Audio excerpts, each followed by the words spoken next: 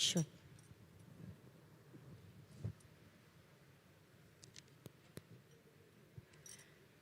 Namaskar everyone, a very good morning to all the ladies and gentlemen. Would like to welcome everyone on the 84th annual session of Indian Road Congress, and this is the day 3.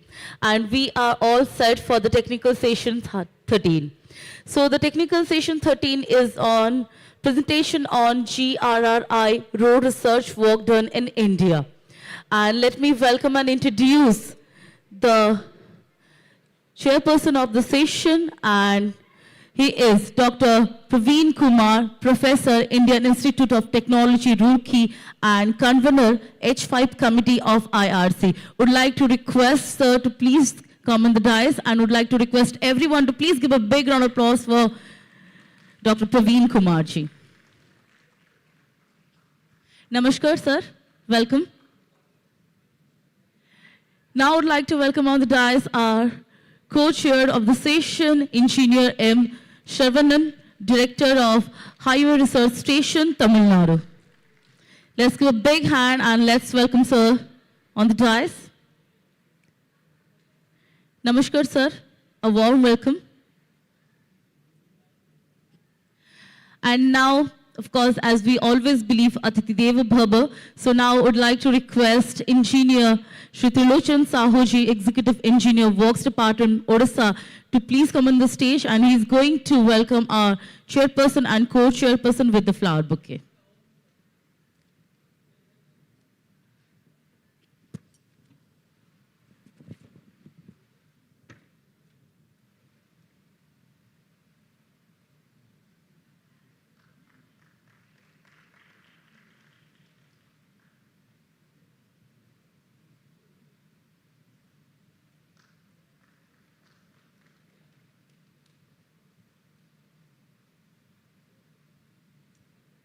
Thank you so much, Engineer Trilochan Sahu, sir. And now I would like to welcome all our respected presenters to this session, technical session 13. So I'd like to call on stage Dr.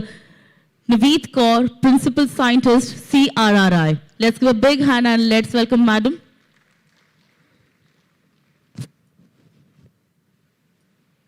Can we have our next presenter, Shri Satish Pandey, Senior Principal Scientist, CSIR and CRRI.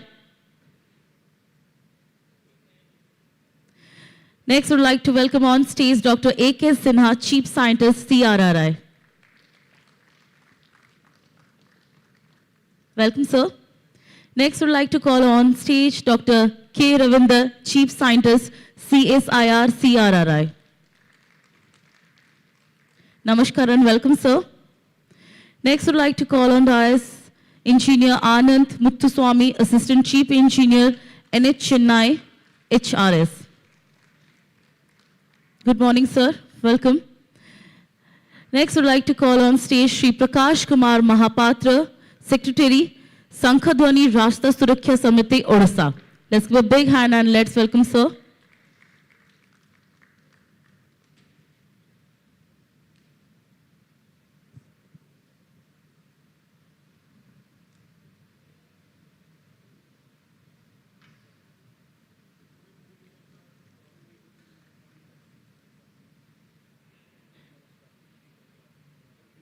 Now I request Dr. Praveen Kumar, sir, to start the session with his opening remarks. Thank you.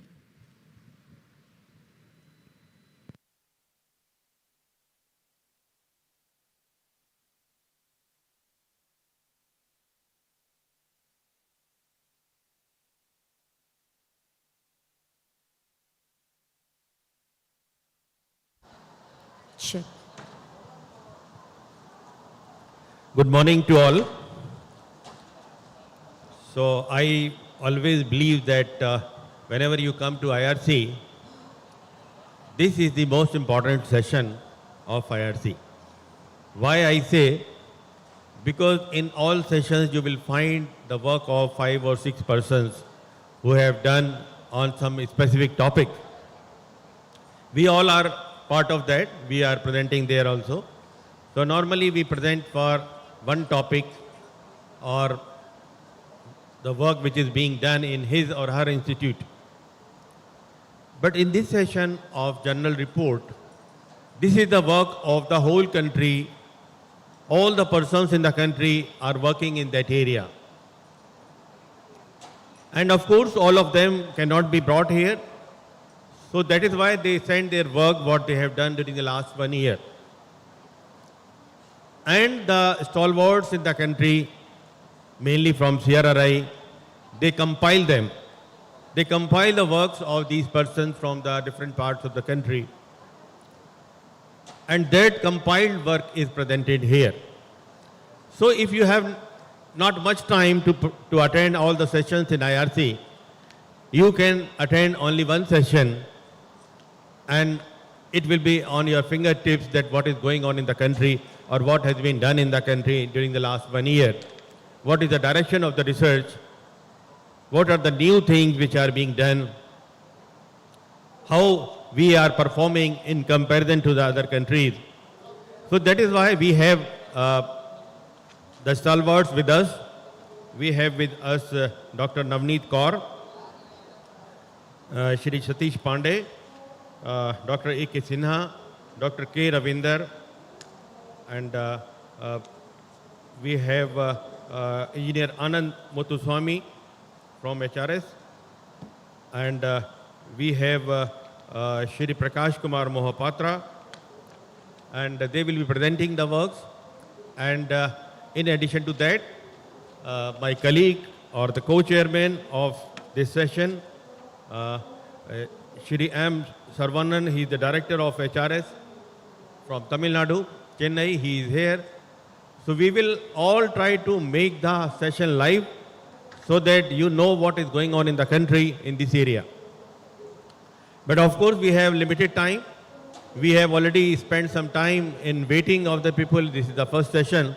We all have the habit to come late. Though we are the teachers, we have the habit to come in time. The time was 9:30, so I entered here at 9:20 as per my habit of taking classes. But in general, when we go to any session or any conference, we have the shortage of the audience in the first session. So let us hope people will be coming with time when the session is going on. So out of 90 minutes, everybody has been given 10 minutes for that purpose. But already we have lost about 10 to 15 minutes. So I will request all of them to complete in less than 10 minutes. We can discuss the salient points which are there. So complete in 10 minutes only.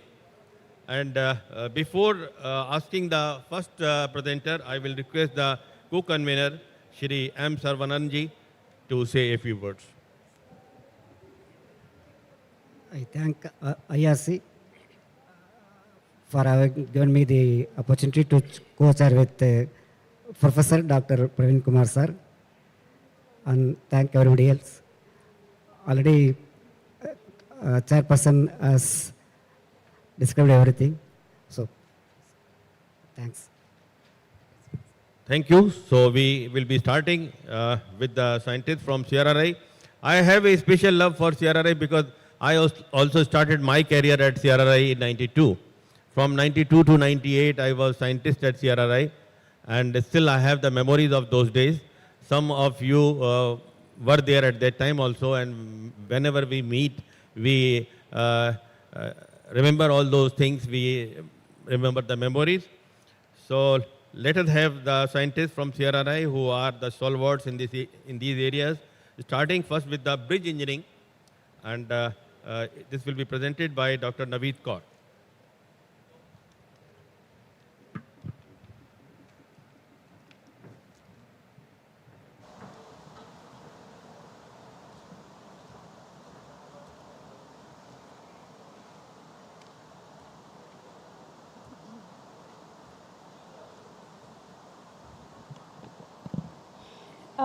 A very good morning to the respected chair and co-chair and my fellow presenters and dear delegates. First of all, I would like to thank IRC and Director CRRI for giving me this opportunity to present the research work in the field of bridge engineering across the nation. So this is the brief about the projects which I'll be presenting. So there are a total of 15 projects, out of which 3 are by BRO and the rest are by CRRI. And 7 have been completed and the remaining are ongoing projects in the field of, largely in the field of structural field investigations and laboratory investigations. Complete list of the projects which I'll be presenting, out of which the first 4 are around the structural audit, which are being done conventionally, traditionally. And then I'll be talking about the use of drone technology for doing the same purpose for the condition assessment of structures. And then I'll be talking about how the structures can be protected against the vibrations from the ground waves. And little bit I'll be touching upon the work which we have done in the field of corrosion. And then some guidelines which we have worked around the bridge deck waterproofing and how geopolymer concrete can be used in the crash barriers. Some work in the field of instrumentation of the bridges, which we have done. Then expansion joint project, which is a very prestigious project for us, which we have installed in our lab. I'll be talking about that. And then closing the presentation with the 3 projects by BRO in the field of waste plastics, UHPC, and cover depth measurement. So starting with the first project, the Dwarka Expressway project. It's a very prestigious project for us because this quantum of work in this project was very huge.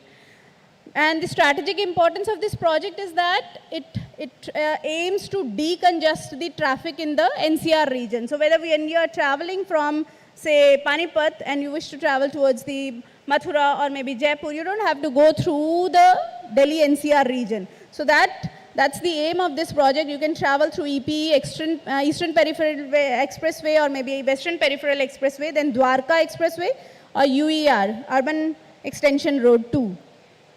The beauty of this project is that it consists of every type of structure in it. So we actually consider this as our classroom for the trainees who come to CRRI for the training programs. So you whether name the type of bridge, including simply supported, continuous, box girder, PSC girders, deck slabs, and even the most innovative design which has been first time implemented in India, the use of single pier for 6 to 8 lane carriageway. So that has been first time done in India. And also use of box string girders, which is comparatively very challenging to implement. That has also been there. Tunnels are also there. So every type of structure is included in this particular project. And there are 4 packages for expressway, 4 packages for UER2, and including all the length of the elevated structure. So 30 kilometers of length was to be investigated by us in this project. Typical distresses which we observed in this expressway were, there was distresses in the bearings, the elastomeric bearings were used, cracks were there in the pier head and girders, leaching was there. Apart from the structural defects, there were a lot of water seepage issues also which were observed in this particular project. So overall, construction quality of this whole project was given by CRRI because the testing and investigations were done on the representative basis. And it was suggested to NHAI to do the detailed investigation later on by establishing some mechanism. Next project is similar, Yamuna Expressway. It was again a very huge project where 165 kilometer of road from Greater Noida to Agra was to be investigated by CRRI. It consisted of 195 structures, including VUPs, vehicular underpasses, minor bridges, pedestal underpasses. And the investigation was done by all the means possible, including mobile bridge inspection units, man lifters, and also drones in this particular project. Typical distresses, exposed reinforcement, cracks on the abutment walls. That was a very common thing which was in almost all the structures which we observed. Then the vehicular impact was also there. And cracks in the deck slab, girders, shear cracks, flexure cracks, exposed reinforcement, leaching, and many locations the bearings were not, these locks were not removed in the bearings. And strainers were also not properly installed. There was a gap to be maintained. Vegetation was also observed. These are the typical observations for the project. The next bridge is the Yamuna Bridge and Ganga Bridge in Hamirpur and Kanpur. This bridge came to CRRI because a lot of structural issues were observed, and this bridge was built in the year 1980. And it typically consisted of 20 spans simply supported, and the bearings were rocker roller bearing, which was because since it was very old type of bridge, and some of the bearings in the gap slab, they were replaced from rocker bearing to elastomeric bearings by raising the pedestal height. Typically, the issues which we observed there, the bearing actions were restricted, expansion joints were damaged, and there were cracks in the girders. And also the pier head, it had 4 cantilever arms. Due to the passing of overloaded vehicles on the bridge, there were a lot of cracks in the cantilever arms of the bridge. So based upon the investigations, the rehabilitations were measured. For the girder, FRP was suggested, and for the pier head rehabilitation strengthening, depending upon the distress level, FRP was suggested, and also the jacketing was suggested in this project, and the pier was also suggested to be strengthened. Next project is on the distresses observed in the pier caps in Ratnapalli, Madhya Pradesh. This project came to CRRI in its under construction stage, and it was observed that this kind of cracks were appearing in the pier head. So why it was happening, if you see closely, there is a step here. So these piers were resting on the super elevated part of the bridge, and to ensure the profile of that super elevation, instead of raising the height of the pedestal, they added a step in the pier head. And that was actually causing the issue. When it was properly checked, it was found that there was an issue of detailing in the drawing, because this is how at the step the reinforcement was provided. Even in the drawing, LD was written, so that is a very kind of bad practice, because actually it is suggested not to write LD but to give the actual length of the reinforcement, because the people who are really executing the project on the site, there are large chances that they miss this length as such. So even this length was to be actually provided till this point, and this may be designed as an additional beam, and this pier height should have been designed properly. And also when we checked the design of the pier head, it was found that there was barely any difference between the required AST and the provided AST. And even you can see here in their design itself, it was coming to be revised, but there was no safety margin, and the LD detailing was also not properly done. That was causing the cracks in the pier head. Accordingly, external pre-stressing was suggested for the pier heads, and this is the photograph of the pre-stressing which has been now executed on the site. Of course, it is under observation by CRRI. Next project is on the use of drone technology, because till now what we have seen, we have been doing with the conventional ways of MBIU man lifters. But now also in CRRI, we are using the drones for doing the condition assessment, because for the inaccessible bridges, it is very cumbersome to do the condition assessment with the help of conventional ways, including the ladders, rope access, or maybe even mobile bridge inspection unit, because it's very tough to move such a big vehicle all across the India. And also it's comparatively slow, because you have to, every time for every span, you have to open and close the arms of the MBIU. So we have used the drones for doing the condition assessment. And this is the typical video to show you how the data is captured. So basically, the drone is fly in a particular path, and the georeference photographs are captured with a particular overlap of 70 to 80%. So in that way, when these photographs are combined together, they are stitched together, they will help us to create a 3D model of the structure. So here you can see overlapping photographs are being captured with the help of drone, and then they are stitched together in the software, and then that will result in the 3D model of the structure.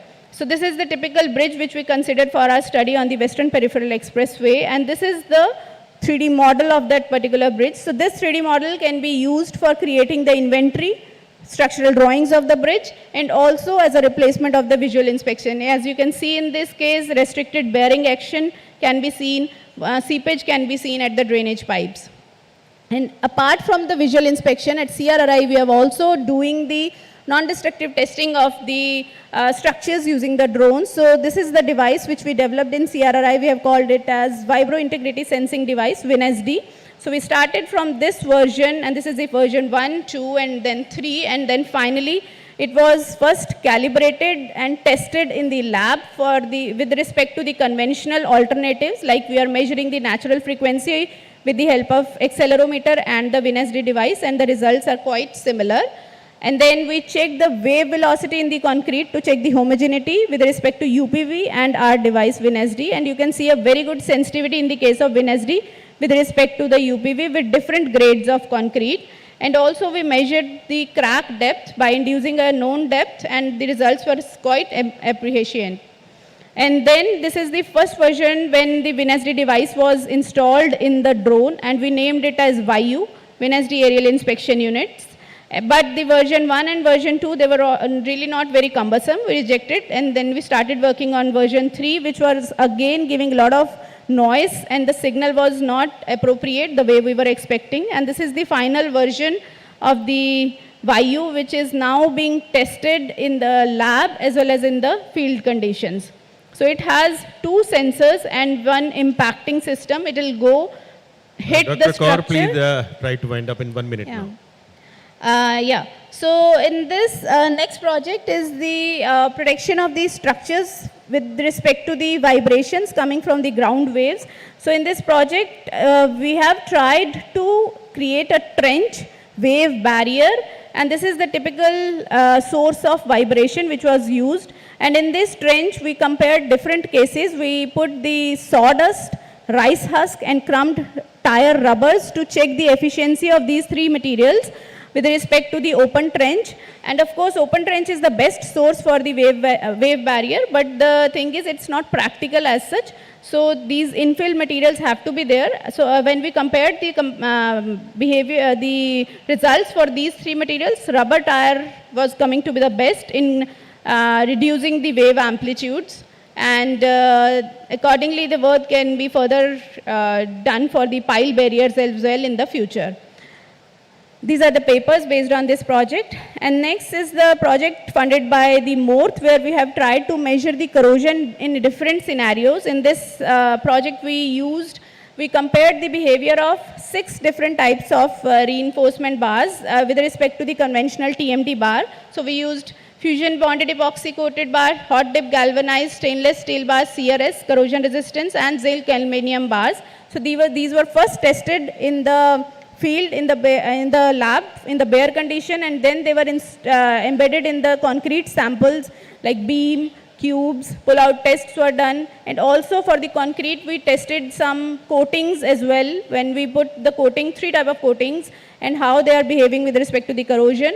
And also some steel sections, they were hot dip galvanized, and the results were compared for these cases. So these are the typically tests which we did for the bare bars when the concrete was embedded, for the flexure testing, and also bending test on these type of bars, slabs when they were exposed to the wetting and drying condition. And also this project, 1 field test was also done for 1 particular bridge.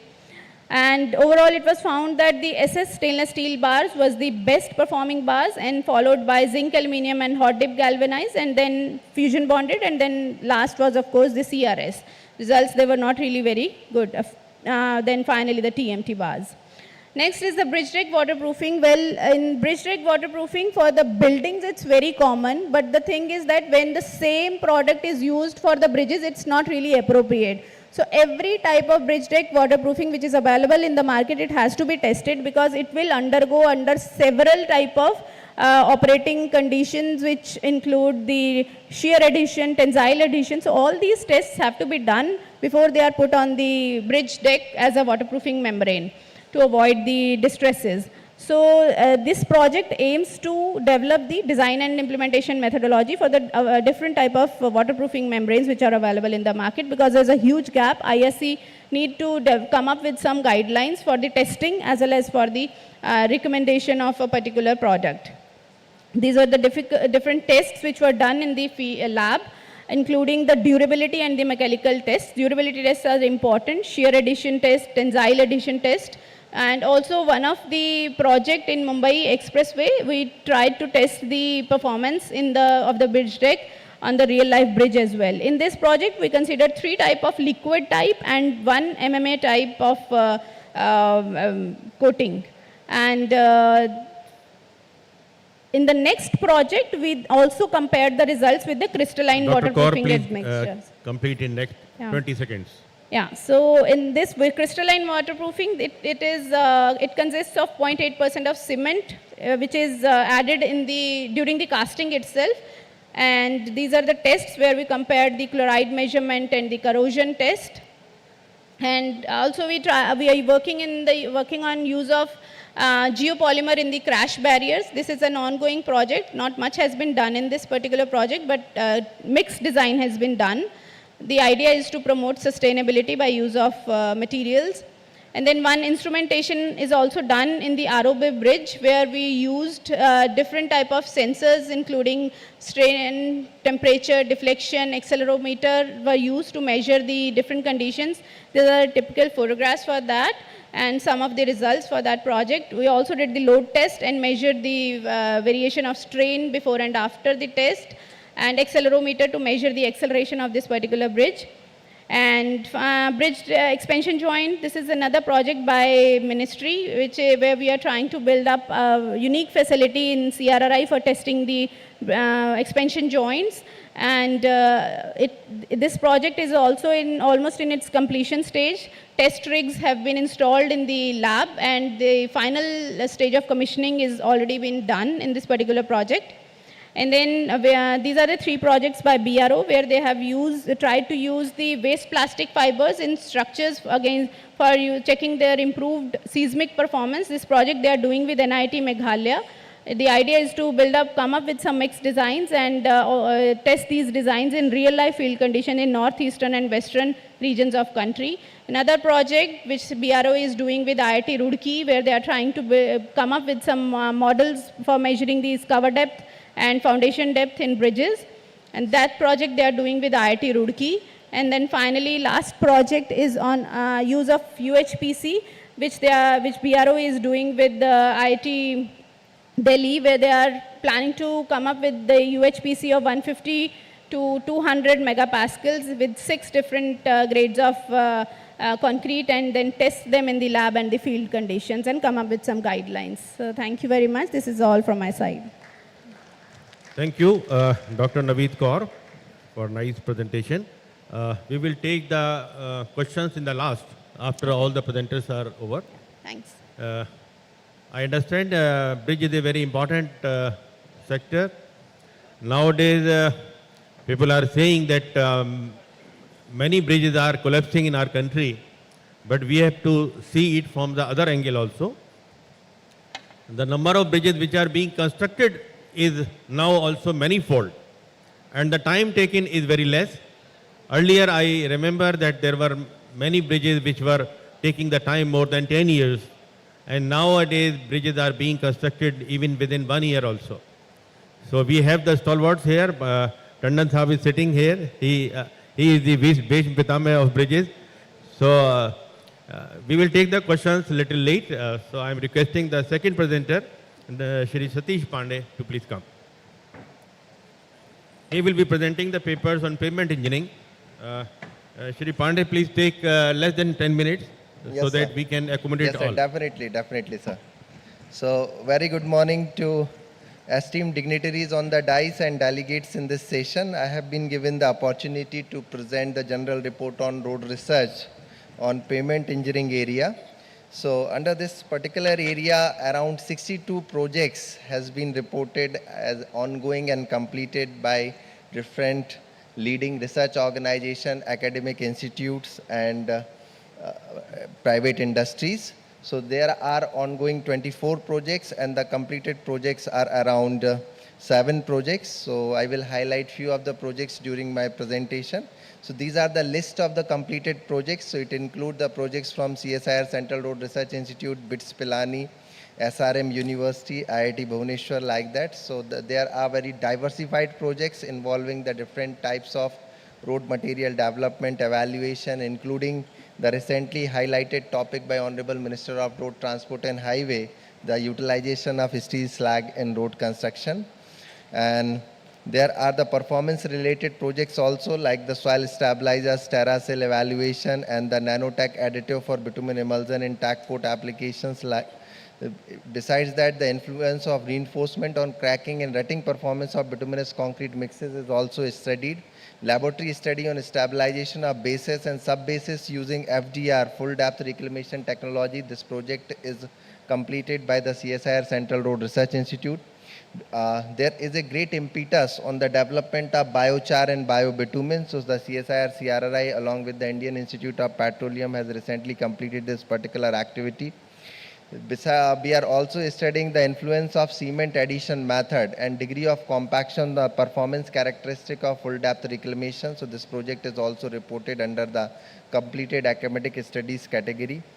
So this is the list of the different academic projects which has been accomplished in CRRI as well as in different academic institutions all over India. This is the list of the different ongoing projects. So few of the major projects which is going to be highlighted into this presentation is the development of fatigue performance model for full depth recycling of pavement layer. So this project is currently under ongoing stage in flexible pavement division. We are also studying the cold application of engineering muck in road construction. So during the tunnel construction, the huge quantity of muck is produced.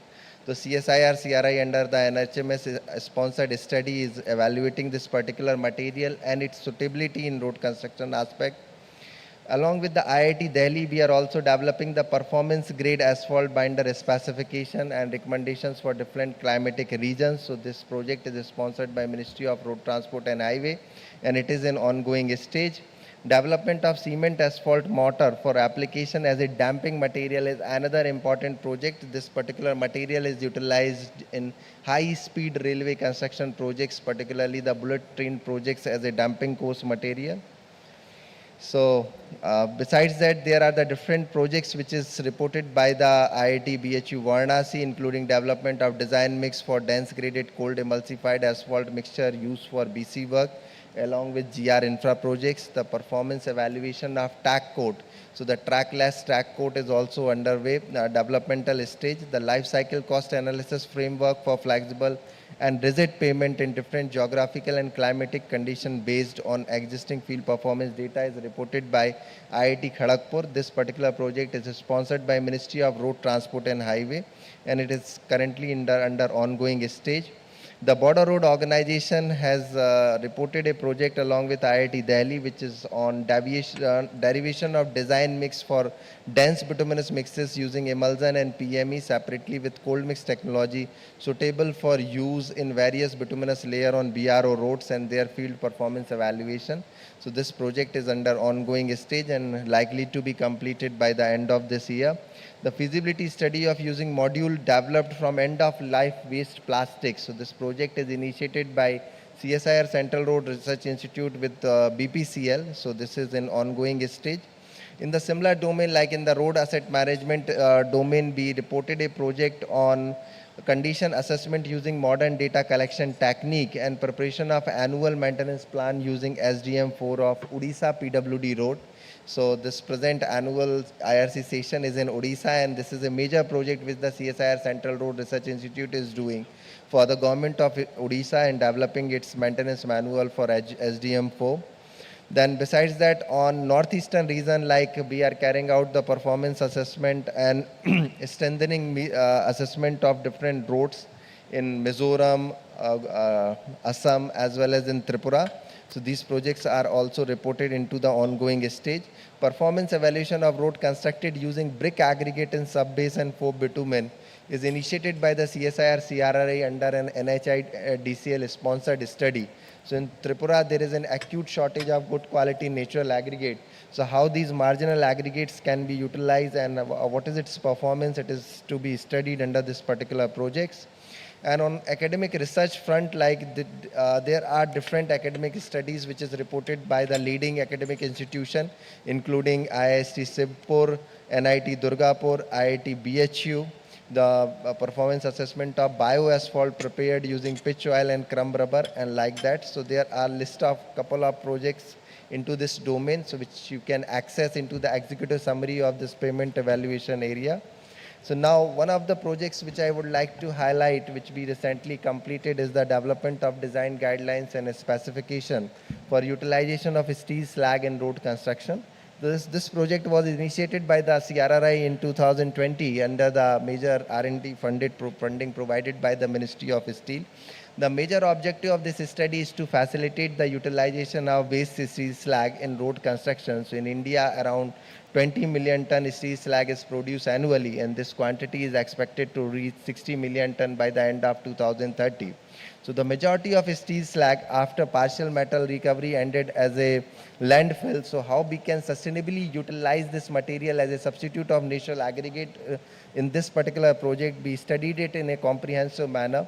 And under this particular project, we developed the comprehensive customized steel slag valorization technologies to convert different type of steel slag as a processed steel slag aggregate. So in India, the three types of major steel slags are produced from different steel industries, which is basic oxygen furnace steel slag, Konark steel slag, and electric arc furnace steel slag. So all these steel slags were utilized and translated into the form of a processed steel slag aggregate, which can be utilized as a substitute of natural aggregate in road construction.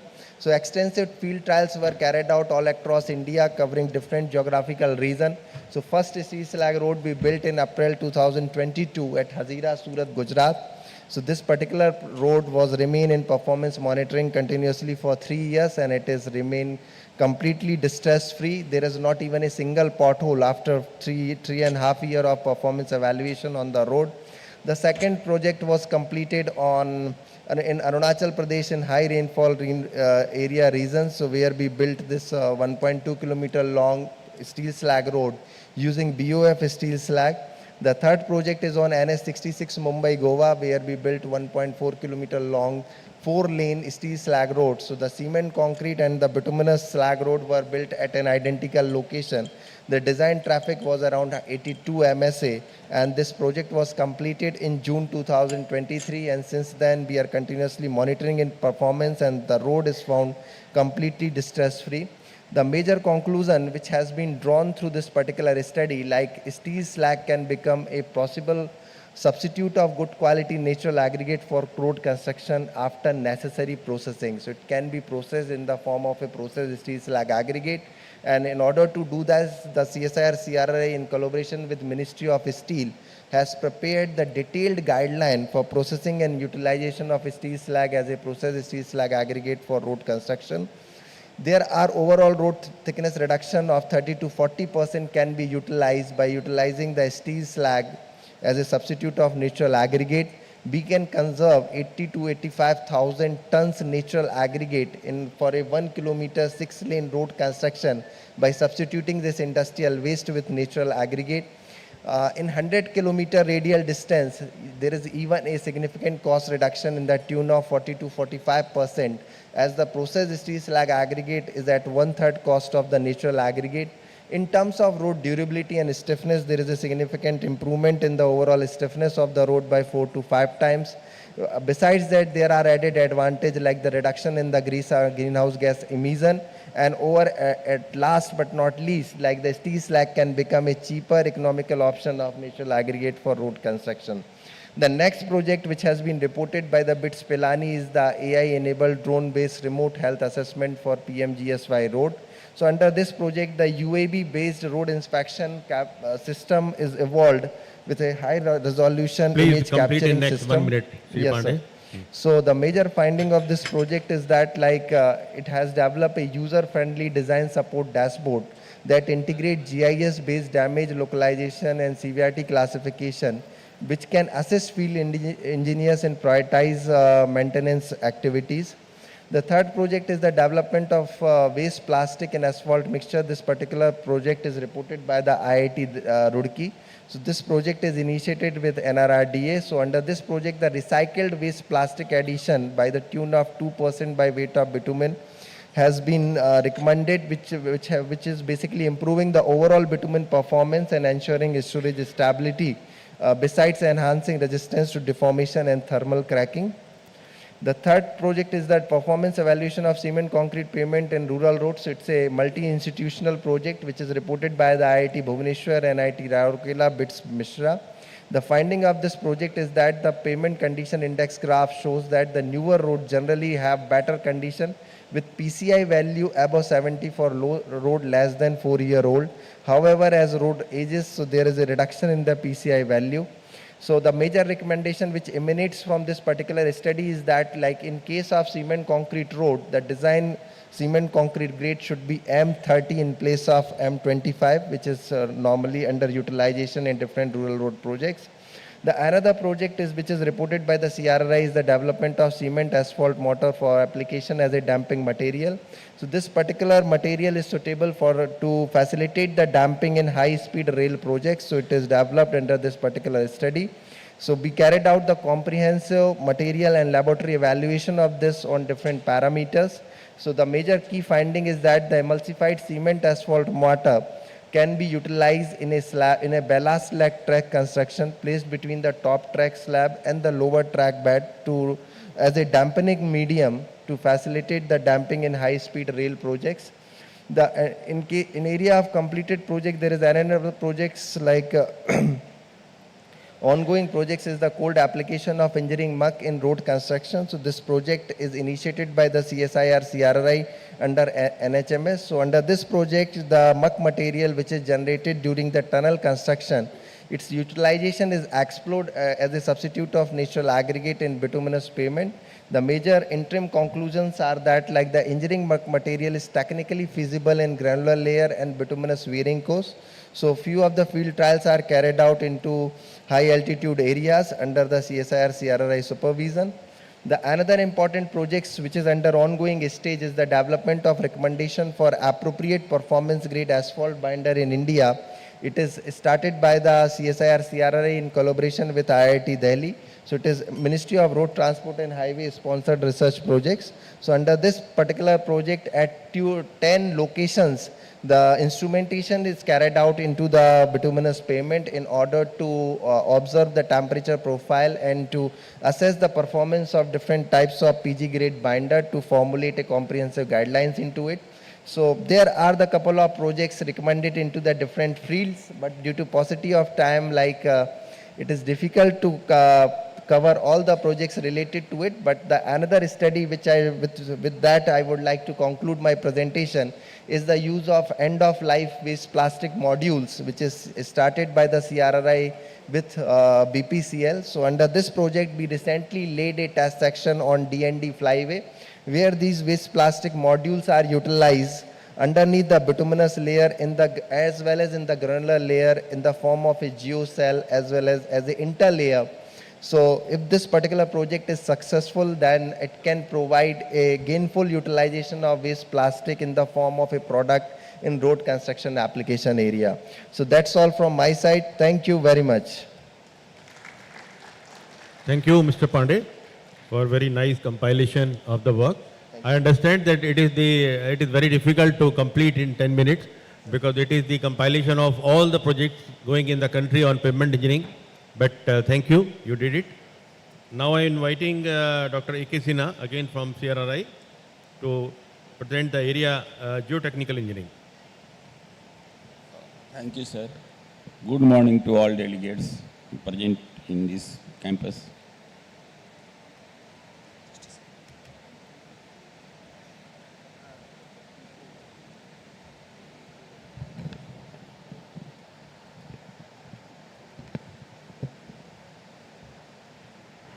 So now I am going to present general report research from the geotechnical section carried out by CRI, other institutions. So these are the list of organization, institutes which worked in this domain. Mainly CRI and Highway Research Station has reported the work, and other very limited institutes has worked in the geotechnical engineering area. So this is the list of completed projects. We will not go into the details, just for reading purpose. These are the list of completed project, and these are the list of ongoing projects. Highway Research Association has reported 2 projects, and another one, Zydex Industries Private Limited, has reported 1 project, and all projects are reported by the CRI only.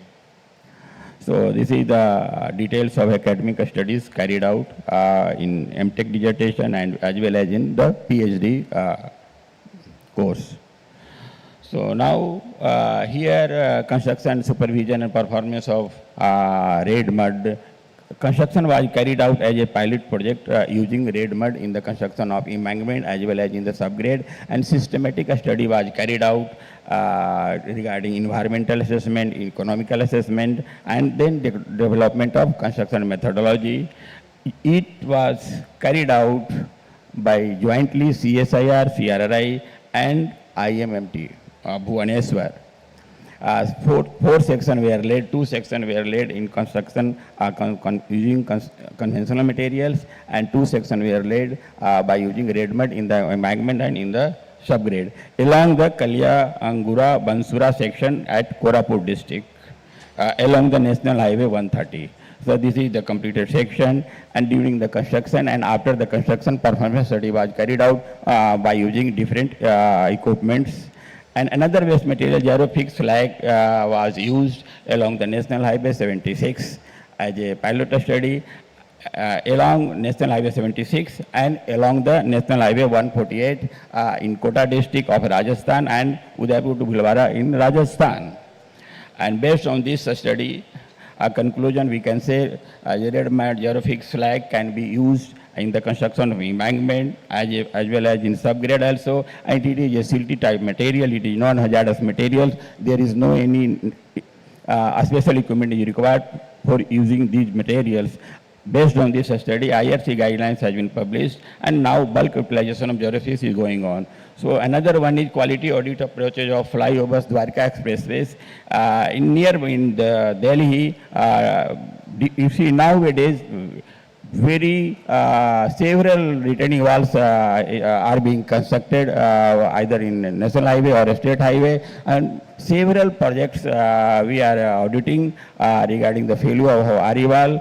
Most of the case we are finding regarding 2 types of failure we are observing regarding the construction materials as well as the construction technology also. So another one is investigation remedial measures of Ariwal, Indore. Here the same case failure pattern was like that. Fine material was used in the retaining wall. Degree of compaction is less.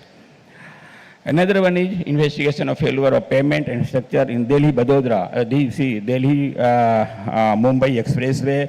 We have audited this one. Technical audit was carried out, and it was found that regarding the material quality, regarding the construction quality was not up to the mark, or we can say not as per the IRC guidelines. So regarding slope materials, regarding backfill materials, regarding water absorption of the fascia panels, regarding the degree of compaction, wide gap between the fascia panels, these are the few causes of failure was observed in all retaining walls. Another typical project was carried out, failure analysis and remedial measures of RE wall at Srinagar. In Srinagar, we see on the hillock, CRPF camp was there, and along the boundary of that high retaining wall, 7 meter, 10 meter height, varying from the 2 meter to 7 meter, 8, 9 meter was constructed without technically examination of foundations wall, and it was failed. And then CRI has approached by the CRPF department, and solution was given. Another one is development and field demonstration of natural PVD. You see, for ground improvement, synthetic PVD is being used, and you see, after several years, these synthetic materials is polluting, like micro plastic it is generating. So novel type of PVD, natural fiber coir jute PVD is being developed at CRI, sponsored by NTTM, and this was carried out jointly by CRI and NIST. Another one is assessment. It is also a peculiar project, assessment and recommendation for the water logging along the National Highway 11 and 148 in Mahendragarh district, where some underpasses were constructed, and all, you see, both sides, from the both side high level of the ground, and all water are coming to the underpasses. So CRI has given some solution regarding that one. Another one is very prestigious project regarding the skill development, sponsored by Ministry of Textiles. This is the 5-day training course on the application of geosynthetic to create the awareness among the undergraduate civil engineering. These are the list of content of course. And already in this project, 1,000 undergraduate students, BTech students would be trained. Already around 400 students has been, training has been given at different engineering college at Bhimwara, Greater Noida, NIT Goa, and Hyderabad. And another 5-6 engineering college has been targeted and planned in near future, and 600 will be, undergraduate will be trained. Some of the photograph of which has been training, during the training it has been taken. Another project is a stabilization of clay soil using nanotechnology approach carried out by Highway Research Station, Chennai. A scope was improvement of weak and problematic soil through chemical stabilization, and it was found that addition of NOH significantly increased the CBR value, shear strength parameters. And another one important conclusion was derived that the use of nano-stabilizer did not lead to any noticeable improvement in the CBR. So these two conclusions are very important regarding the nanotechnology.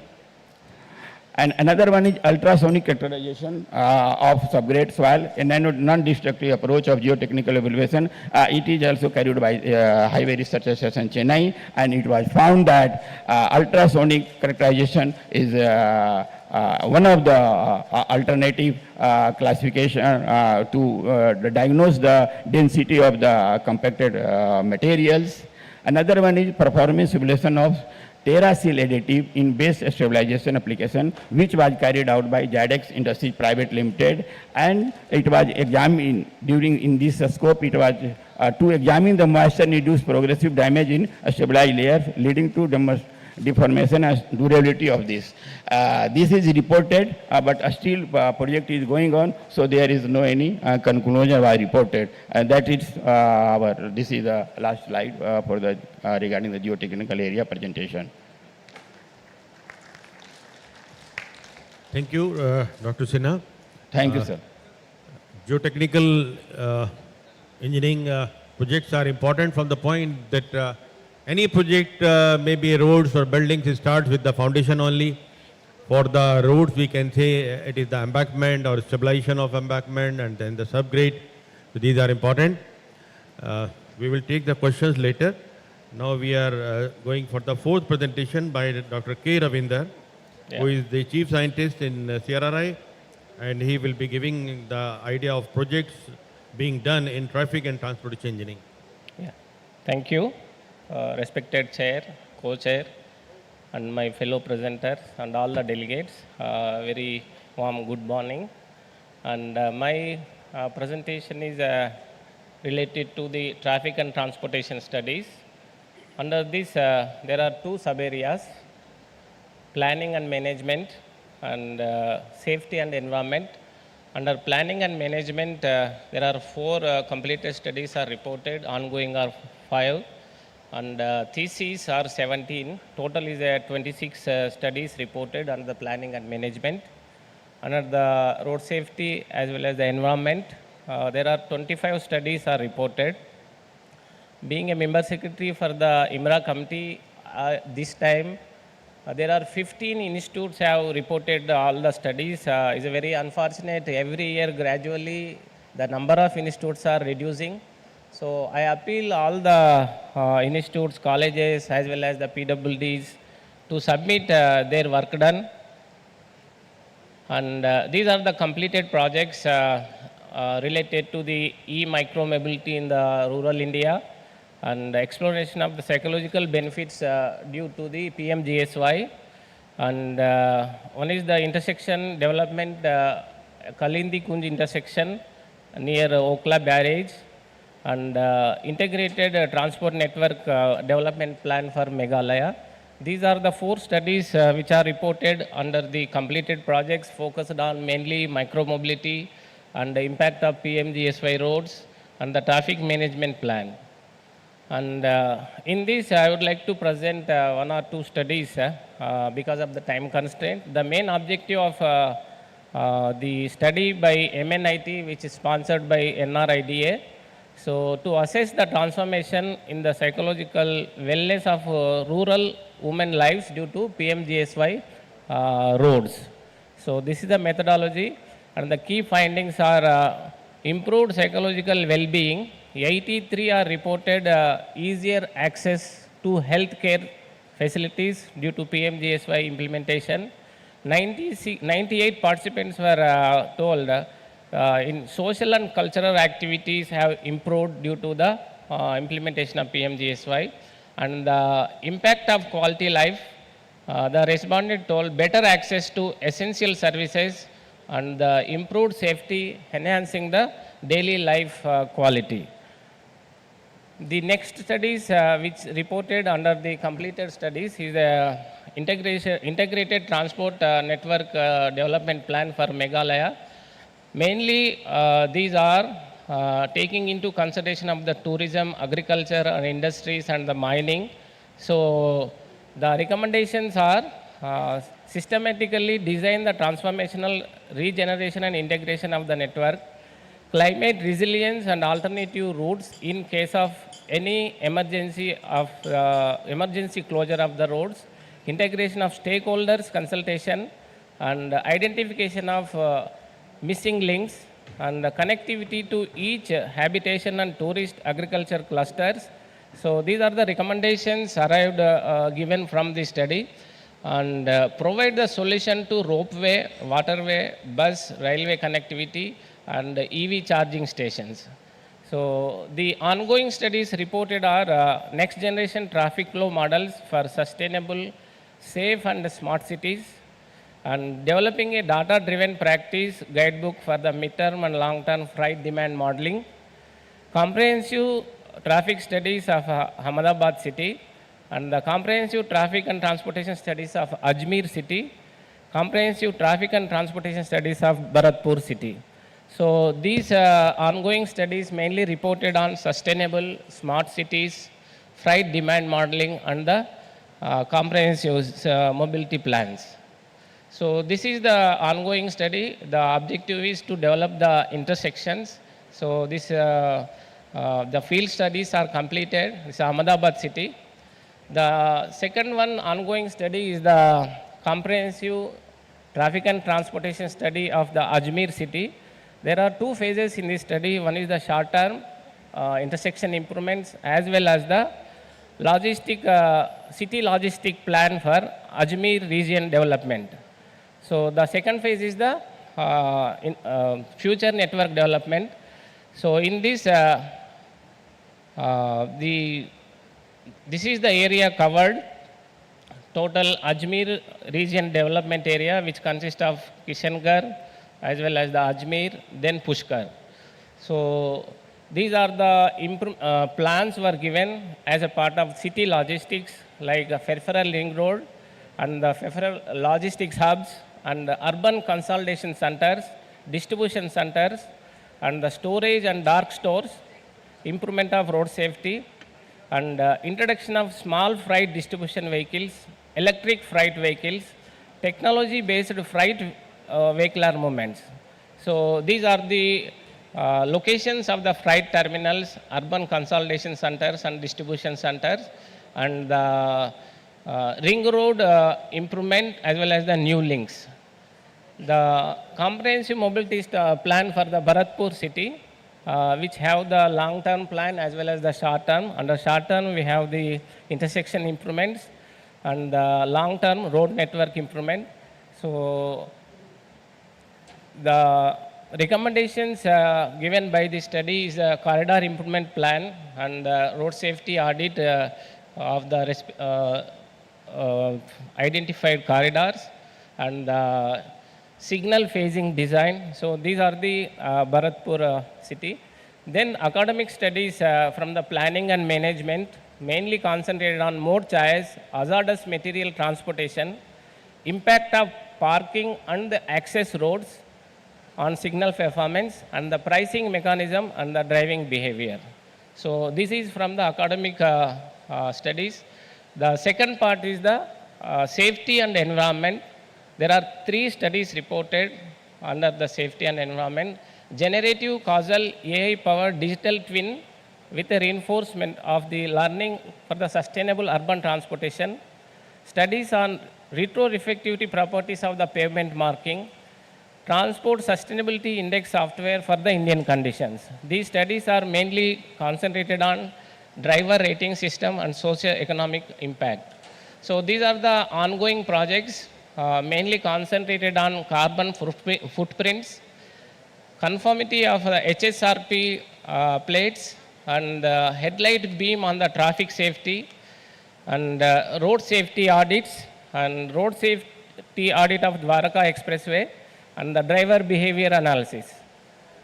In addition to, there are some studies reported for the noise mapping of Goa state and Rajasthan and Gujarat and human drowsiness system applicable to the drivers. Then the evaluation and testing of SPG drivers. So this is the one study relating to the Odisha state, which consists of 4 objectives. One is the conduct of road safety, about 6,600 kilometers of the road network consists of state highway as well as the MDR and 49 vulnerable black spot locations and review of road safety evaluation for the 250 kilometers, capacity development for the PWD engineers Odisha. So this is the methodology and this is the road network of the Odisha. Then these are the some of the findings of the road safety audit. These are the intersections where you will find open area without any physical channelizers and the shoulders without any proper maintenance.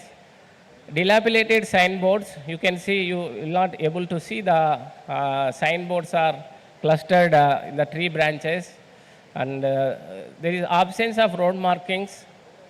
Then you can see here there is a nice road overlay is laid but there is no road markings as well as the signboards. You can see the parapet already hit, many accidents have been taken place. So which requires painting of the parapets and the proper shoulder maintenance are required.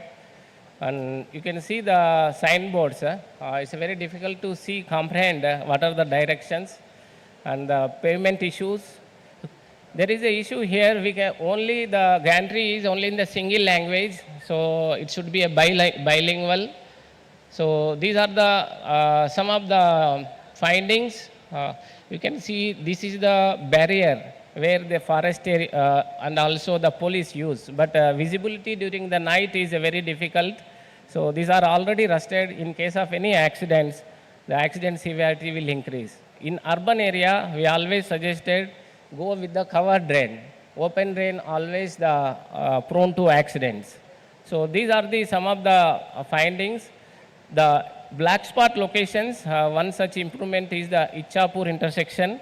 So these are the improvements given under this study. Under the Human Resources Improvement Program, capacity building, we have conducted one program. Similar one we are planned in the month of December. And similarly, the one study sponsored by ministry, impact of speed limit on roadway capacity and safety. These are the preliminary results the speed studies were conducted Delhi to Meerut or Meerut to Delhi.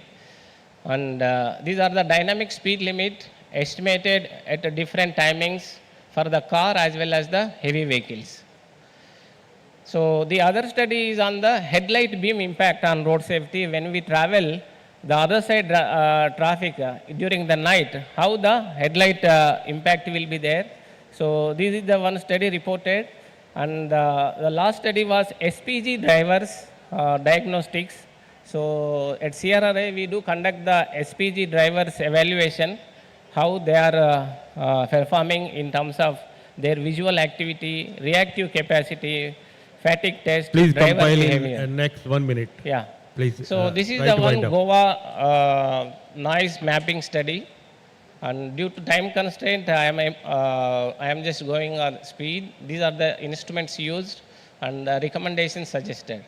These are the skill development programs conducted at CRRI. Where in addition to, we also conducted the one Jigyasa program for the Kendriya Vidyalaya students.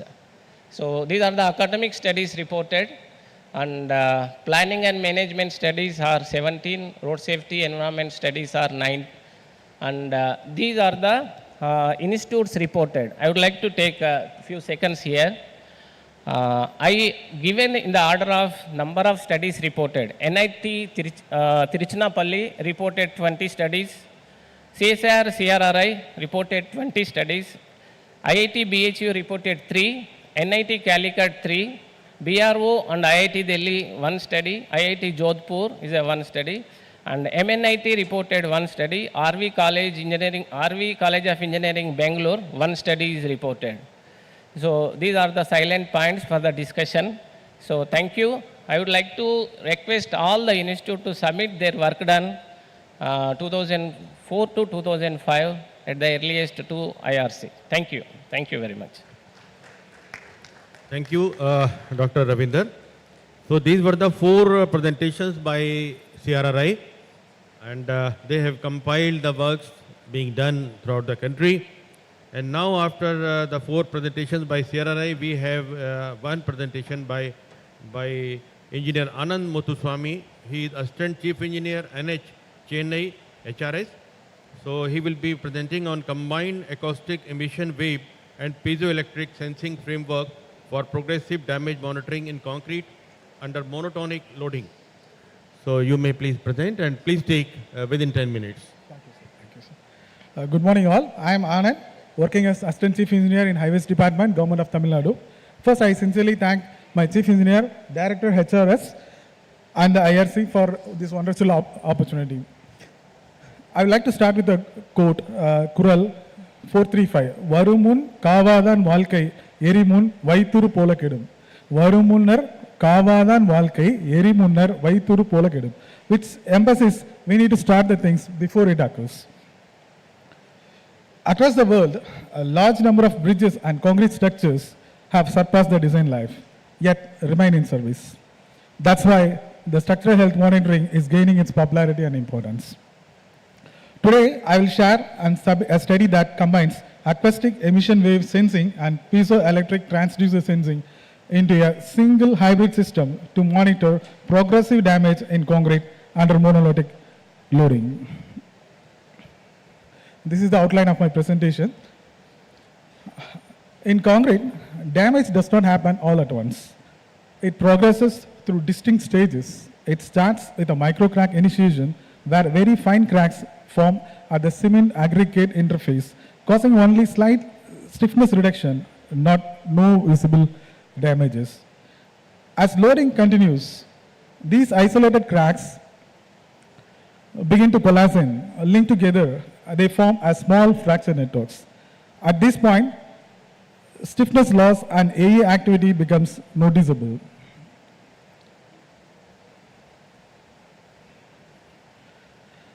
And after the continuous loading, these micro cracks, they collapse and they form a fracture network.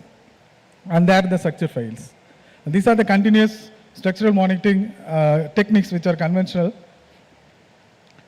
To summarize the table, the traditional inspection methods and discrete periodic meaning that only the checks and structures are the specific intervals and not continuously.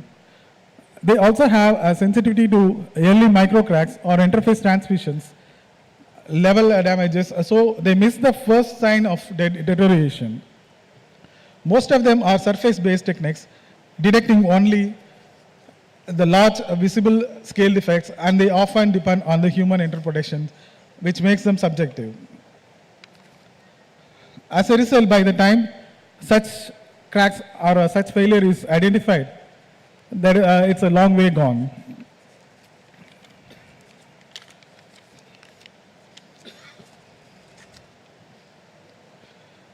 The acoustic emission wave sensor essentially listens to the concrete. It picks up the tiny sound waves that are released whenever the micro crack forms inside the material. Every time a crack appears or grows, it produces a short burst of stress waves that travel on the structure, and the AE sensor captures these events. From those waves, we extract the several parameters: amplitude that tells us how strong the event is, counts that show how many crack activities occurred, energy indicates the total intensity, and the frequency helps us to understand what type of crack it is, whether tensile or shear, like that. In short, AE works like a seismograph of a concrete. It gives an instantaneous record cracking as it happens.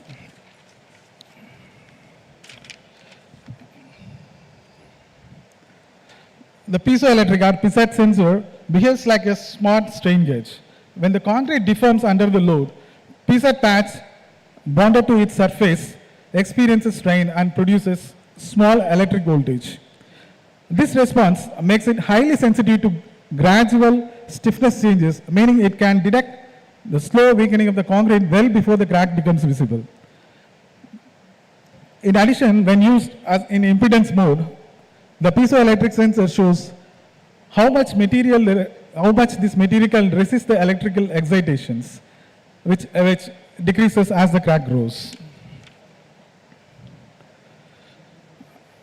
The AE sensor is dynamic and the piezoelectric sensor is static. Together, they allow us to track yearly crack onset, monitor the growth, and map the failure history in time.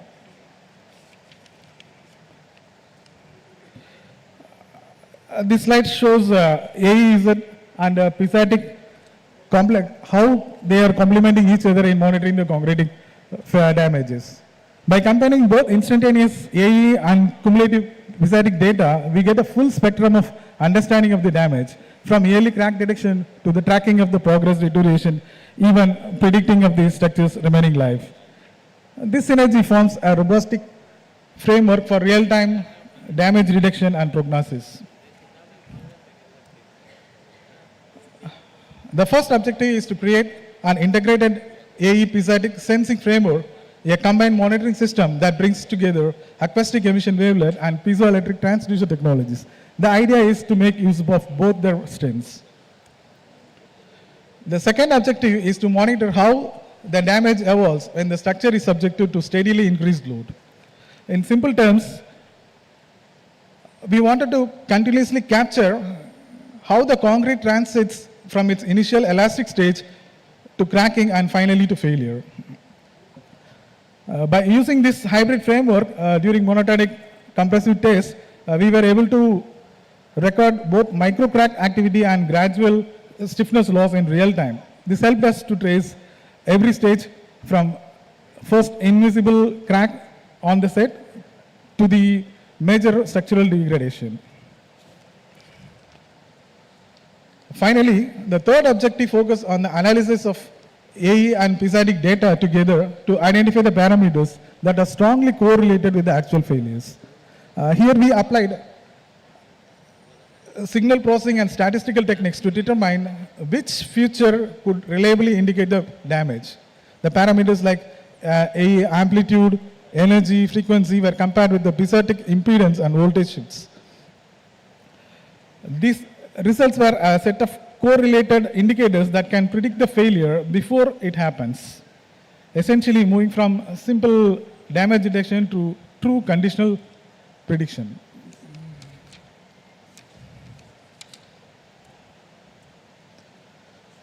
And these are some of the basic theories what our experiment went on.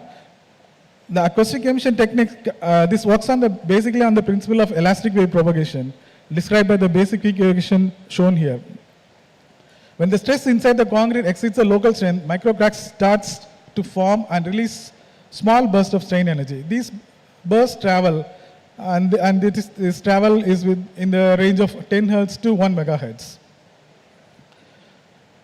The piezoelectric sensors work on the principles of electromechanical impedance. As the crack forms or stiffness produces, the concrete mechanical impedance changes, and this alters the electrical impedance and measured by this piezoelectric. So by tracking impedance response, we can sense how the structure stiffness integrity are evolving in real time.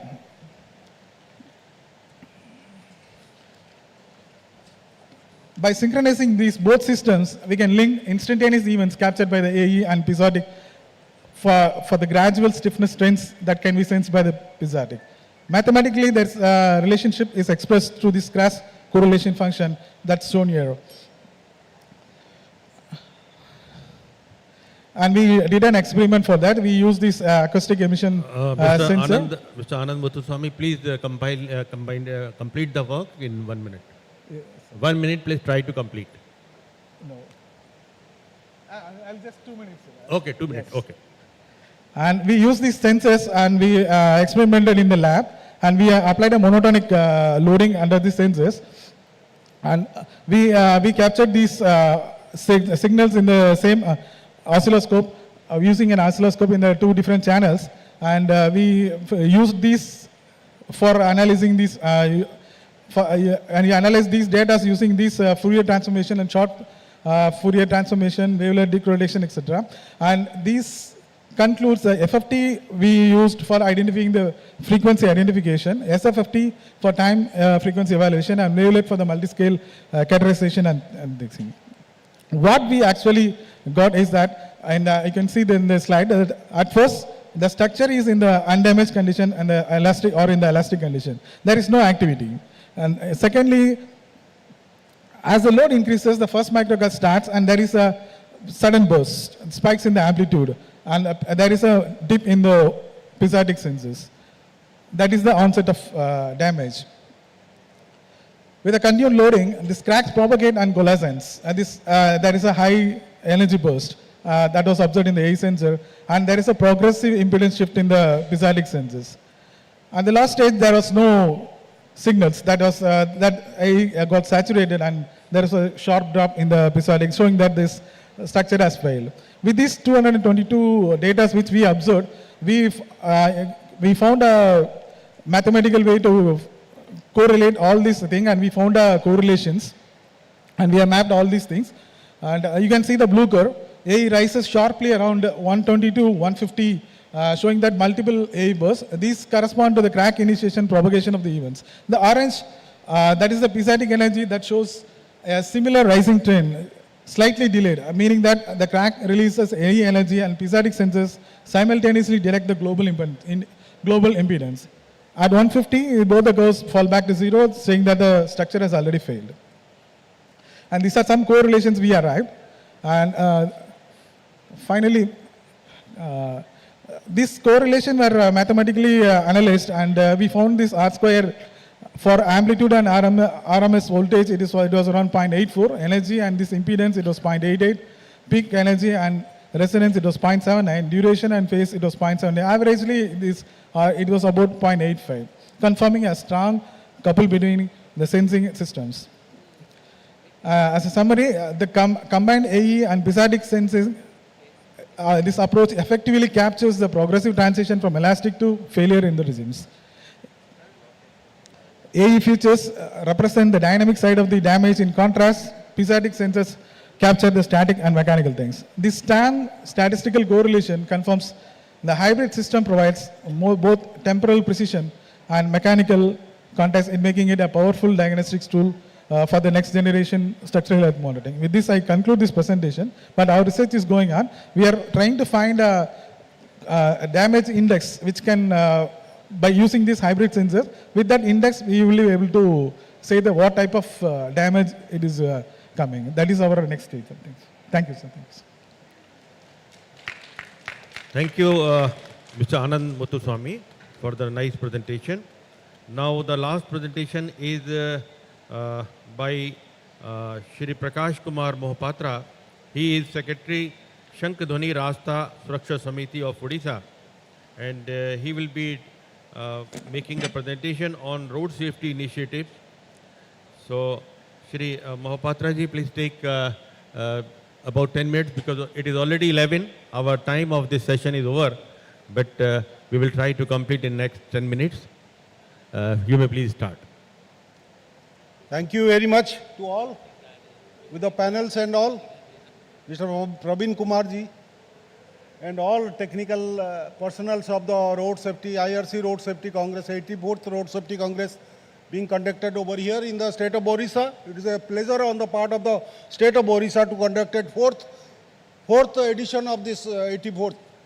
Earlier 3 editions has already been concluded in the state of Orissa with various ministry and all.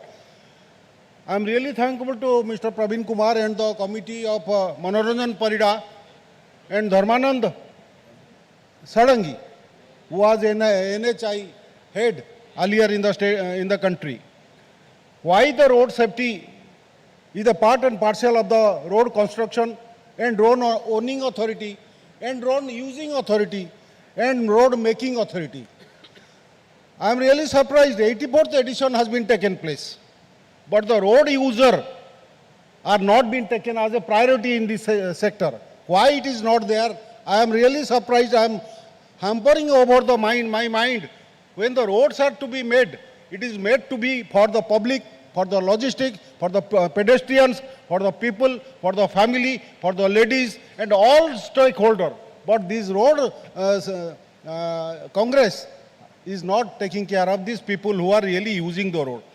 I am Prakash Kumar Mohapatra, working since last 22 years in the road safety in the state of Orissa, catering to the safety awareness program, care, sensitization and technical subject and road audit also.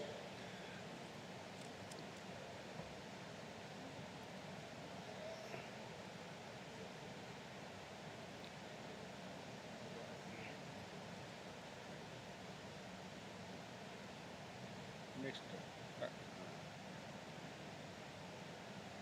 I got next. In the country, road conditions, you know, I have brought out a small film on the subject of what is the condition of the road and how the roads are being behaved. Next, chalo, sit down. Jao, modu jao. Film ta. Video ta.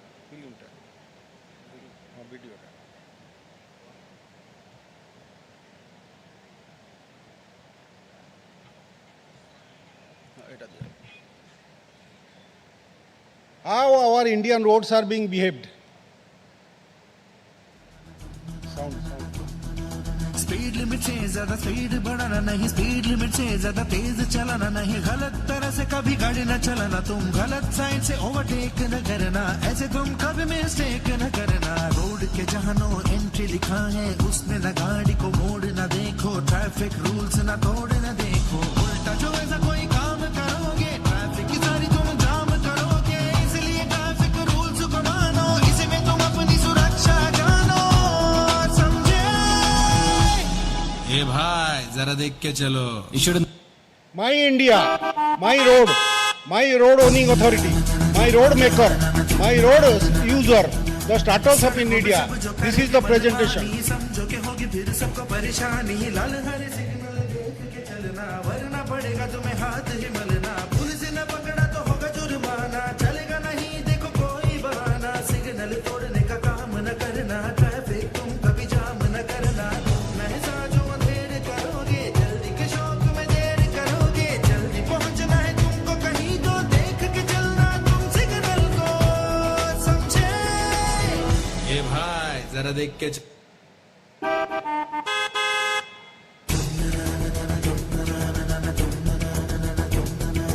कितनी है कारें और कितनी है traffic, कितनी है पैदल और कितनी है पब्लिक, सड़कों पे हर बल मेला जैसे लोगों का रेल पे रेला जैसे जैसे गाड़ी चलाना आसान नहीं है। ऐसे में गाड़ी चलाते में फोन पे कोई बात करे तो समझो कि ड्राइविंग में उसका पूरा ध्यान नहीं है। गाड़ी चलाते हुए फोन पे बात करे तो और को खतरे में डालेगा और खुद किसी रोज परेशान भी होगा, फाइन भी होगा, चालान भी होगा, कोर्ट में सजा भी वो पा सकता है। अब जो बना है कानून है ऐसा, गाड़ी चलाते में फोन पे बात करे जो पकड़ा गया तो जेल भी अब वो जा सकता है। काम ये बना है फजूल न करना, देखो तुम ऐसे कभी भूल न करना, समझे?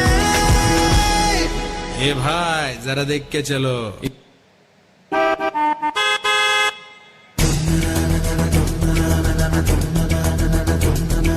स्पीड लिमिट से ज्यादा स्पीड बढ़ाना नहीं, स्पीड लिमिट से ज्यादा तेज चलाना नहीं, गलत तरह से कभी गाड़ी न चलाना, तुम गलत साइड से ओवरटेक न करना, ऐसे तुम कभी मिस्टेक न करना। रोड के जहाँ नो एंट्री लिखा है उसमें न गाड़ी को मोड़ न देखो, ट्रैफिक रूल्स न तोड़ न देखो, उल्टा जो ऐसा कोई काम करोगे ट्रैफिक की सारी तुम जाम करोगे। इसलिए ट्रैफिक रूल्स को मानो, इसमें तुम अपनी सुरक्षा जानो, समझे?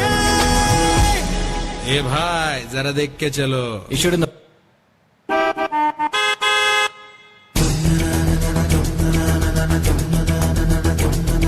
स्पीड लिमिट से ज्यादा स्पीड बढ़ाना नहीं, स्पीड लिमिट से ज्यादा तेज चलाना नहीं, गलत तरह से कभी गाड़ी न चलाना, तुम गलत साइड से ओवरटेक न करना, ऐसे तुम कभी मिस्टेक न करना। रोड के जहाँ नो एंट्री लिखा है उसमें न गाड़ी को मोड़ न देखो, ट्रैफिक रूल्स न तोड़ न देखो, उल्टा जो ऐसा कोई काम करोगे ट्रैफिक की सारी तुम जाम करोगे। इसलिए ट्रैफिक रूल्स को मानो, इसमें तुम अपनी सुरक्षा जानो, समझे?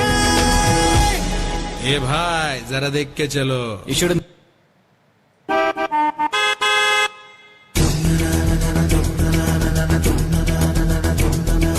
सड़कों पे सब जो करेंगे मनमानी, समझो के होगी फिर सबको परेशानी। लाल हरे सिग्नल देख के चलना वरना पड़ेगा तुम्हें हाथ ही मलना, पुलिस न पकड़ा तो होगा जुर्माना, चलेगा नहीं देखो कोई बहाना। सिग्नल तोड़ने का काम न करना, ट्रैफिक तुम कभी जाम न करना, तुम ऐसा जो अंधेर करोगे जल्दी के शौक में देर करोगे। जल्दी पहुंचना है तुमको कहीं तो देख के चलना तुम सिग्नल को, समझे?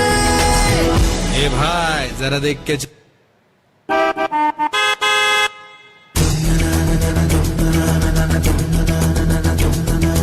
कितनी है कारें और कितनी है ट्रैफिक, कितनी है पैदल और कितनी है पब्लिक, सड़कों पे हर बल मेला जैसे, लोगों का रेले पे रेला जैसे, गाड़ी चलाना आसान नहीं है। ऐसे में गाड़ी चलाते में फोन पे कोई बात करे तो समझो कि ड्राइविंग में उसका पूरा ध्यान नहीं है। गाड़ी चलाते हुए फोन पे बात करे तो और को खतरे में डालेगा और खुद किसी रोज परेशान भी होगा, फाइन भी होगा, चालान भी होगा, कोर्ट में सजा भी वो पा सकता है। अब जो बना है कानून है ऐसा, गाड़ी चलाते में फोन पे बात करे जो पकड़ा गया तो जेल भी अब वो जा सकता है। काम ये बना है फजूल न करना, देखो तुम ऐसे कभी भूल न करना, समझे?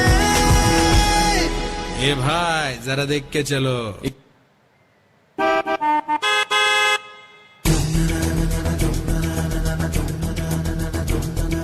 दारू पी के गाड़ी जो चलाओगे कभी न कभी तो ऐसा होगा कि कहीं न कहीं पे तुम किसी न किसी से टकराओगे। कोई या तो घायल होगा या मरेगा, या तो फिर तुम ही हो के घायल दुनिया से जाओगे। और ये भी सुन लो कि अब एक कानून ऐसा भी है कि कोई सजा नहीं, कभी गाड़ी चला तो जो पकड़ा गया तो उसे पूरे 6 महीने को जेल में जाना ही होगा, जेल में जा।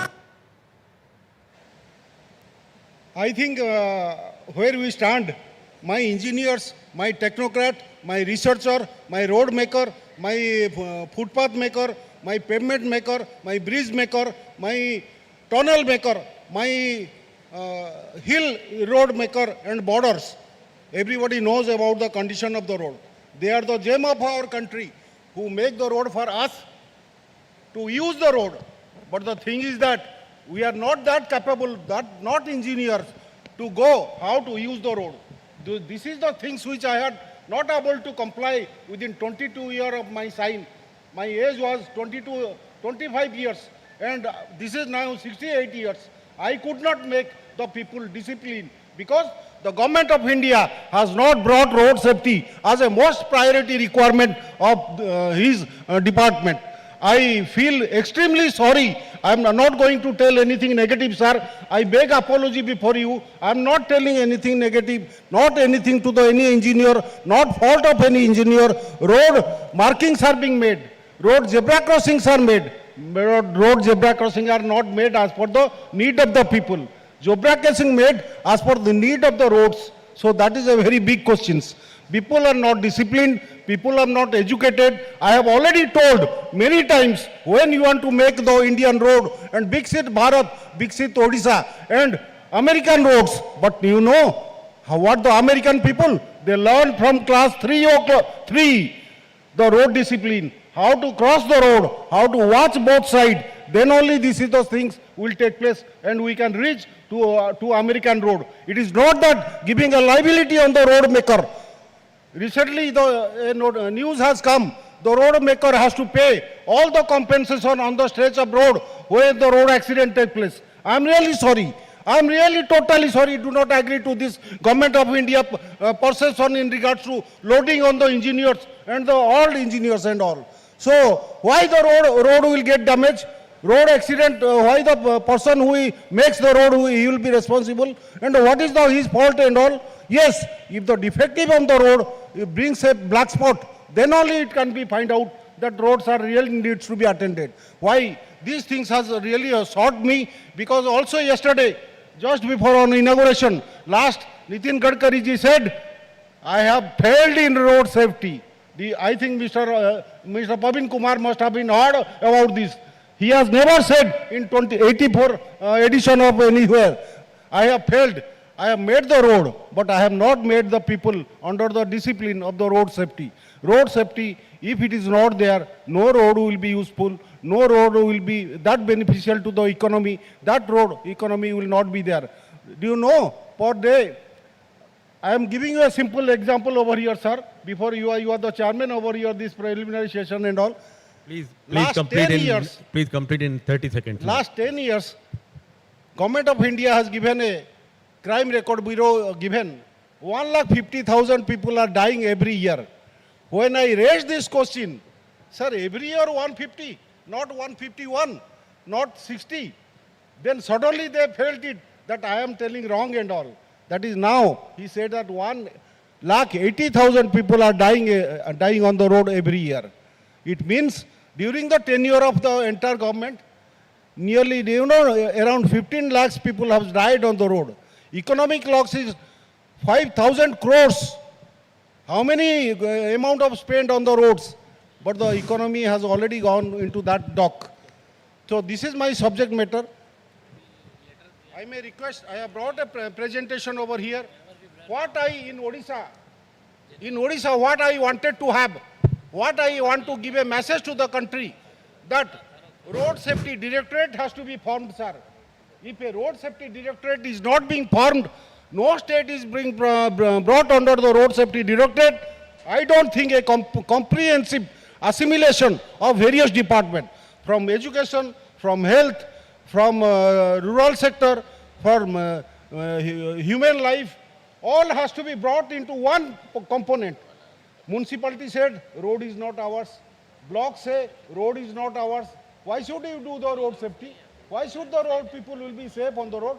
The chairman is telling. If the mindset of the IS officer, is such, I am really last man to say so.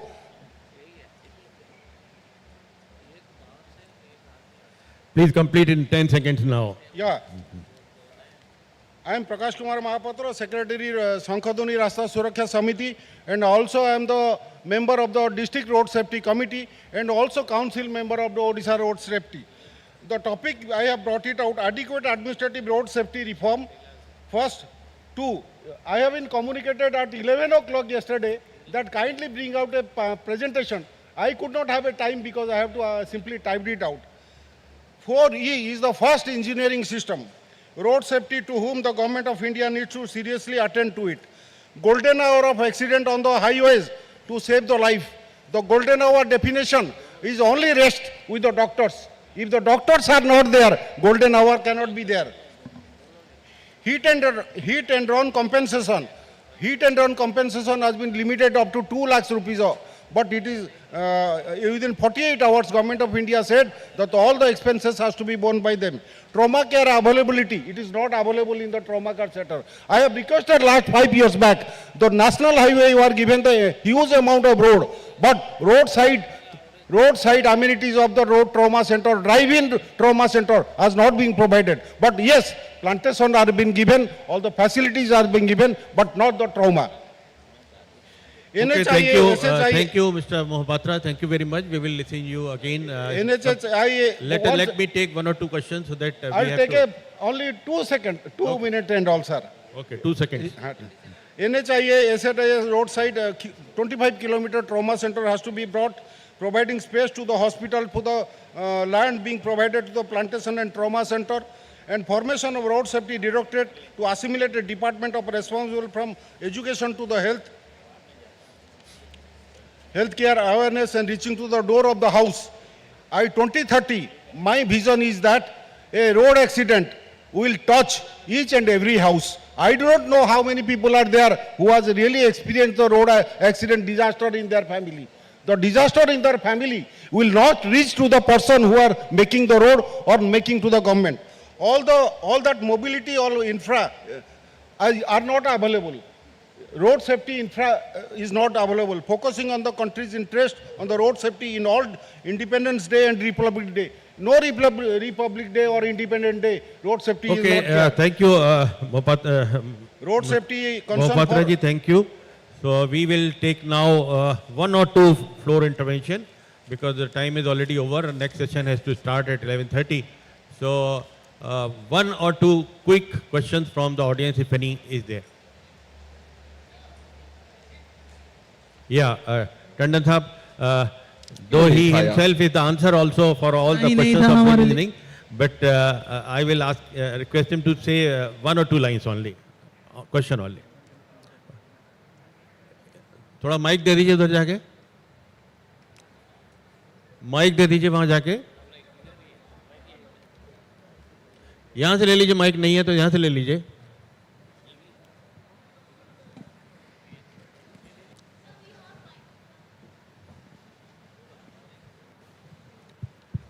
Only 1 question, and after that the answer by his question will be on bridges, of course. So Dr. Naveed Kaur may answer for that question.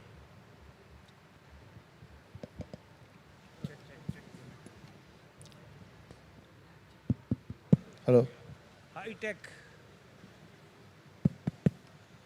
Thank you, sir, for giving me at least the opportunity to ask 1 question. There were, of course, 6 presentations, and I think all 6 were fantastic. I mean, it was really a learning experience sitting here and hearing these 6 persons or scientists. I have 1 question for Naveed Kaur. Sir. Bridges. She has talked about the use of stainless steel bars, duplex type, as being the most effective use in, replacement of reinforcement bar by a stainless steel bar.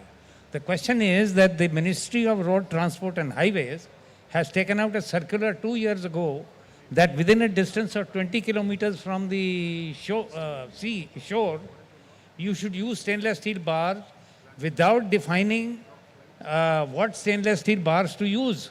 So I would like to know, what about the use of stainless steel bars? There are so many types and so many specifications. What do you have to say about that?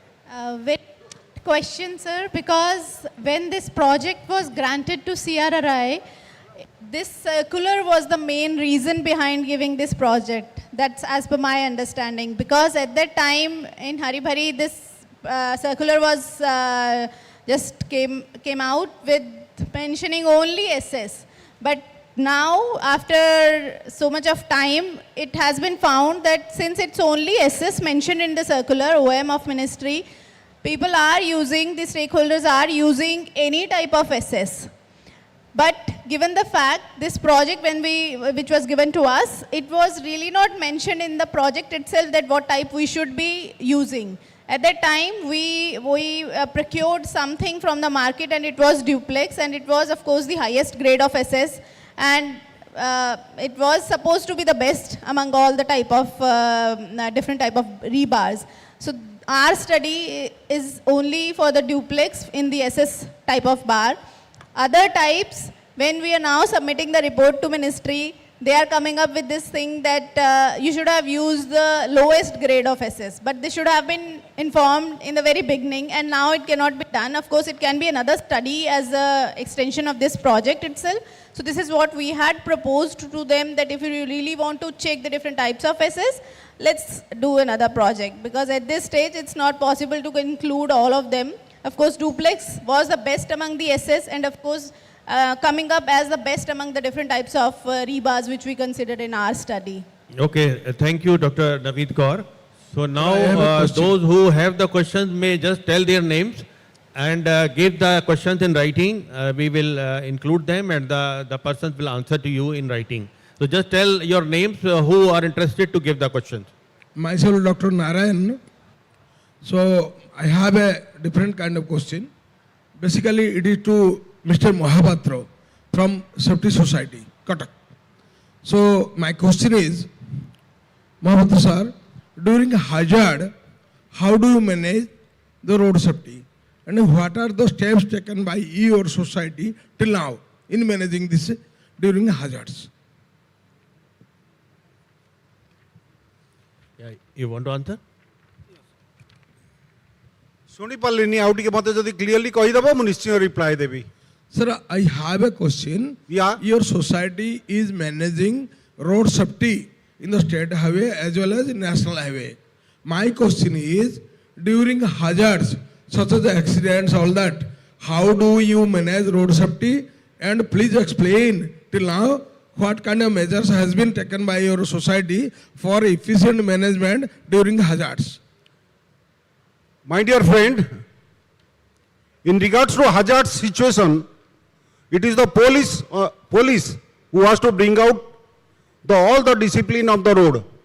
It is not the road safety organization who has to drop out on the hazard time to bring out a safety, because the road safety people are extremely less. It is not being funded like Government of India roads are being funded.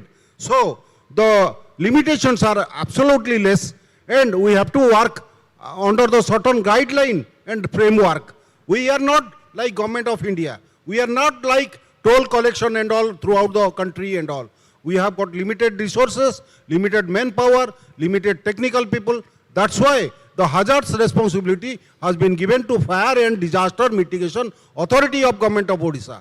They are supposed to do it, and they are doing it. They are excellent in all components. Thank you. Thank you.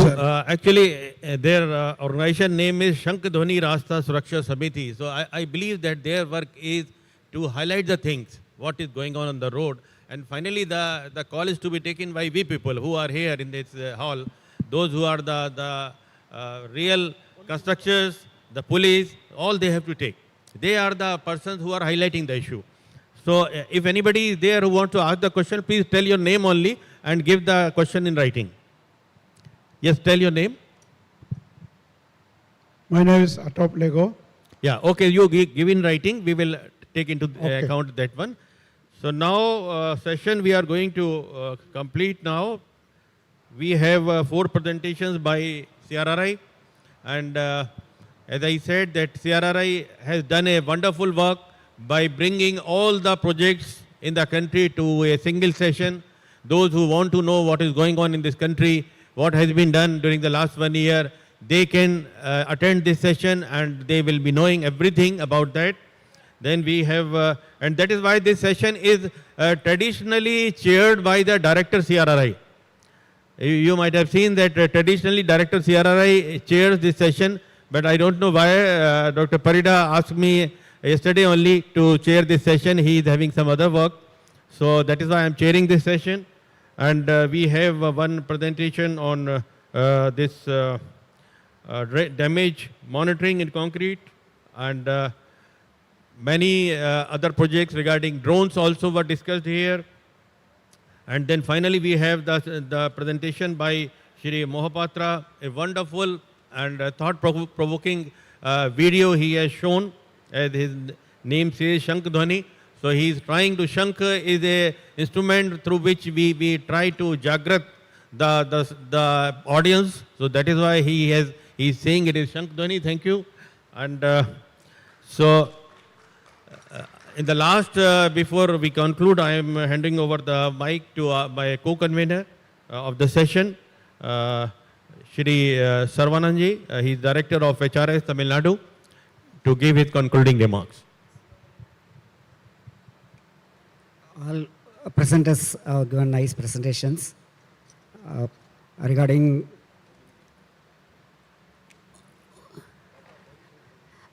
I think we have a very wonderful session, guided by Chairperson Professor Ayati Roorke. So thank you. We conclude here, and because the next session has to start in this hall only, so organizers can do the remaining work. Thank you so much, sir. Requesting everyone to please stay back with us for a few more minutes. Thank you so much, the Chair of the session, Dr. Praveen Kumarji. Thank you so much, sir. The Co-Chair, Engineer M. Sharvanan, sir. Thank you so much. Thank you so much, all the presenters. So now it's time to felicitate all our respected presenters. So requesting the Chair of the session, Dr. Praveen Kumar, is going to give a moment to Dr. Naveed Kaur, Principal Scientist, CRRI. Expecting some clap from the audience, definitely.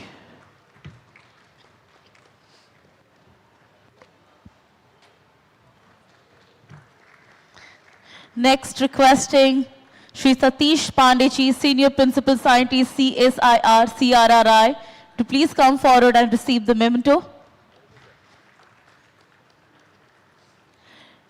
Next, requesting Dr. A.K. Sinha, Chief Scientist, CRRI.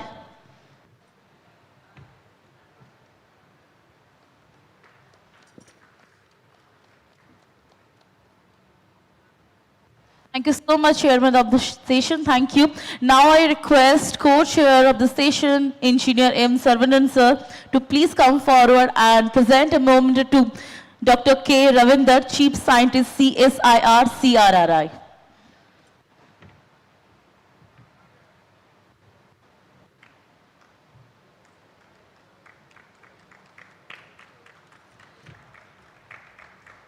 Now requesting Engineer Anand Muthuswamy, Assistant Chief Engineer, NH Chennai, HRS. Sir, please come forward. And requesting, ladies and gentlemen, let's give a big hand. Now requesting Shri Prakash Kumar Mahapatra, Secretary, Sankhadwani Rashtra Suraksha Samiti, Odisha, to please receive the memento.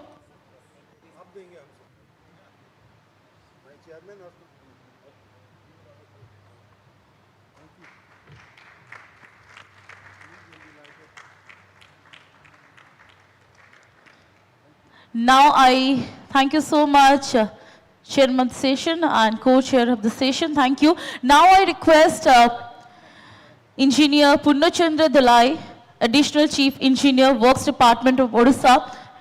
Sir is going to felicitate the Chair of the session and the Co-Chair of the session. It's our absolute pleasure to having both of you, sir. Thank you so much, our respected Chair of the session, Dr. Praveen Kumarji.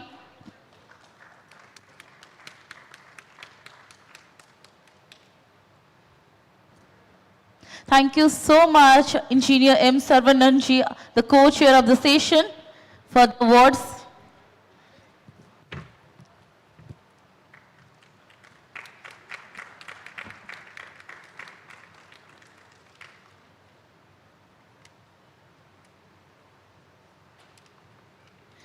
Thank you so much, Engineer Purnachandra Dalai, sir. Thank you. Thank you so much, respected Chair of the session, Co-Chair of the session, along with all the presenters. Thank you so much. So we are winding up this session here. The next session will start within 5 to 10 minutes, so requesting everyone to please come back here. Thank you.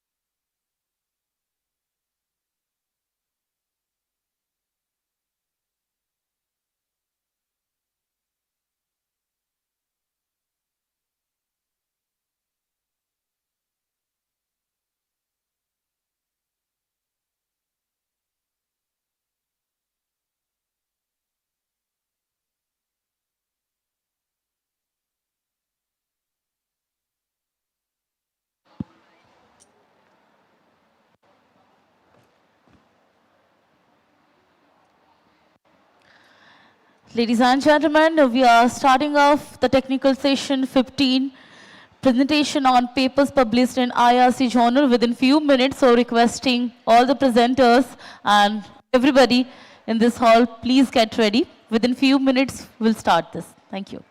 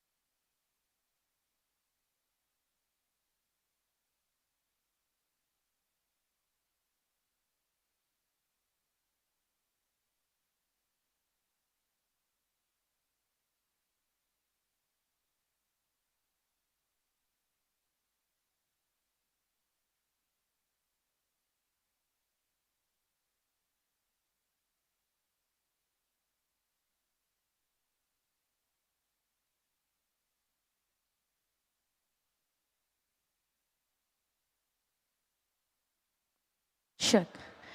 Requesting ladies and gentlemen to kindly sit down so that we can start the technical session 15.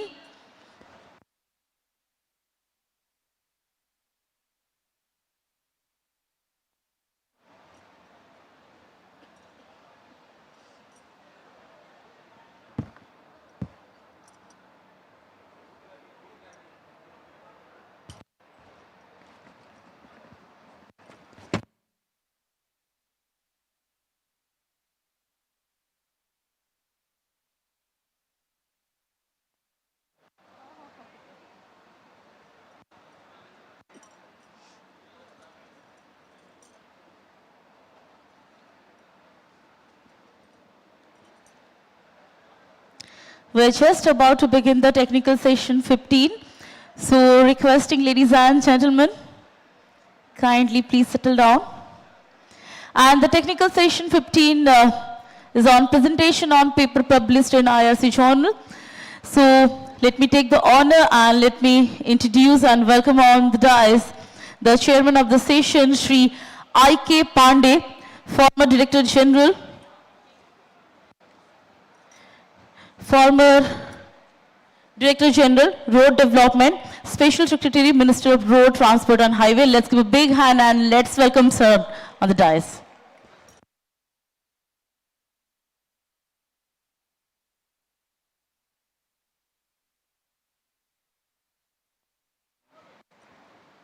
Namaskar and welcome, sir.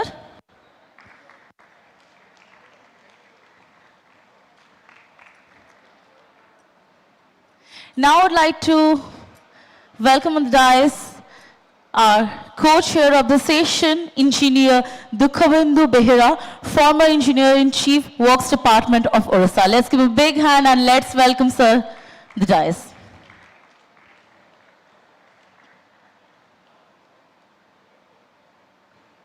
Namaskar and welcome, sir. Now I request to welcome our chairman of the session and co-chairman of the session with the flower bouquet, requesting our executive engineer civil, Mrs. Ashmita Mahapatra, madam. She's going to welcome our respected chairman and co-chair person with the flower bouquet.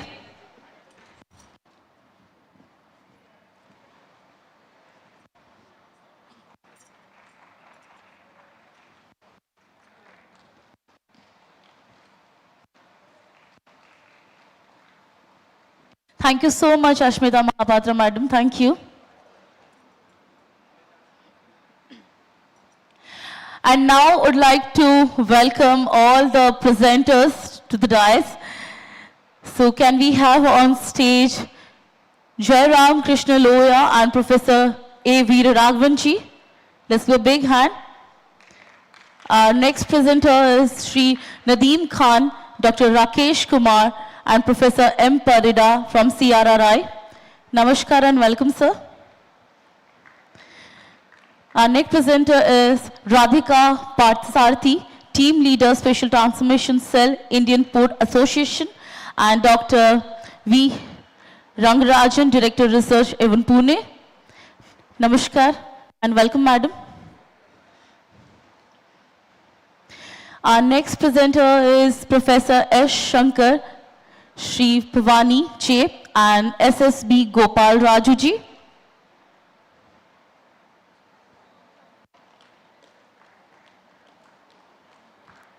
Namaskar and welcome. Our next presenter, Dr. Etoff Ligo, Director, Seismic and Structural Consultant Private Limited, Itanagar. Let's give a big hand for all our presenters.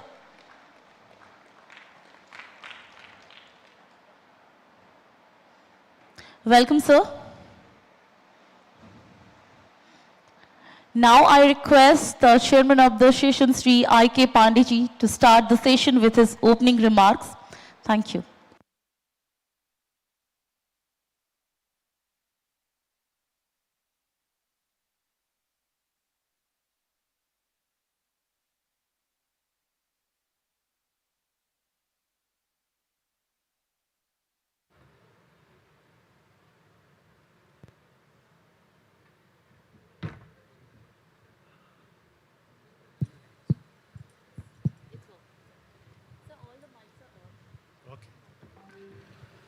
Good afternoon, ladies and gentlemen, fellow participants, co-chair and respected speakers. In this session, we have 5 research papers to be presented. Research papers and gives a insight into the various methodologies, various technology which can be employed to improve the highway construction and operation. The work done by the researchers is commendable and has to be appreciated, and they are the torchbearers to give us some information how we can proceed in the future and further improve our construction and operation methodologies. Today we have 5 papers, and we will invite one by one. And during the course of the presentations, I will introduce the papers. There are 5 papers. Paper number 738, the forensic investigation on premature failure of a highway payment. Another is paper number 742, time to adopt integrated advanced construction technologies for enhancing the riding quality. Paper number 746, highways, humans and hardwares. Paper number 748, influence of cement content in curing technologies and soil structure interaction modeling of integrated abutment bridge in cohesionless soil and practical implementations. So these all the papers will give you an insight. And before going further and inviting the speakers, I'll request my co-chair to give his comments. Thank you. Good afternoon, everybody. Today's presentation is basically our research papers published in our journal. So already Chair Sir has told about these papers. So as time is short, let us proceed with these papers, and during the presentation, we'll have discussion on these papers. Thank you. So first of all, I will invite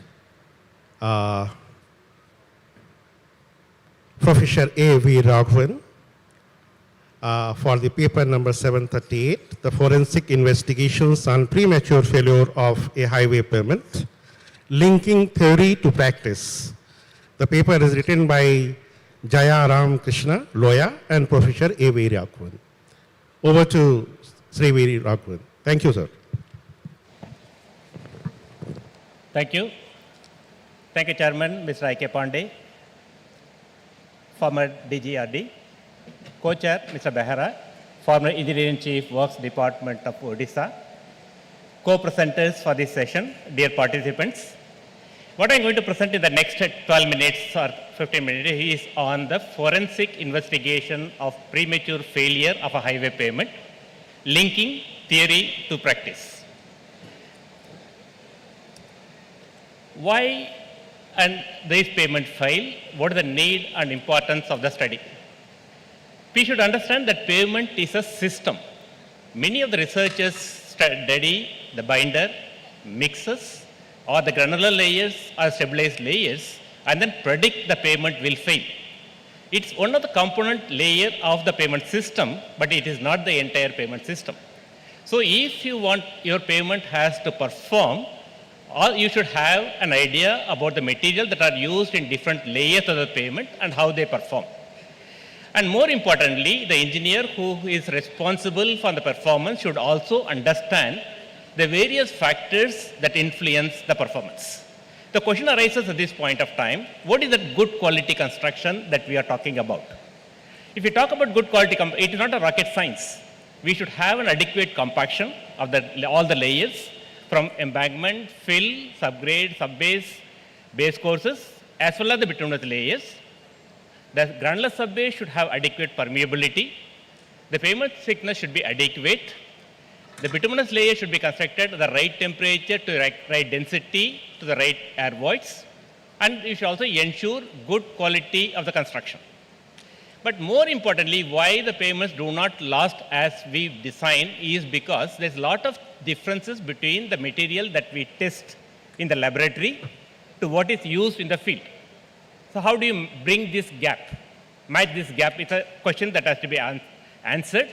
Finally, it is a construction that translates design into a reality. So this project which I'm talking about is a 4-lane highway, about 120 kilometers. The pavement prematurely failed after a few monsoons. Traffic was around 50 to 85 MSA.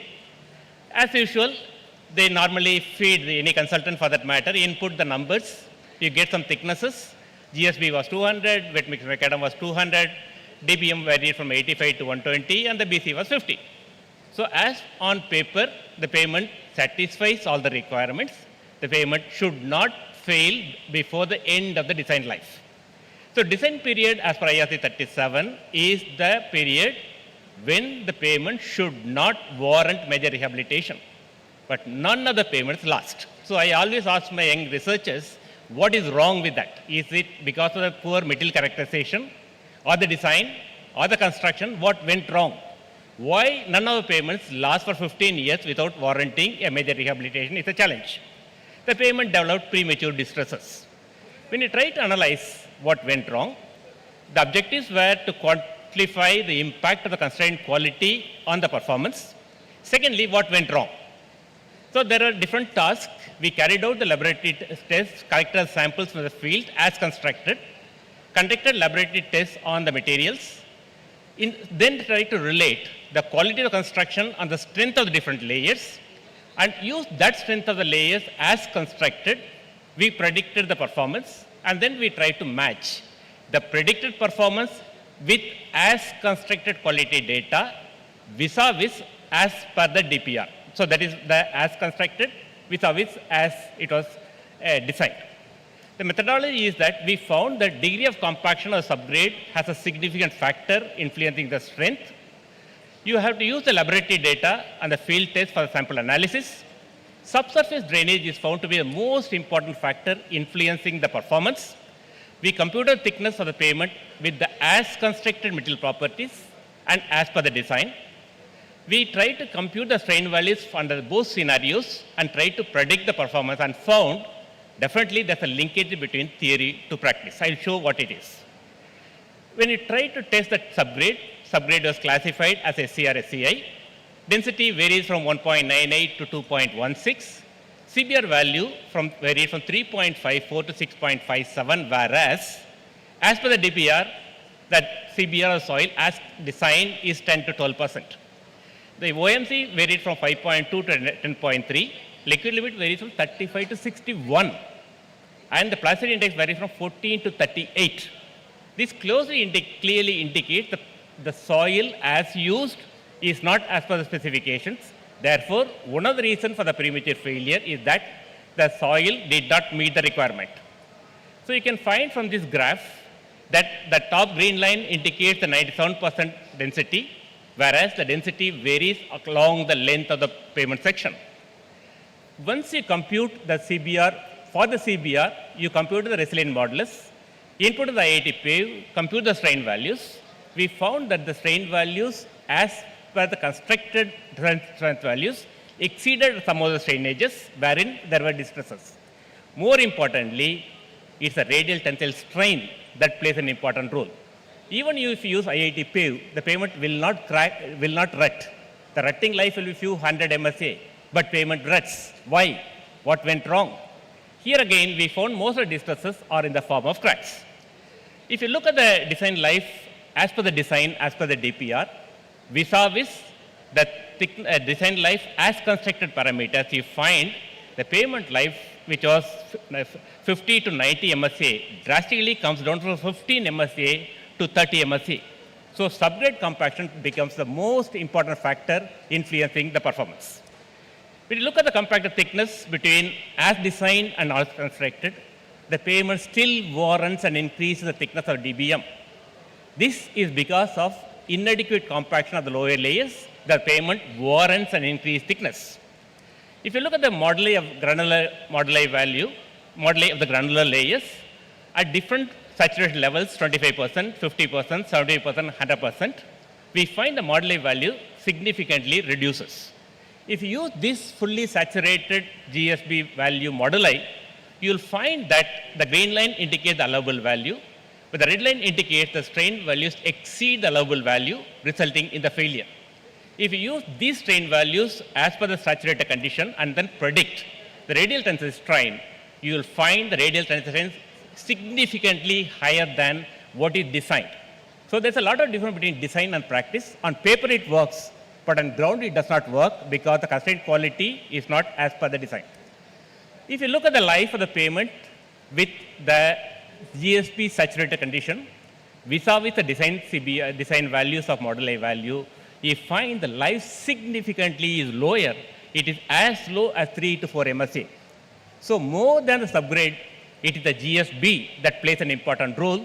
The drainage, saturation level of the GSB plays an important role.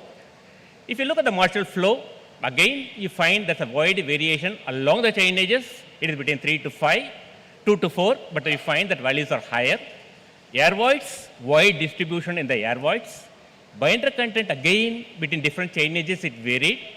The stability values again varies for the BC sample, and air voids also varies. So therefore, quality plays an important role. There's a linkage between theory and practice. Design values does not mean the payment will perform. Similarly, the binder content BC values also exceeded. So to summarize, the field density of the subgrade soil was lower. CBR value was 12 as per the design, whereas it was 6.42. We don't have any method by which you can consider the CBR of the soil as constructed. We assume CBR is 10 and 12, but it is not constructed to the required density. You will not get the required CBR. CBR as constructed was low, that resulted in increased vertical compressive strain and the radial tensile strain, and the pavement prematurely failed. The predicted life was lower than the design life. There is an increase in thickness that is warranted if you want the design life to be met. Air voids and binder content did not meet the specifications requirement that resulted in, we tested the core samples for the resilient modulus, used that number to compute the strain values. Again, it proved that the strain values are higher than the design values. The compaction is found to be the single most important factor that affects the pavement performance in terms of durability, fatigue life, resistance to deformation, strength, as well as moisture damage. So to conclude, the lower density of the subgrade layer resulted in the reduction in the CBR value.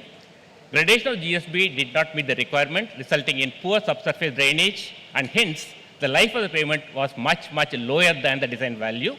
Air voids and binder content in the DBM and the BC did not meet the specific requirement that resulted in cracking, raveling, and potholes. So just if somebody wants to find out a solution, a remedial measure, providing an overlay will not work. When the lower layers have deteriorated or not constructed as per the specifications, providing an overlay is just like putting a makeup. After the monsoon, your true colors will be seen. After washing your face, you know what is the true colors. Therefore, this pavement warrants major rehabilitation. I suggested that you have to resort to in-place recycling or central plant recycling, cold recycling can be adopted, but there's a costly mistake because on the poor constraint quality that was involved. So every discussion paper should have some points for discussion. It's not that asking clarification, but there should be food for thought. When you go out, you should have something to think over, brood over, and take forward. So the points for discussion from this presentation is that, should we relook at the core samples? What we say is one set of 10 samples for 2,000 square meter, or DB on BC, one set of 700 meter. At some spot levels, you take the density. Is it an indicator for ensuring the quality of the entire pavement length? Cores do not measure the density continuously. So what? What is to be done? What is to be done is, it is time we adopt intelligent construction technologies. It's possible that we can have a dielectric profile system DPS. We can have an intelligent compaction. We can have a paver mounted thermal profiler which tells us how the temperature varies. This will enhance quality. The future of Indian highway construction should be to adopt this innovation in ensuring construction quality. Second, how do you check the CBR as constructed is the same as the design CBR? This is a point, food for thought. Should the density be, I think it's time, we don't use density for pavement thickness determination. We use modulus. So is it possible for me to define the quality in terms of modulus? Yes, possible. I think the future area of research should be to define the modulus value of different layers, which will be an indicator for the quality. Last point. How to ensure that the MR of the GSB as constructed is the same as that used in the design?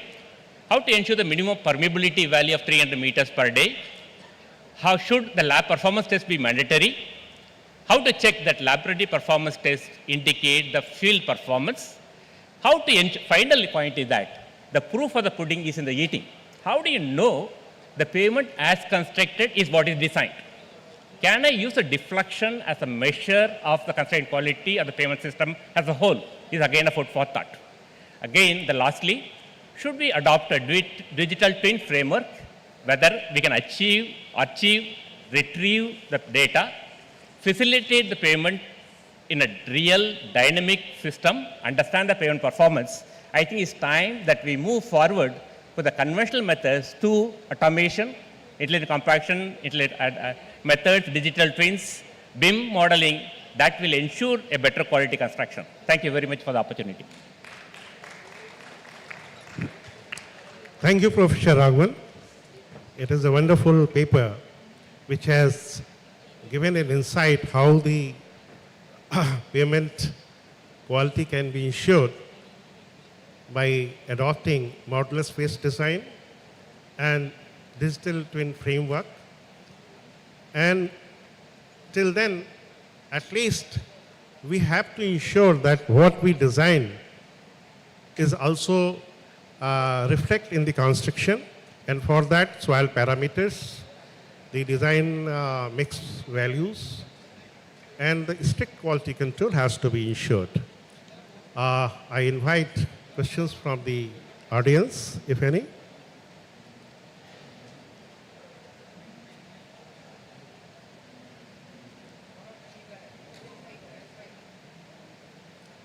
Please give mic to him.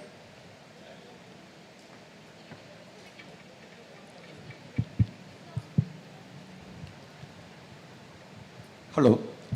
Myself is the Deputy Director from Highway Research Station, Chennai. So I am actually a doubt I am asking. So we are having the cracks on the top surface of the pavement of this BC course. How to identify it is a crack developed from the bottom up due to the subgrade failure, sir? There are two ways of finding it out. If the pavement prematurely fails, what I mean by the term there are two types of failures. One may be because similarly there can be different types of rutting. You can also extend the question to rutting also. How do you know the rutting is the bituminous mix or due to the entire pavement system? So if there is a rutting for the entire lane width, then it is due to inadequate compaction of subgrade or inadequate subsurface drainage. If the pavement develops cracks, you can take a core and check. If that core is to the top few millimeters, it is due to aging of the binder, or your mix has aged longer, or the choice of the binder is wrong. And you can also check it with the deflection test. If the deflection is more and there are cracks, then it needs an overlay. It needs rehabilitation and strengthening. If it's a full depth core, you can again go for recycling.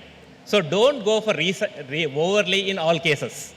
Investigate, find out the mixes as constructed, meet the requirement of binder content, gradation, density, and air voids.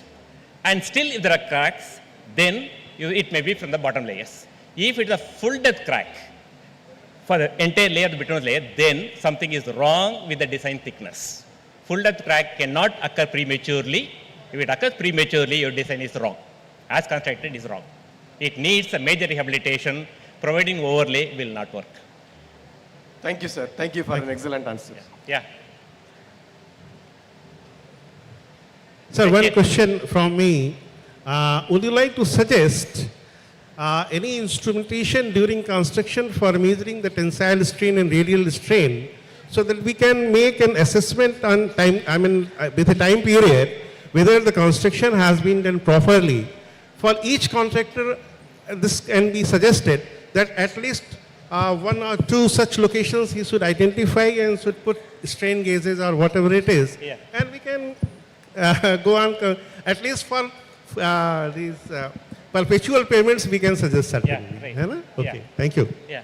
Steve was also present. Yeah, thank you, Professor.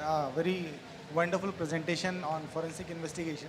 So my only question is, you suggested that FDR can be provided as a substitute for the reconstruction purpose. Tell again. FDR has to be done because overlay you suggested that it is a cosmetic treatment, so it will not work. So instead of this, you should go with an FDR. But the inherent problem is, I think, the CBR of the soil was 10 to 12% was desired, and you got only like 3 to 6%.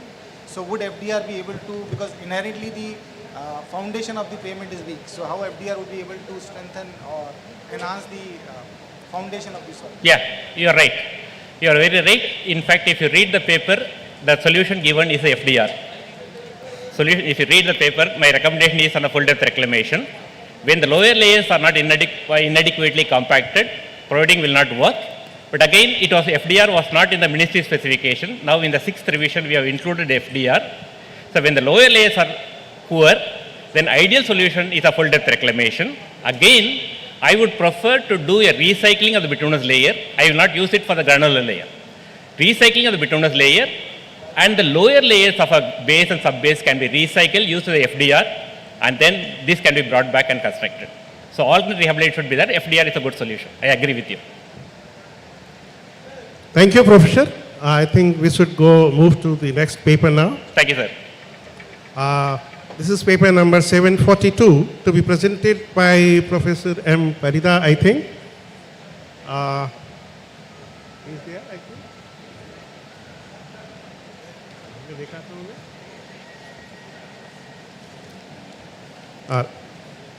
Nadeem, Sri Nadeem will do it. The paper was written by Sri Nadeem Khan, Dr. Rakesh Kumar, and Professor M. Parida, right? The paper is on time to adopt integrated advanced construction technologies for enhancing the riding quality, durability, and sustainability of national highways and expressways. Over to Mr. Nadeem Khan, I think.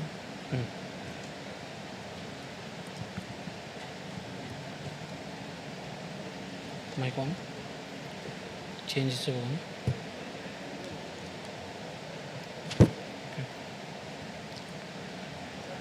Good morning, everyone. This paper focuses on the riding quality and durability and sustainability of national highway and expressway using the advanced technologies. As we all know, Indian road network span approximate the 6.5 million kilometer, forming the backbone of national transport. India government has given the project like Bharatmala Pariyojana and Gati Shakti and NIP. The conventional labor-intensive construction method struggle to meet the modern demand. Issue like surface irregulation, poor geometry control, and inconsistent material placement reduce the payment life and increase maintenance. So adaptation of advanced technology, robotic slip paver, automatic slope control, laser profilometer, and 3D imaging can vastly improve the accuracy and efficiency and longevity. Embracing automatic and smart quality control offer long-term gain, better quality roads, and reduce cost and enhance the stability. The performance gap in conventional construction, inconsistent surface smoothness. When the road are paved manually, even a small thickness difference create wave and dips. The only not affected comfort but also reduce the vehicle life and fuel efficiency. Poor geometric control, there are not real data. There are no automatic slope correction. If the road is not level perfectly, water stayed on the surface and the surface slowly damage the pavement structure. And the limited real-time quality assurance, there are no real-time data monitoring in traditional method. Defect are the notice after the completion by then only solution called costly rework. And the impact of the performance gap, the compromised riding comfort. When the road is not smoothly, every vehicle feel it, from a small car to heavy truck. It affect the comfort, increase fuel use, and even at the stress for driver. And accelerated deterioration, the small mistake during the construction grow big over time. Unevenness surface and trapped water uh, weaken the pavement faster, so it's fail long before its design life. And the higher maintenance cost, even though the conventional method may seem the cheaper at the first, uh, the repeated repair makes the costlier in the long run. There are the limitations of conventional highway construction method, as we have already discussed: the inconsistent surface smoothness, inaccurate geometry control, and limited quality assurance, and the high life cycle cost and maintenance. The limited stability and speed, manual process, and labor intensive are error prone. The slow construction pace, unstable for the fast track project. And the impact summary: reduce the payment quality and durability, increase the maintenance requirement and high life cycle cost, compromise safety on high speed corridors, delayed the infrastructure delivery. Emerging the technology in the pavement construction, first is the robotic paver, automatic control system and sensor array, real-time depth control for uniform layer thickness, and the programmable logic control and the GPS integration. The benefits versus the conventional paver: uniform layer thickness with automatic depth control, and the high surface uniformity through the precious control, even the compaction across the entire paving width.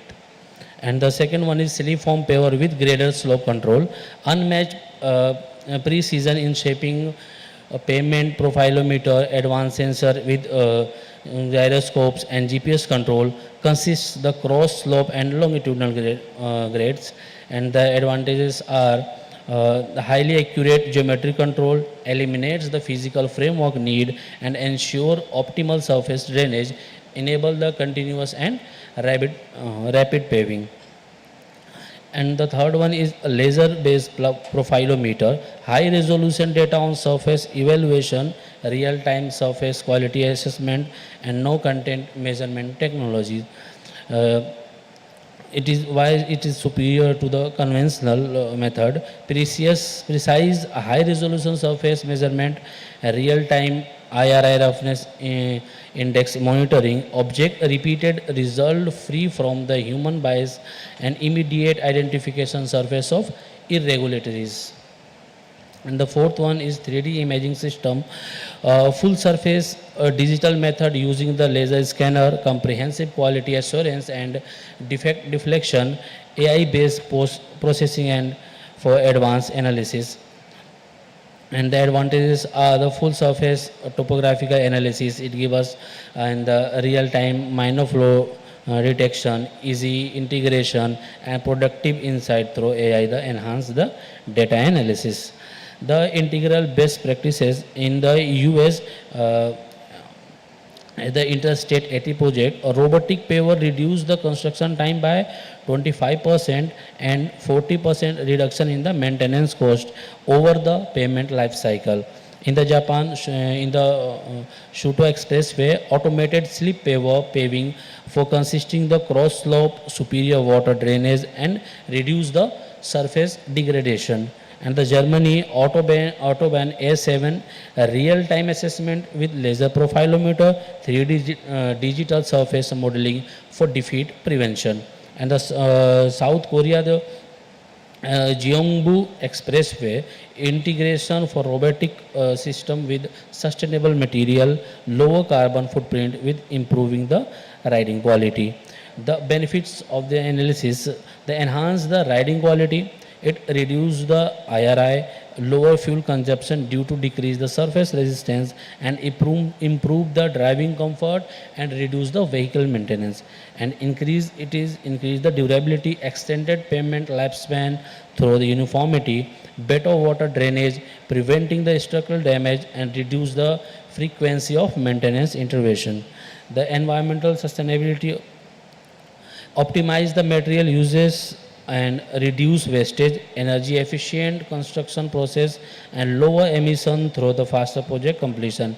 and this is also cost efficiency, reduce life cycle cost despite higher initial investment, fewer repair and maintenance requirements, and faster project completion time frame. The integrated strategies for India. First, we have to make the policy framework, a revised technical specification, mandatory ride quality benchmark, and equipment subsidies and tax incentives.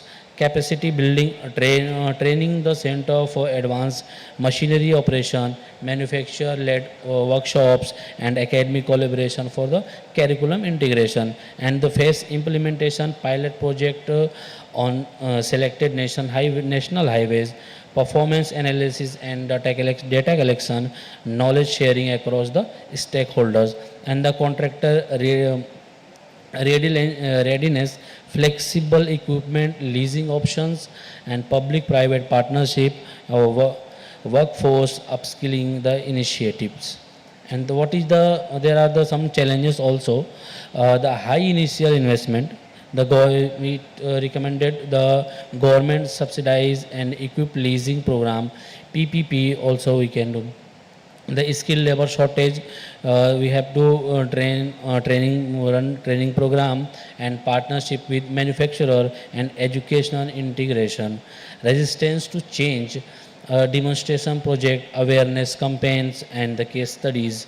Limited equipment access, rental network, and the subsidized financing options.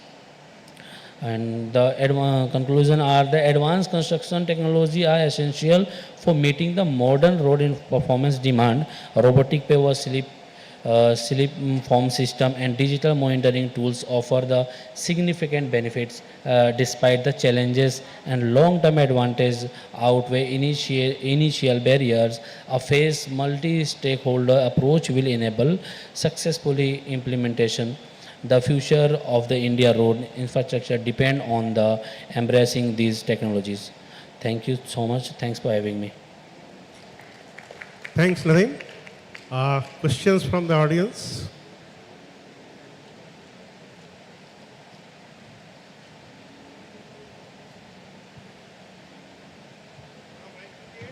Mike DJ, please, Uday.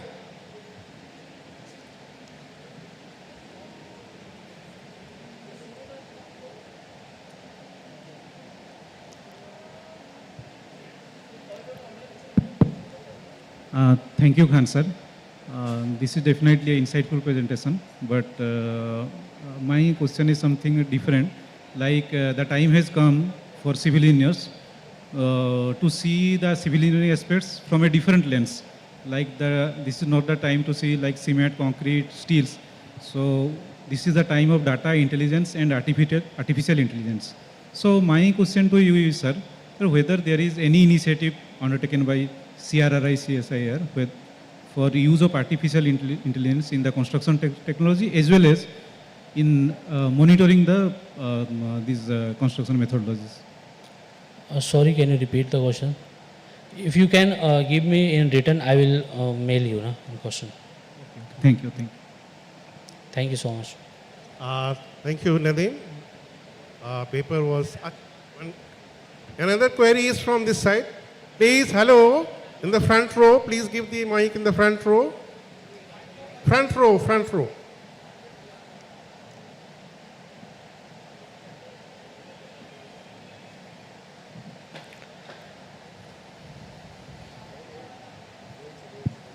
Sir, thank you.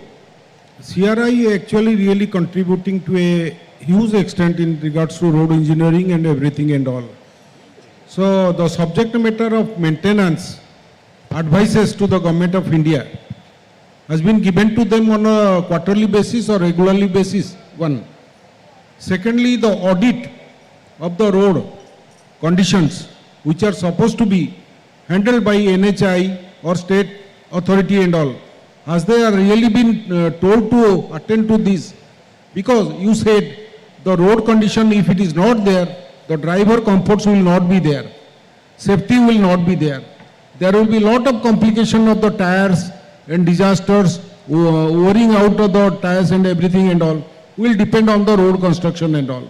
if the roads are not been audited properly for the towards the maintenance, you have made a road for 15 years, but the things will get deteriorated. But a person has to get known where the things is getting damaged. So these things are really be lacking in everywhere, whether in the Dwaraka, whether in the Ganga, everything in Bhubaneswar, NH, all these things are being happened. I don't think the digitally things which have been told in the conference hall, these are really percolating to the department concerned, that these are the need of the hour. It is not the making of the road. My sart will be ready. My sart will be ready by the tailor. But if I do not make a proper washing, I don't think I can use the sart again. Thank you. Thank you, Mahapatraji. Your point is well taken. But I think these new technologies and advanced construction methodologies can be very well used for auditing purposes.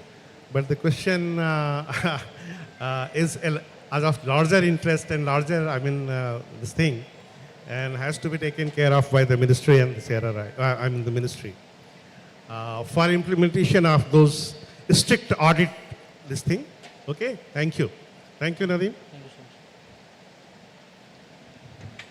I'll invite the next presentation by Ms. Radhika Parsarthi for the paper number 746, Highways, Humans and Hardware, Why Safe Roads Require More Than Cameras in Concrete. And the paper is written by Ms. Radhika Parsarthi, Team Leader, Special Information Cell, Indian Ports Association, and Dr. V. Rangarajan, Director, Research, AVVRON Pune. Over to Ms. Radhika. Thank you. A very warm good afternoon to everyone, the chair, the co-chair, and the audience present. This discussion is, this presentation rather, is more around the policies and the general challenges that are being faced with respect to road safety. It's less about technology. So we'll start with the first paradox, that is that despite the fact that there are, most of our highways are so technologically rich, why do we still continue to see the road safety being compromised so much? The paradox is that the hardware has sort of grown faster than the human system design. So we have cameras, we have dashboards, they exist, but they lack the proper logic and accountability to show where the road safety fails. Further, what we continue to sort of mix up things is that visibility is not equal to vision. So this paper tries to resolve this to some extent. I begin the concept with a three-level interplay model, where at the first stage is the policy and culture. So what we emphasize here is the Vision Zero mindset, that we prioritize safety before mobility. The second layer, which is on the operational and organizational integration, follows through the policy culture, where we discuss about the concept of operations, which translates policy into procedures. And the last layer, which is that of human and technology, where ITS, the ITS systems actually interact with the drivers and the enforcement. Now, what we have seen is that while India invests heavily on the third layer, which is technology, I think the failure begins at the layer 1 and layer 2. The next, we move on to explore what is this concept of operations, that is the missing piece. It's a standard that is followed in aviation and defense. It defines who does what and when what does technology do when an event is detected. So what happens is that the vendors deliver hardware, but no one defines the operational logic. As a result, the system detects, but the agencies do not respond. I further explore the statement through a case study on the Delhi-Meerut Expressway, which was India's first 14-lane smart expressway. We saw a number of incidents around the wrong way, around fog, around speeding, something which is easily detectable by the heavy stack of equipment and machinery that is deployed. But where we fail is, let's take the example of wrong way, where a wrong way is in fact detected, but there's no patrol or dynamic signage which can respond to the problem immediately. The fog, again, is detected, but there is no variable speed limit integration that allows the action to be taken. Similarly, for speeding, there are radars deployed, but we are still distant from an average speed enforcement system. So basically, it is detection without responses. So it is detection, but it is not translating into safety gains. However, when we benchmark against international best practices, what we can clearly see is that while India treats safety as an afterthought, these countries have hardwired safety into their governance. What we propose through this paper is a result-based policy cycle, very much in line with the typical 5-year plan that is followed in India, where we first set the target. It is tied up with the funding. The targets are measured, evaluated, and the revision follows. And this cycle continues. So, in effect, if the fatality reduction actually lags, the policy should limit the budget and automatically reset the KPIs. It's in alignment with the 5-year rhythm that is generally followed. To make it further simple, what we are discussing here are the three levers, which is outcome-linked funding. So basically, 2 to 5% of the budgets are kept aside for safety and retrofits. The IRAB funding is tied up with the corridors being able to maintain a minimum 3+ rating. The OPEX is further defined by the output. So you pay the ITS vendor for the detection and clearance time and not the count of the equipment deployed. So we must pay for the lives that are being saved, not for the lenses that are being installed. Further, what we continue to overlook consistently is the vulnerable road user fraternity, where we are supposed to define a safe system where these users are not violators, but the design inputs for which we are designing. When I try to put it all together, we try to separate it out into different layers. We start with in this diagram, it's basically the operational cascading of safe systems which are aligning with the National Road Safety Policy. So the first layer basically is the policy and the vision, the authority and the funding coming together. They define the performance metrics, the budget and the risks involved. And this layer is basically defined by the Ministry of Road Transport and Highway and the NRSB. This is a proposal. Now this layer feeds into the next layer, which is that of NSP. The CONOPS is developed here in this layer. The CONOPS is the concept of operations, which I earlier discussed, which depicts the timelines, the key performance indices, and the technical specification stack. The next layer could be that of the NHAI and the state PWDs coming together that translate this into actions. And the last layer, which is the ultimate road user, is the beneficiary of all these above layers. My final slide is that of going down further into the brass tacks, where the National Road Safety Board, which is the strategic apex body, does the oversight for funding, the financial allocation, and further ties the safety outcomes with these two. The next, right under the NRSB, is the National Center for Road Safety Analytics and Innovation. This is the arm that should be looking at the technical aspects of NRSB. It leads the crash analytics, the AI-based risk mapping, data from enforcement, engineering, and health sectors integrate at this layer. It's synthesized to identify systemic risks rather than isolated accidents. And the last is the state road safety authorities, which integrate basically the national strategy into state-specific action plans that become execution hubs.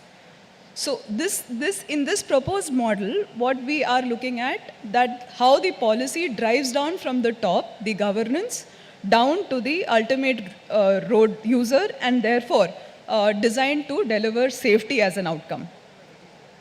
With this, we come to the end of the presentation. As I said earlier, that visibility is not visions and cameras don't save lives. It is the system which does. Thank you. Thank you, ma'am. Any questions from the audience? But in your Eurovision statement, you have not said the users' education, which is one of the most important thing, because I have seen, and many in the last presentation also it was seen, that people are crossing when the red light is there and green line person has to wait, or then they crash. So biggest thing is people are, voluntarily not, following the traffic rules. They are deliberately crashing and violating the fire traffic rules. Because of those, the accidents are happening, at least in the urban area.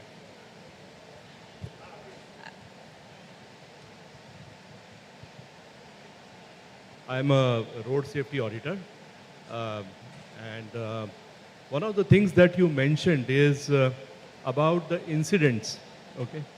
Now, with every one incident, I do not know what the statistics are, there are about near fatalities. The incident would also include the near accidents, because I stay in Bangalore, one of the most vulnerable city for road accidents, in one of the most busiest area, and we as citizens have been trying to help the police, even being the road safety auditor, and things don't get implemented on the ground. You know, leave aside the system. So what I was saying, that while the policy and the framework is good, the bigger whole are the state level agencies, where they have to figure out how to spend those 200 crores and then to do all sorts of things. Second is the incident which is to be taken. One are the police will note only fatalities. If you go to any, I've done few accident investigations. So they will note the fatalities. But there is a lack of noting the near accidents or near fatalities. Correct. For appropriate improvements. True, true. And that is what, in the paper, I have deliberately tried to explore this aspect, where the enforcement is, the agencies, the police agencies who are only focusing on fatalities should also, along with the state machinery, have a dedicated. So if you went through the paper, the last part actually proposes an integration layer, which is that of an analytics, where the police, the enforcement, and the health department feeds its data for an actual crash analysis, which includes near misses, not just fatalities. Yes, ma'am. It was great to listen to you regarding safety, because it's one of the most first priority. One thing is, like you mentioned that over 2 to 5% of the budget of the NH and state highways is suggested to be involved in safety measures. You are not, yeah. You suggested that 2 to 5% of the budget of NH and SS should be given to the safety measures. But what I suggest, we need to learn from other countries. Like in 2024, Vietnam passed a bill. It was like a public involvement in safety measures. Like people can make the videos, give it to the government through social media or directly, and 10% of the fine goes to the public. In fact, in India, we basically lack in enforcement. It's not that people are not aware, but we need to enforce it. Correct. In fact, no need to spend our money, because we are not so rich country, so no need to divert those money. But directly, if we implement with this way, surely we can reduce to something like 80% for sure. Correct. Absolutely in agreement. I think that comes from the fact that we still don't, the advisory body still doesn't have the clause. Let's say it's not still an Mic act, in it front. does not have the, sorry, the judicial or the backing, a legal system backing to actually enforce. So there are multiple agencies coming together, but nobody has the ultimate authority to implement. So unless probably it becomes an act, the National Road Safety Act, maybe this legal backing would never be there, and so the ultimate authority will always be lacking, including that of funding, including that of allocation. Ma'am, Parthasarthi ma'am, I'm really thankful to you. You have brought out nearly 75% of the road safety into your project. Only thing is that it is not reaching to the ear of the officials or policy makers over here. The system has to be brought out from very beginning and all. The road education, road engineering, ARAI, who are the authority to make the vehicles, safer vehicles on the road. Correct. That has not been told in anywhere in the IRC. And no ARI people are there, they did not present any paper over here. True. So naturally, lot of things is being getting lost in the wind, one. Secondly, in the state of Odisha, when I am working from last 22 years, the mindset of the officers concerned who are sitting on the chair to deliver, they are yet to understand what is the road safety meanings to them. Each and every family gets lost on the road, but they cry only after it. True, true. Recent incident of Kurnool. Correct. It has given a great message to India. But the thing is that high-end vehicle, Volvo, also that is also not safe. Why? Because the driver concerned who is driving it, he has to be fast safe. It is not the vehicle. The roads, which in the state of Odisha, no audit system is there with them. Because the audit department not only to look onto the road, they have to implement and give a funding requirement on the system. Then only a vehicle will be completely safe. And regarding education, you have already given on the education is the past foremost, but who is going to bring out a systematic on the government level? This is my appeal. Thank you, Mr. Mahapatra. Thank you, Ms. Radhika. The points brought out by Ms. Radhika is the hardware has to capture the various other parameters as well to realize the accidents and correct it. That has to be looked into, and the further reading can be done in the author's paper. And if any query is there, you can ask through mail. You want? Please give a mic to her. Yes. Yeah. Hello, ma'am. It's a wonderful presentation, and you have brought to light a very important aspect which is concerning to all of us. But I don't have a question, I just have a thought that though, let's say everything is in place, the policies, the action, everything, implementation, but I think it should begin at the very beginning, that our students should get education of road safety, how to drive, what are the rules. Now we can see when we get the license, there is a test, everyone just ticks on that test, nobody follows that, and you get a license. So our licensing, when we get a license, the rules should be strict.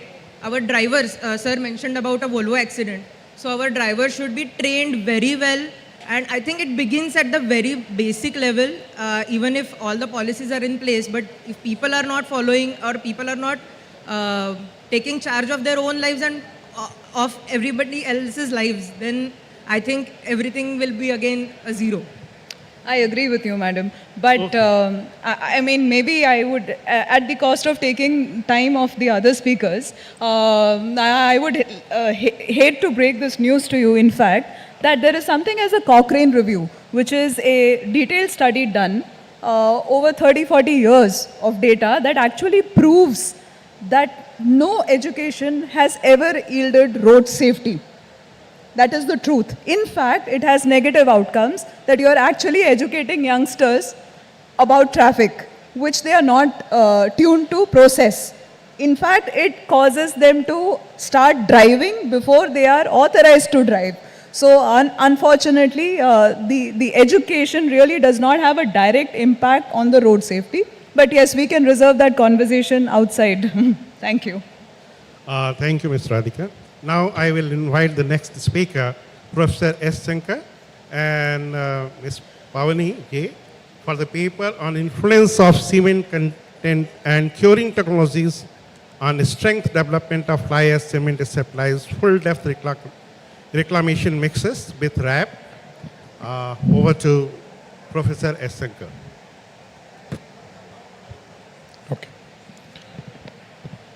Dignitaries on the dais and off the dais, a very good afternoon to all of you.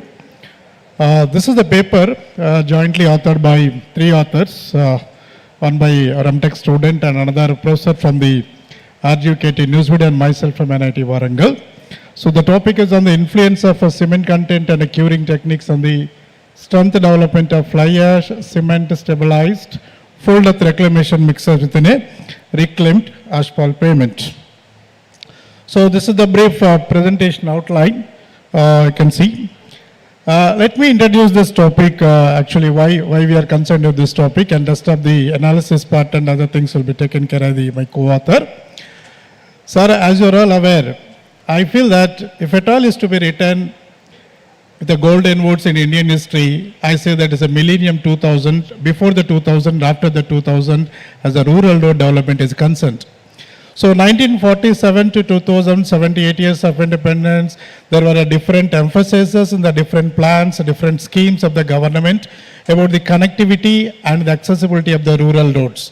But actually after the 2000, today if you see the 6.36 or 6.33 million kilometer of rural entire road network, a rural road contributes about the 75 to 80% of the total road network. So this has happened, and this is possible with the engineers like all of you who have contributed to these things. And we know that once the Pradhan Mantri Gram Sadak Yojana started, there is today in the country, I'm sure, go to the any state, definitely there is no village which is not connected, which is not an accessibility. That's a good thing. At NIT Warangal, we have done one study during the 2013, 2014 and recently also. So you know that in 2000 PMJs was started, the average cost of the kilometer this time 2000 to 2030 is not less than anywhere 25 to 30 lakhs of kilometer per average kilometer. And if it is a little more with CD works, cross-drainage structures, is about another 5 lakhs or 10 lakhs. But today in the country, the rural road average cost of the construction is not less than anywhere 100 lakhs. We are the NIT Warangal is in STNPT of the PMJSY. So that is the scenario. What is the reason? The reason is one side, the most important part is the materials. So as rightly said in the morning, the things Professor Veeragans are also in the FDR. Now these roads are constructed 2000 to 2025 today in the different schemes. Phase 1, Phase 2, Phase 3 and Phase 4 is running now. The roads which are constructed during the Phase 1 and Phase 2 has come to the major rehabilitation. So if at all do a major rehabilitation, you need a materials. So I was reading last 6 months or somewhere back, there's one statement in the Hindu paper saying that the rate at which we are trying to exploit the natural resources currently in India, if this continues, maybe another 250 years, the entire planet can be blown up. So how long we keep on excavating or exploiting the natural resources? There is a high time that we need to use a marginal material, an innovative material, a sustainable material for the different rehabilitation, upgradation, new project of this.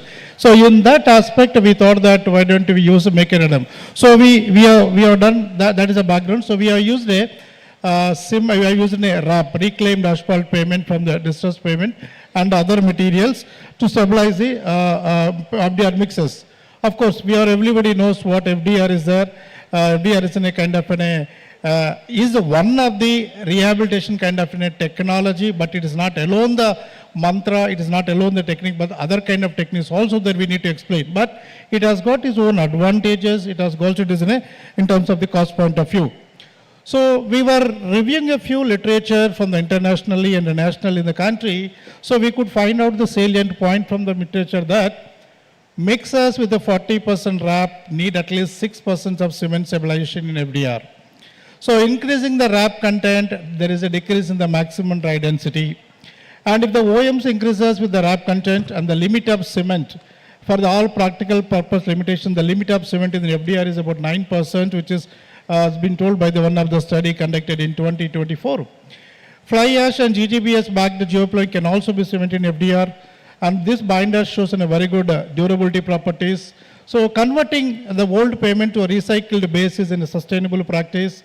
So cement slurry gives a slightly lower strength than the dry cements. So however, slurry improves the workability during their field applications. So finding out these gaps and necessary things, we have been formulated this study with the following objectives, saying that we need to evaluate the strength characteristics of the FDR bases stabilized within a wrap, natural aggregate within a chemical additive of fly ash and the lime, and also to investigate the influence of various curing methods on the mechanical and the durability properties of FDR bases, and also to assign the finally strength development of FDR bases containing the reclaimed asphalt pavement within a different curing method of things. So with this brief introduction, I now request my co-author, the Pavani is an Impact student who has recently completed, to continue from this for the further study results. Thank you all. Good afternoon, everyone. You have left only 6.5 minutes. Myself, Pavani. I am from IIIT Nujividu and my dissertation completed in NIT Warangal. And the FDR stabilization started with the different types of materials like a wrapper, and we got that material from Eturu Nagara Mulugu district from Telangana state. This is a deteriorated asphalt rural pavement material. In FDR we have the different types of stabilizations like mechanical stabilization, chemical and bituminous stabilization. Through mechanical stabilization we have added the natural aggregates up to 30%, and through chemical stabilization we added the cement and fly ash, class F fly ash and 53 grade cement we used. And final mix proportion is 70% of wrap, 30% of natural aggregate, and 15% of fly ash, and 2, 3, 4, 5% of cement content. Using these mix proportions, we have conducted the modified Proctor compaction test for determination of OMC and MDD. After that, we conducted the UCS strength test for determining the optimum cement content. Using that optimum cement content, we conducted the different types of tests, and all the tests having the different curings with the different curing periods. These are the basic engineering properties of the materials. We conducted all the tests on this material and according to the test protocols, but they got the good results according to the MORTH specifications and satisfy all the limits. This is the gradation curve according to the cement stabilization according to the MORTH table 404, and this mixed proportion of 70% of wrap and 30% of virgin aggregate matching all the limits according to the specifications. This is the compaction characteristics we can determine through the modified Proctor compaction test. At every percentage of cement content, I got the 8% of water content with a different maximum dry densities with a different percentage of cement contents. So finally, using that optimum moisture content, I have casted the cylindrical samples to find out what is the UCS strength of sample at every percentage of cement content. So for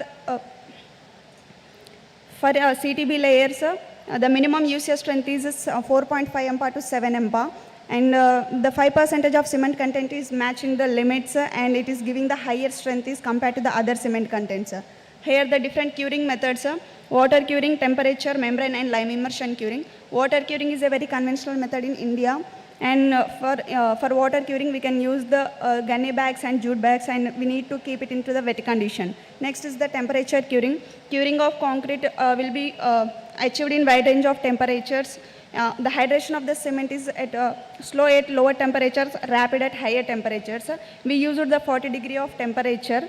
And next is the membrane curing. Membrane curing is used where the water is not available, and it is very hard to take the water, and where we not ready to take the water from some places. In kind of situation, we can use the membrane curing. In membrane curing, we have two types: solid membrane and liquid membrane. Liquid membranes are generally not available. In coming to the solid membranes, polyethylene sheets like plastic and rubber compounds and waterproof papers are there. And next is the lime immersion curing. For lime immersion curing, we used to, for 10 liters of water, we added the 250 grams of lime. And basically lime is having the calcium hydroxide. When it is mixed with water, it produces the calcium ions and moisture. Because of these moisture ions, it continuously produces the hydration of the samples. And the calcium ions are reacts with the silica and alumina which are presented into the fly ash. And these are produced the calcium silicate hydrate and calcium aluminate hydrate. And these compounds are helps to make the sample very strong and denser. And next is the UCS strength. Using 5% of cement content, we conducted the UCS strength. If you observe the results here, the lime immersion curing is giving the highest results compared to the other curings because of continuous hydration and calcium ion supply. And next is the water curing is giving the good results. Here, if you can observe how curing period is increased, the strength of sample is also increased. Next is the indirect tensile strength test. For this test, we casted the samples with 100 mm dia and 65 mm depth. And we can calculate the ITS using this formula 2000 pi by P by pi dt. P is the breaking sample load of breaking sample, and D is the diameter, T is the thickness of the sample. Here also lime immersion curing is showing the highest results compared to other curings. And indirect tensile resilient modulus MR test. Basically, resilient modulus is a stiffness parameter. We have to determine what is the stiffness of the material under the repeated loads. And we can take the 10 to 15% of ITS failure load into the MR. And here the cyclic load pulse was applied to the frequency of 1 Hertz, and the cyclic harvesting load is lasting 0.1 second. But in MR test, the membrane curing is showing the highest results because of continuous curing of up to 56 days. So moisture retention in membrane is showing the highest results. And finally, durability test. Durability test is a complete wet and dry test. We can do the test is up to 12 cycles. In durability test, the water curing showing the less percentage of loss compared to the other curings. Here is the how curing period is increased, the percentage of loss is decreased. Flexural strength test. The test is also called as the bending test and the modulus of rupture test. In this test also, lime immersion curing showing the highest results because of the continuous hydration and calcium ion supply.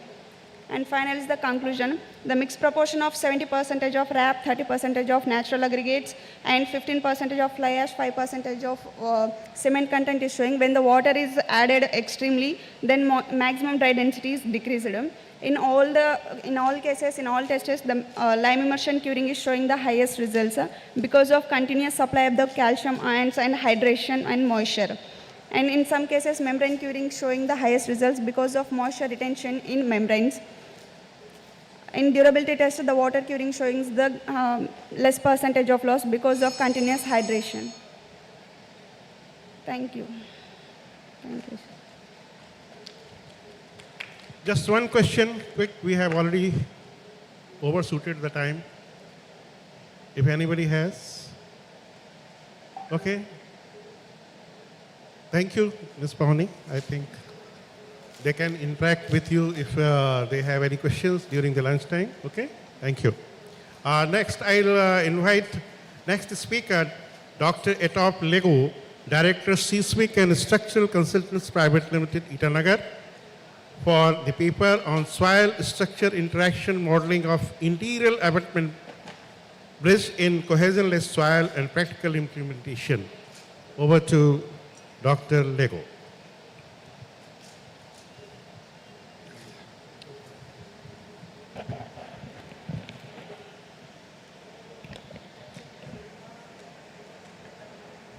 Very good. Very good afternoon to chair and co-chair and the audience.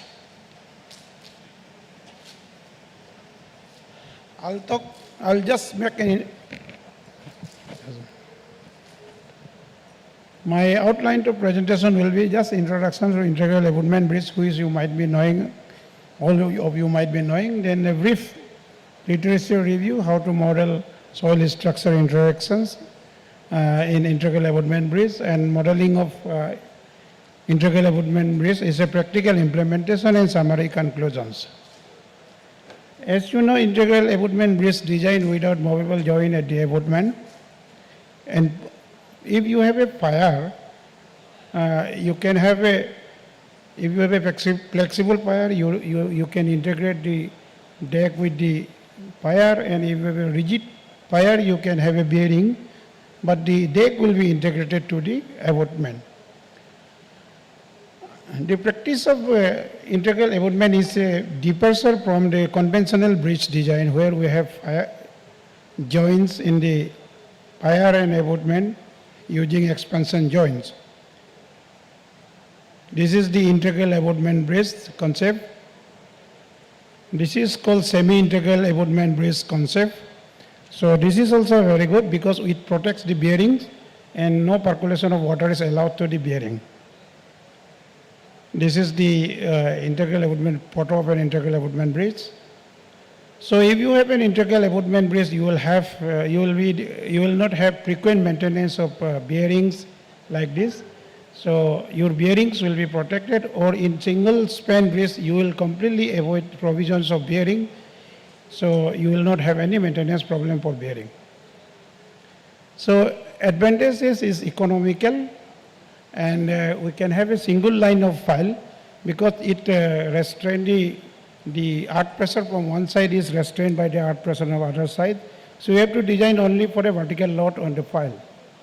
So it's act as a redundant frame, so highly good in resistance, seismic resistance.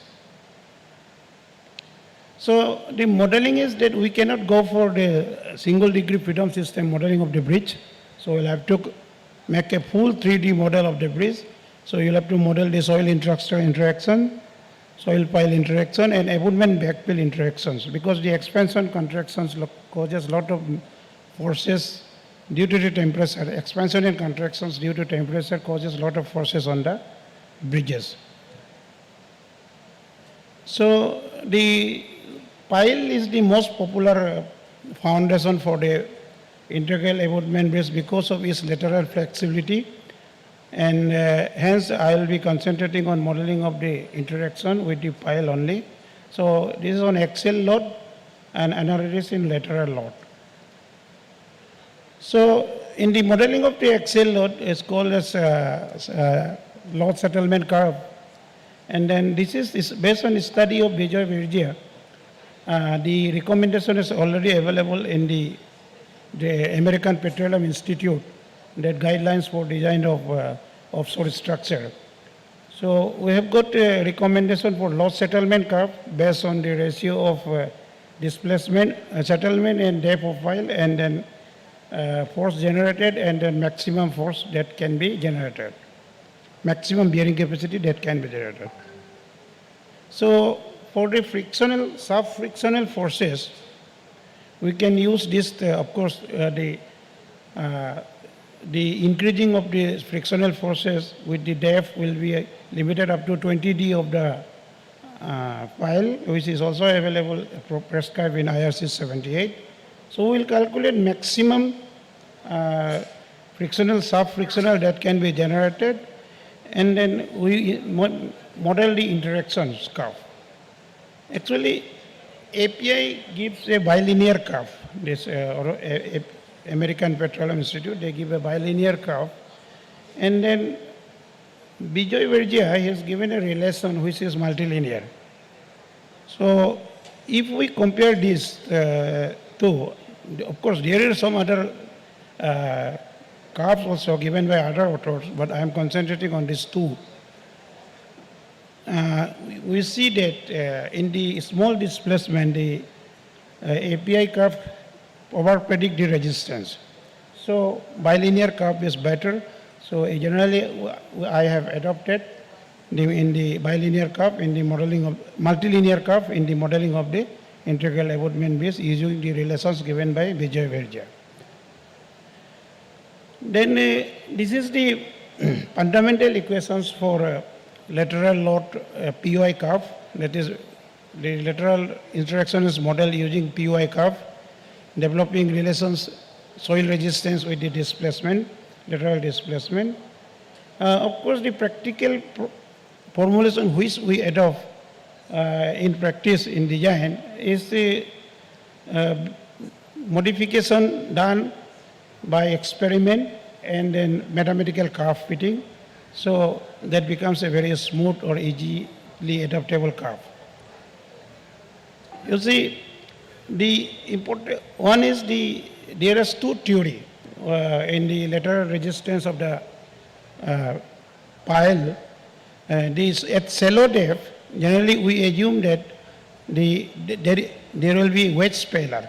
This is derived by Rich in 1964, and we assume that a rigid cylinder is translating into the soil, that the cohesionless soil, and passive wedge is generated, and they calculate what is the resistance at this shallow depth. The second theory of failure is at the deeper level, the pile is, the soil is assumed to be failed by flow because it moves around the pile, and then the resistance is calculated considering the resistance of the flow using shear strength. This is the PY curve was generated by Rich. This is segmental curve, we call it. And if you are using L pile now, I think this formulation is available in the L file. But in design of this, we found that the hyperbolic formulations as given in API is most easy to use. And this has been recommended in API because this O'Neill and Murchison, they have studied a test of lateral loaded file, including cyclic and static loaded, and then he took the results and then analyzed using 4 POI curve formulations, and then they compared what is the predicted using theoretical formulations and what is the result of the test.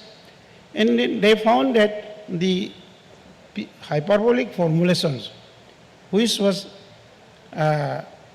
formulated by Parker and Rich, is found to be giving least error when compared with the experimental results. So this hyperbolic formulation has been adopted in API, and then this can be very easily used in design office. Then calculation of PUS, that is shallow depth forces resistance and deep depth resistance, has been modified, simplified. Of course, the original formulation was very frightening, so that has been modified, and then it becomes very easy for the design office, and this can be adopted, and this is adopted. So C1, C3 is given in figure form based on the frictional angle of frictions of soil. So it can be taken directly from this, and then we can adopt the interaction modeling. So this is the PUI curve as per hyperbolic formulation. So then abutment backfill interaction come. The abutment backfill, they say that when the wall is pushed towards the soil, generating passive pressure, it after a certain moment, it creates limiting passive resistance as per Clow and Duncan. So even if you continue to push, the passive resistance remains the same. Using this, I think abutment backfill is modeled. So one is based on England, experiment by England, say B42 is adopted, and I think even mentioned in our IRC SP 115. And then another is the recommendation of mass highway manual 2000 poem. This is also based on prototype test on prototype abutment, and then the recommendation of England in BA42 is also based on the test on the retaining wall with hinge at bottom. So if the 0.43 is replaced by Kp, K0, based on which is as earth pressure at rest depend on the frictional angle of the soil. So we can just modify it and compare. You see, the mass highway, it gives a exact, it coincides with the theory that it remains constant after certain moment, and then BA42, it continues to rise. So here we have adopted mass highway recommendation, which is very simple and then almost accurate. So this is how we implement the abutment backfill, then we PY, then vertical TZ curve, then QZ curve. So this is the bridge I have considered in modeling. We have designed it. The soil at site was matched with the as per the properties of the site, soil at the site. We have taken the matched the properties like this. Then this is the QZ curve, that is load settlement curve. And in the abutment, we have got that component of surcharge load. That is why the forces in abutment is more. Abutment is more in the abutment file. This is the TZ curve. The positive side is axial resistance, and then the negative side is pull-out resistance of the pile. This is the PY curve which we have adopted in the modeling. And this is the abutment backfill interactions. So the active side we have taken constant after the certain, so this is the bridge. So if we see the dynamic, model analysis and dynamic characteristic, you will find that the longitudinal acceleration that manifests at almost at 200 mod. So this means that the bridge is very, there is no risk on the bridge in the axial, there is no seismic risk on the bridge on the axial direction, but in lateral direction, I think the bridge can fail in lateral direction only. So vulnerable in lateral direction only. So where we have got very more numbers of load resisting element. So soil, this is the passive resistance. I think API is very good. Backfill integration, we can use mass highway recommendation. And then pre-vibration says that the bridge is very steep response in longitudinal direction. And soil structure interaction modeling and implementation is feasible in modern software. So this is the bridge we have already implemented. I think some of the research institute can help me in documenting this bridge for monitoring the behavior. Thank you very much. Thank you, Dr. Lego. Any questions? Just one question, because we have already overshooted, otherwise you can discuss during the lunch time.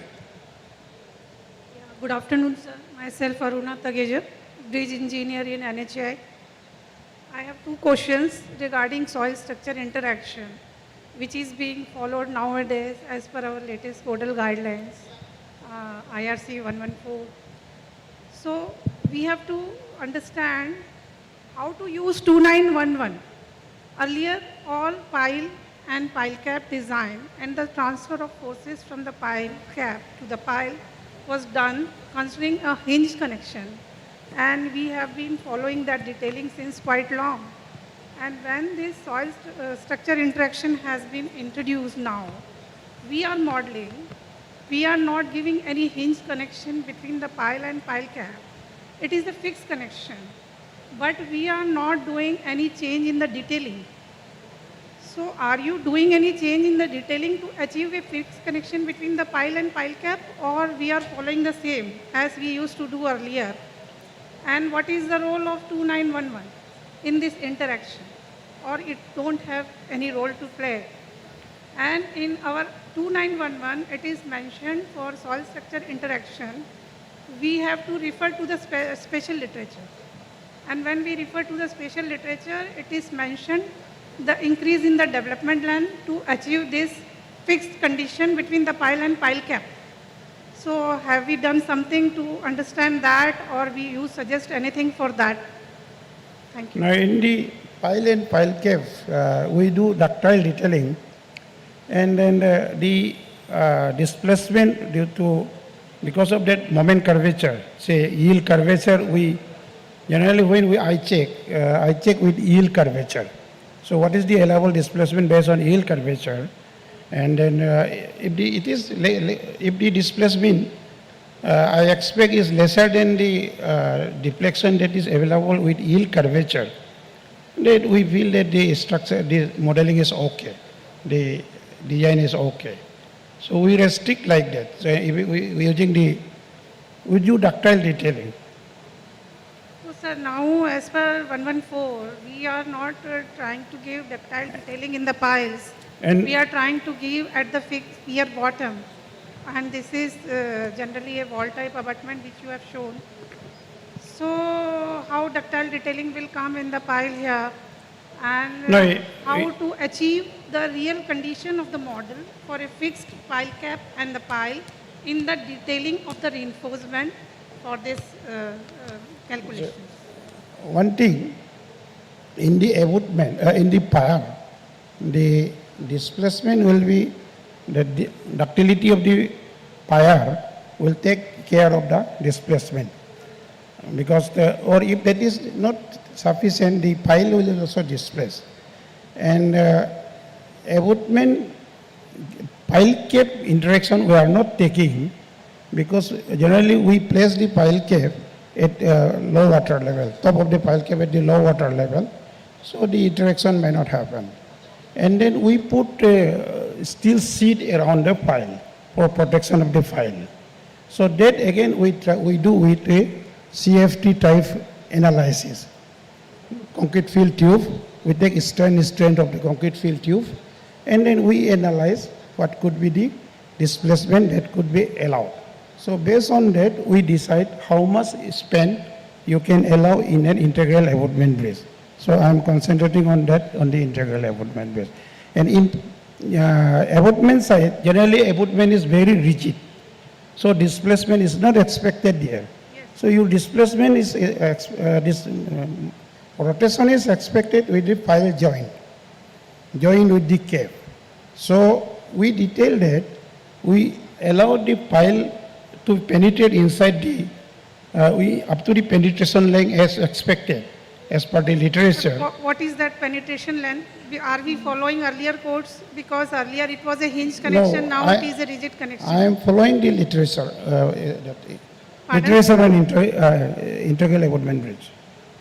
Okay, so what is that length? Where they know exactly, they give some exactly some calculations. Embedded length is to be calculated.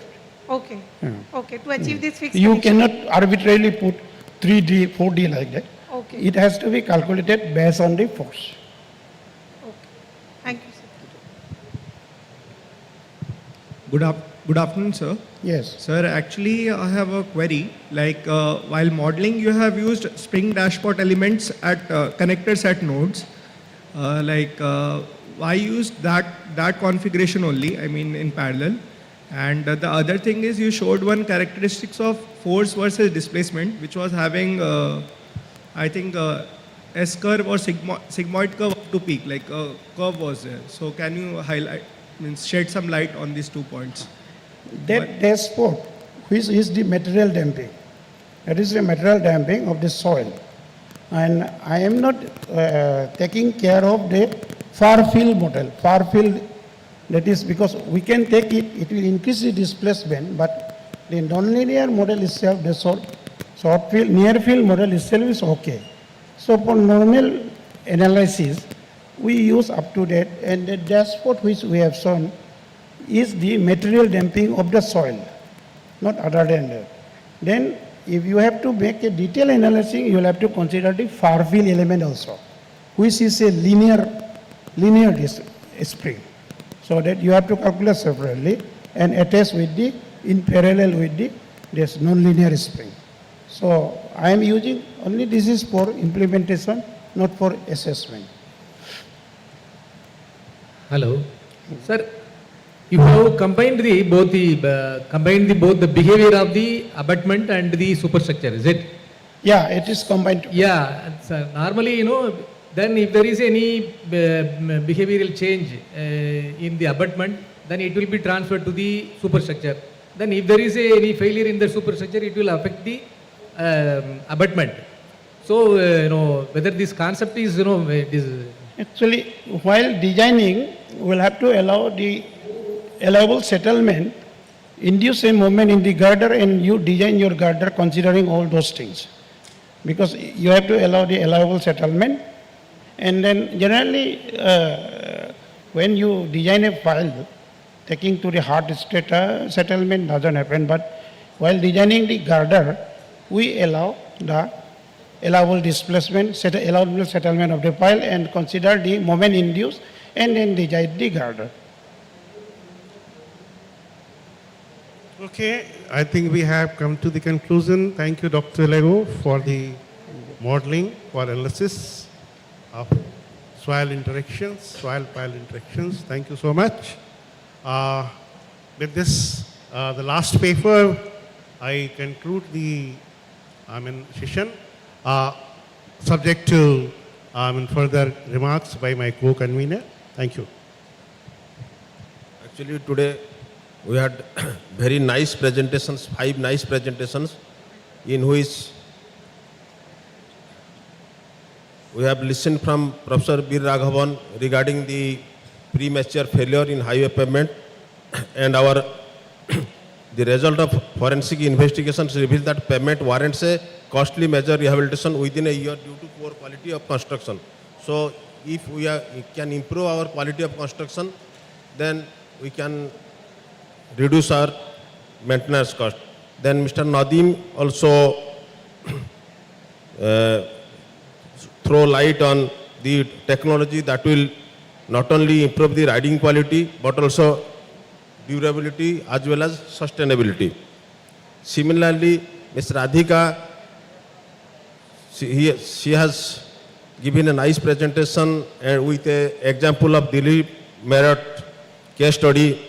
But unless we change our mindset, we the users, the drivers, the commuters who are using the road, unless we change our mindset, actually road accidents cannot be reduced. Because of whatever safety measures we are taking, unless we adhere to that, that will not be fruitful. Similarly,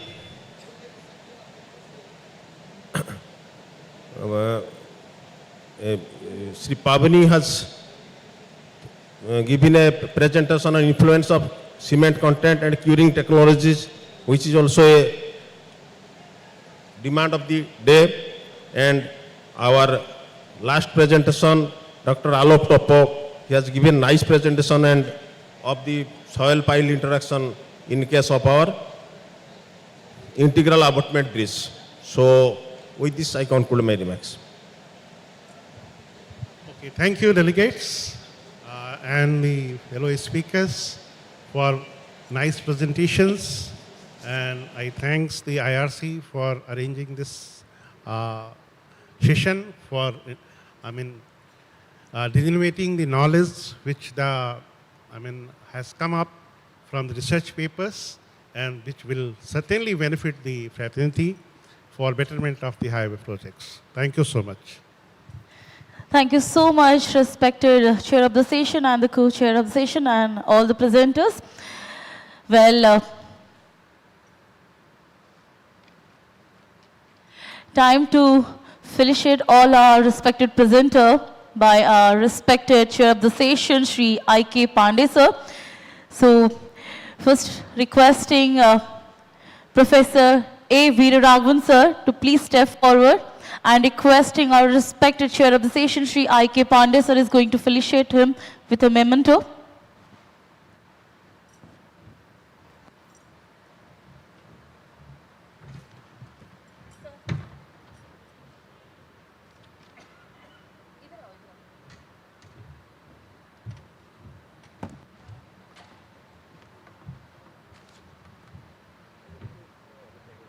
Expecting some clap from the audience, definitely. Next, our chair of the session will felicitate Shri Nadeem Khan ji, requesting him to please step forward.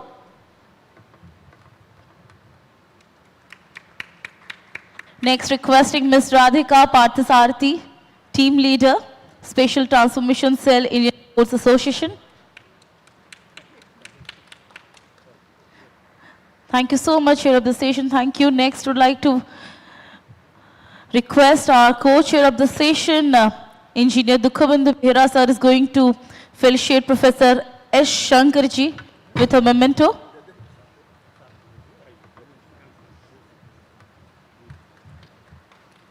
Next, requesting Shri Pavni J. Ji to please come forward.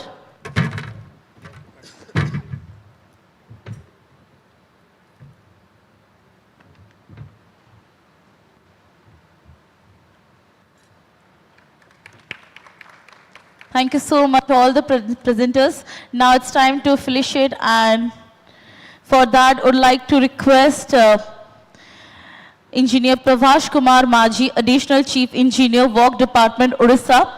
He's going to felicitate our respected chair of the session and the chair of the session.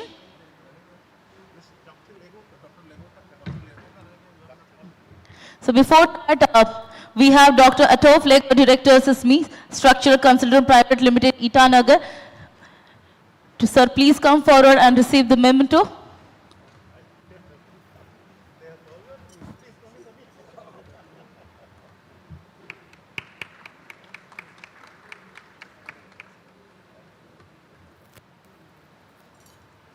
Now requesting Engineer Pravash Kumar Maji sir to please come forward and felicitate our respected chair of the session, Shri R.K. Pandey sir.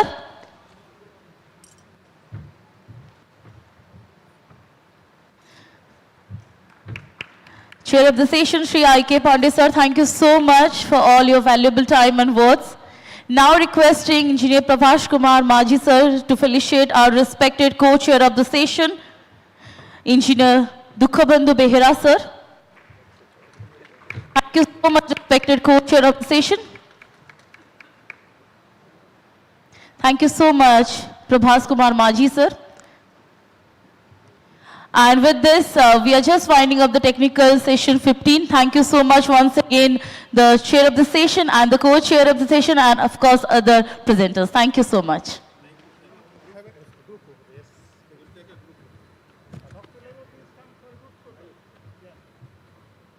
Definitely, we will capture this moment through a photograph.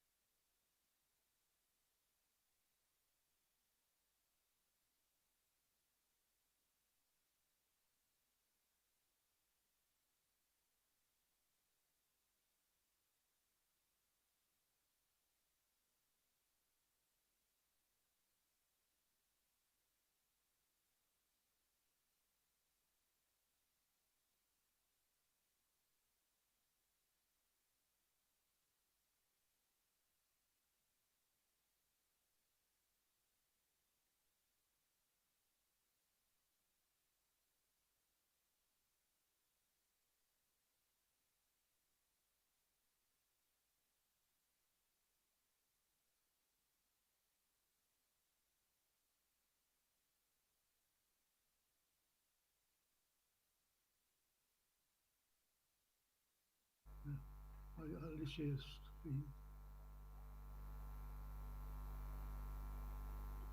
This. You start sharing it.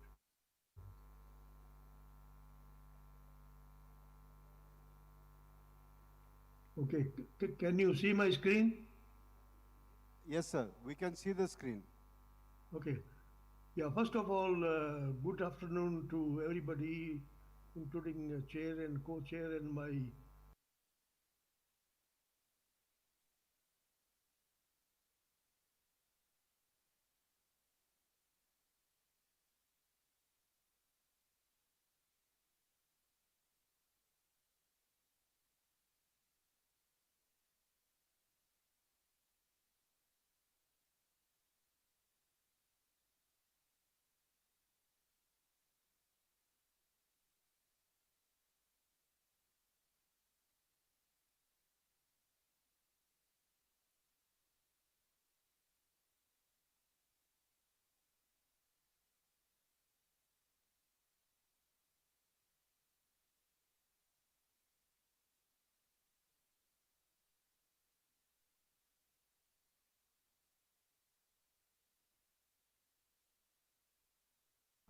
fellow highway colleagues. I'm sorry I'm presenting from Jaipur. I have been attending many IRC sessions in the past and had presented 7 or 8 formal papers. So I'm going to miss you in person this time. So please excuse for me that. Now, the title of the presentation, as you can see, is Troubleshooting of Bituminous Payments Worldwide Experience. Now, if we have a road like that, then we don't need any troubleshooting. Life will be very simple. But fortunately, we do have bituminous payments throughout the world, and sometimes we see premature failure of these bituminous payment, and that's why we need some troubleshooting there. Now, I would like to share this is the first ever textbook ever published in India on bituminous road construction in India, and it is very comprehensive. And as our honorable minister told day for yesterday, that we need recycling to cut cost, and this book has the largest chapter is on recycling. So there are many chapters in this book, and we got to know all aspects of bituminous road payment before we start troubleshooting. So I recommend that we do read all the material about bituminous payments. I had the privilege of investigating many premature failures of bituminous payments across the world, including India. As I said before, the knowledge of payment materials, mixed design, and construction procedure is helpful. Obviously, the experience is also very helpful. So, my presentation is divided into 3 parts. First is the general approach for troubleshooting, which I've developed. And then there are 2 case histories I'm going to present. So 3 parts Excuse me, only. sir. The slides are not moving. We are still at the title slide. Is it moving now? You need to move. Yeah, it's moving to the second. Yeah, your book. We can see the cover page of your book. Okay, then after that, this one? Yeah, it's now moving. Okay. Is it moving now? Yes, sir. Yes. Please go ahead. It's moving. Okay. So first I'll talk about general approach for troubleshooting. Some of that I have developed over the years. So I'll describe that. And then I'll talk about shooting of 2 case histories only. The book which I showed to you before has 8 case histories. So that's in the last chapter. So they are all very interesting, like very much like detective type things, So interesting to read. So I recommend you to read the last chapter of that book. So the general approach which I do was that I select a representative 500-meter long poor section which is showing distress such as raveling, bleeding, rutting, and cracking. any of these or combination of all these. So I select a 500 meter. I'll show you the plan in the next slide. Then I also select a 500-meter section which is relatively free of distress, which I'll call it as a good section. What might have been a little bit better than the poor, so I'll call it fair. So from the comparison of the test data, which includes mean and standard deviation of both the sections, usually the cause or causes become evident. For example, if the standard deviation of one test section is larger than the other one, that shows that there is a lack of good quality control on that project. So let me show it here that I have a good or poor test sections here and 500-meter length. So I'll take 5 cores in equal distance, and then I'll also take pits at the edge of the pavement. These pits will be used to test the subgrade GSB and WMM. Near these cores, I'll also have a 18-inch 80 by pit made by using a jackhammer, so I don't add any water in there. Now in this case, you can see that one lane I have chosen is near the median because that's where the heaviest traffic is occurring in India, unlike any other countries in the world. So we have to sample the lane which carries the heaviest truckload. So personally, I would like to see that such signs should be posted every 5 kilometers on 4-lane Indian highways. Very easy, very simple sign. Trucks and buses should use the left lane, and cars should use the right lane, which is not the case in India, unfortunately. That's why we have so many accidental deaths, especially when overspeeding. Lane discipline is very much important. So I'm showing some pictures here that we have to take course. We also have to take sample of with the jackhammer so that we can get sample to test the moisture content, because moisture content is very important to find the percent saturation of the voids.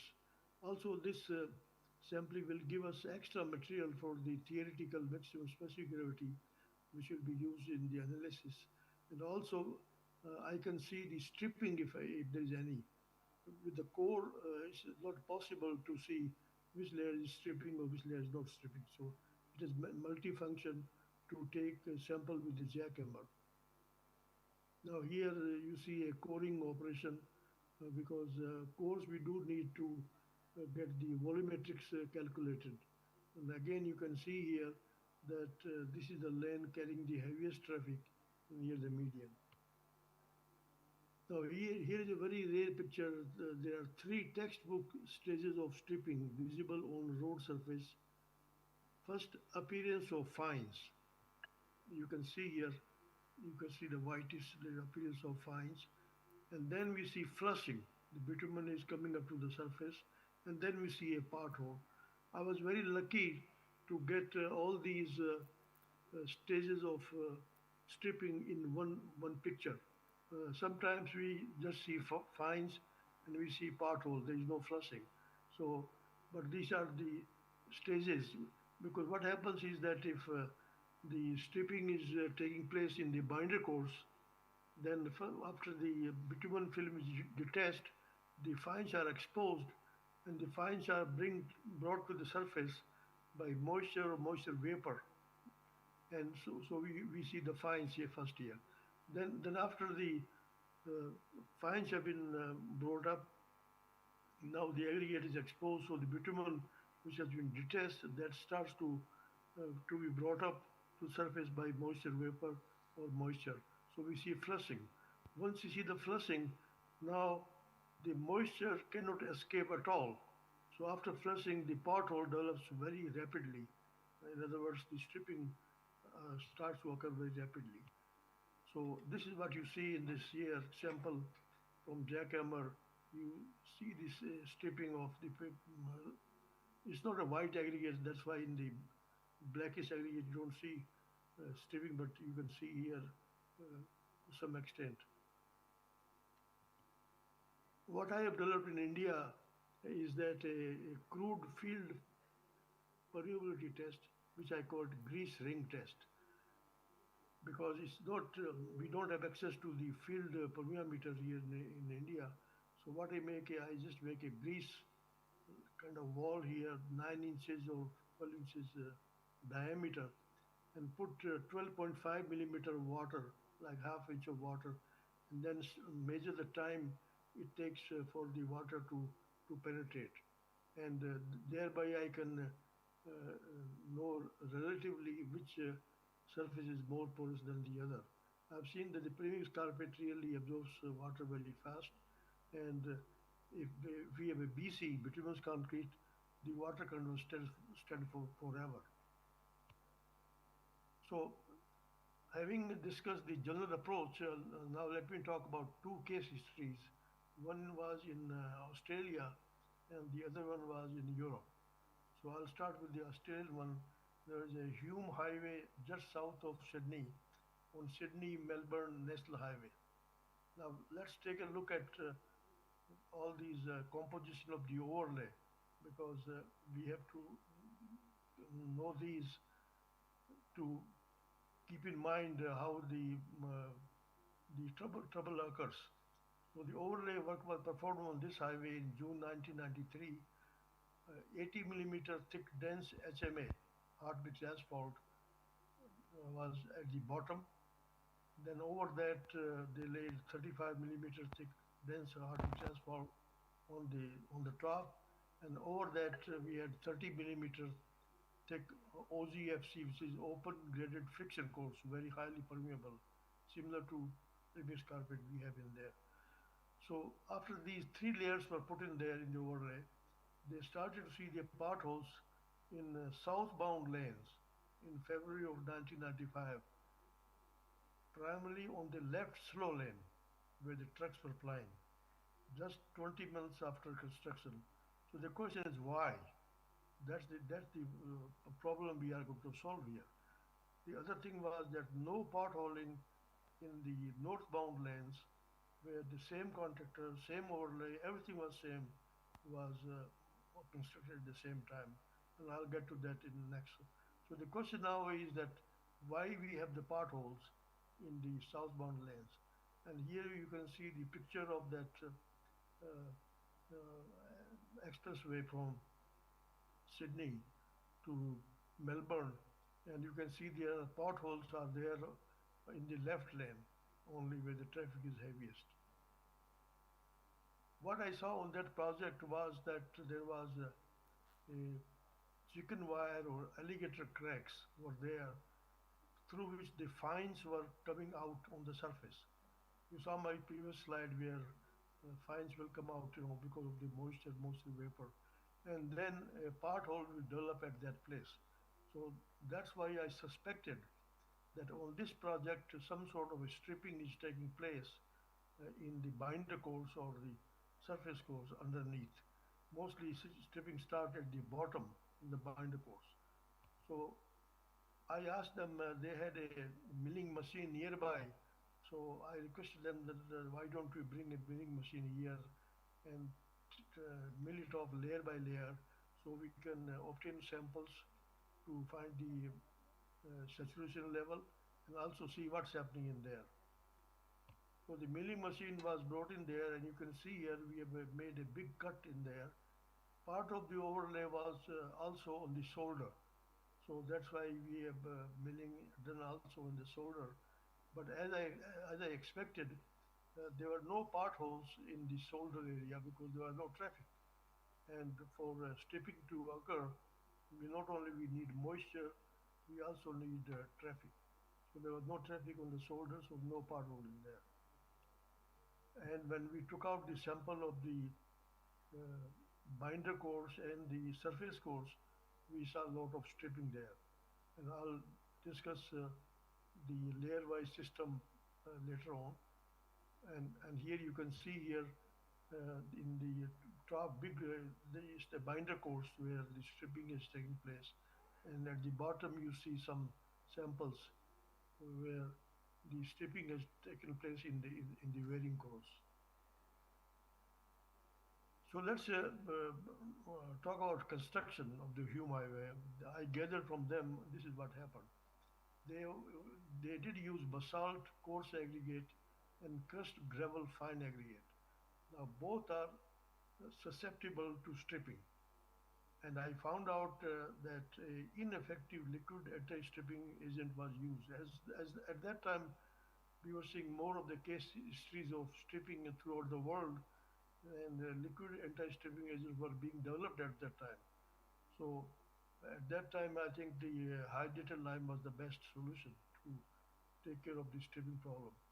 The third thing I found out from the people in charge of construction was that the OZFC, open glitter friction course, which is highly permeable, was placed immediately after the surface course, which had interconnected air voids. In other words, it has not been densified by the traffic. So the water from the OZFC, which was highly permeable, that is the purpose of the OZFC, easily penetrated both the surface course and the binder course. I'll show you the cross section here. So you can see in the top road surface,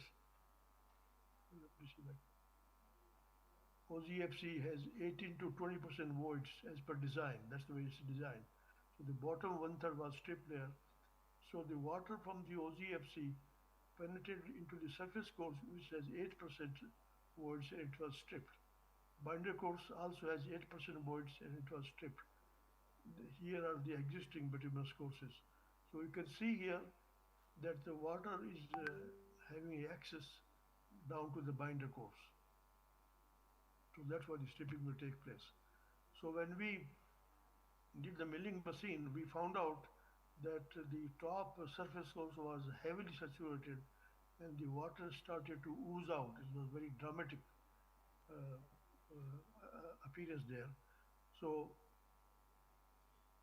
not only this surface course, the binder course was also stripped and saturated, but surface course was more saturated because it was near the OGFC. So now the question is, I told them all these things, how things happen, how the water penetrated, all that, how stripping takes place. They said that's fine. They were convinced about that. But then the question they asked on the first day was that how come there is no potholing in the northbound lanes, which same contractor, everything was same. So that kind of threw me a question which I had to ask them. But luckily I had seen in Pennsylvania in the United States is that in the afternoon I could see sometimes the water oozing out of the pavement in the afternoon. And also if I compress the surface, some water will also come out. So based upon that, I thought that the traffic has to be very heavy in the afternoon. So that experience kind of saved my grace in there. So I told them, okay, over the night you gather some traffic data, like so many vehicles per hour on hourly basis on southbound lanes and the northbound lanes. So I was very lucky that to find out next day that in the southbound lanes where the potholes were developing, peak traffic was in the late afternoon when the pavement has become very hot. So the high moisture vapor buildup was there. It is very surprising to note that the volume of moisture vapor is 1,700 times that of the moisture. So there's a lot of vapor buildup, uplift takes place. And the other thing is the viscosity of the binder is also low at 60-degree pavement temperature. So stripping, it also helps in stripping. So the northbound lanes, when they gave me the data, we found out that the peak traffic was early in the morning before sunrise, and low moisture vapor buildup was occurring at that time. So the binder was also stiff at low temperature. So I told them that it's a matter of time before the potholes will start to show up in the northbound lane. And so lessons learned was that evaluate water saturation level in bituminous courses through samples obtained by jackhammer so that we can get the actual moisture content, use hydrogen lime as an anti-stripping agent, delay placing of the OZFC for at least 2 summers so that the underlying surface course is densified under traffic, otherwise provide a fog seal to close the surface voids. And that's what has been done throughout the world now. So now the second case history, that was in Europe, in Azerbaijan in 2004. They built a 21-kilometer of two-lane highway which was exhibiting central line crack in both lanes. Usually you don't find central line crack in any lane actually, and it was occurring on that in that case. So it was a nuisance.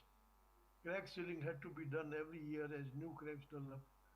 Crack sealer would not penetrate the fine cracks and just smear the surface. I'll show you some picture of that. So the project was investigated in 2007 to determine the cause of the center line crack. So that's the main problem we are going to solve here in this case. That why we have a crack in the center of each lane. Now this project involved complete overlay over a deteriorated Soviet era road. So let's take a look at the cross section here. Keep that in mind so that we can look at the problem. First of all, from the top down, 50 millimeter bituminous wearing course. Below that, 75 millimeter bituminous upper binder course. Below that, 100 millimeter bituminous lower binder course. So the binder course was considered in 2 layers.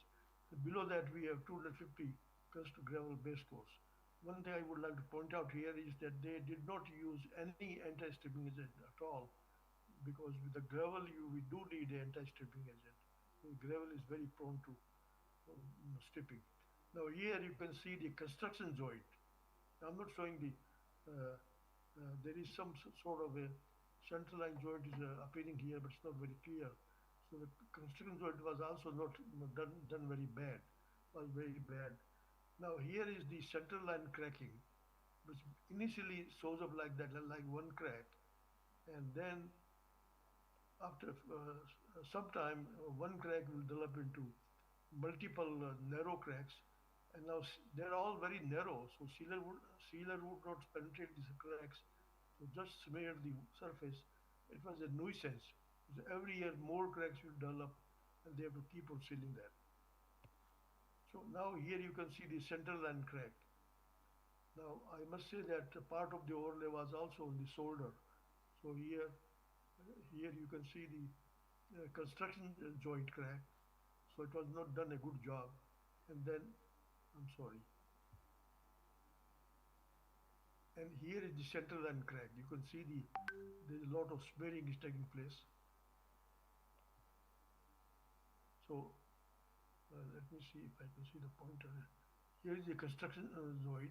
Here is the central line joint. You can see a lot of smearing is taking place. The central line because the part of the shoulder was also done in the single pavement. So what I did was that I told them that let's take some core samples right on the center line crack and also away from the crack. So they brought a coring machine. So the condition of the asphalt mix just below the center line crack, I saw this thing, that the core showed honeycombing low density binder mix, which usually disintegrated in the coring operation. I'll show you a picture of that. The binder mix was very coarse and it was severely stripped.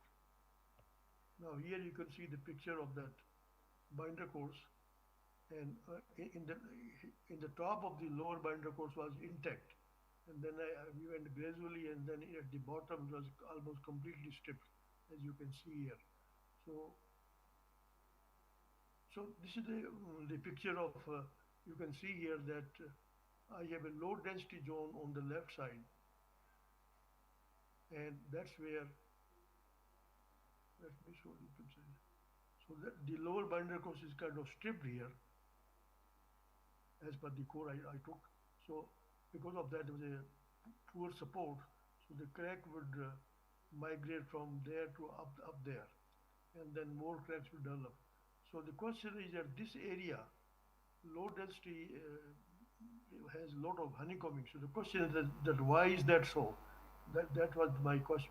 That was the question which I have to think about that, and that's what you also have to think it now. And let me show you the reason for that was that here is a good paver where we have these augers, and there is one reverse auger on this side and that side. Reverse auger in a good paver pushes the material below this auger drive box, because here there is no auger, so it has to push it below that, so density is achieved. What I told them that let me see the paver which was used on this job, and I could see there that in that case there were no reverse auger. All augers were just pushing the material on this side, so nothing was being pushed under uh, the dry box. So that's why the zone which we saw a lot of honeycombing was taking place right below it. So I told them that it was a very poor designed paver. I knew about that. There were some pavers were done with this kind of a defective thing, that there were no reverse auger. So that was the question, and they were satisfied with that question. So the lesson learned on the second uh, case history was that use anti-stripping agents such as hydrated lime for stripping prone aggregates such as gravel. Now in their case, the optimal binder content was selected at 7% air voids, not 4% as we do. So that also reduced the bitumen content. And the third thing was that make sure that you use a paver with the reverse augers on both sides of the auger drive box to push the material behind that. Now, when you, this is the last slide, when you go out on a project which is to be troubleshooted, usually you have to walk on the road, along the road and look at the whole thing.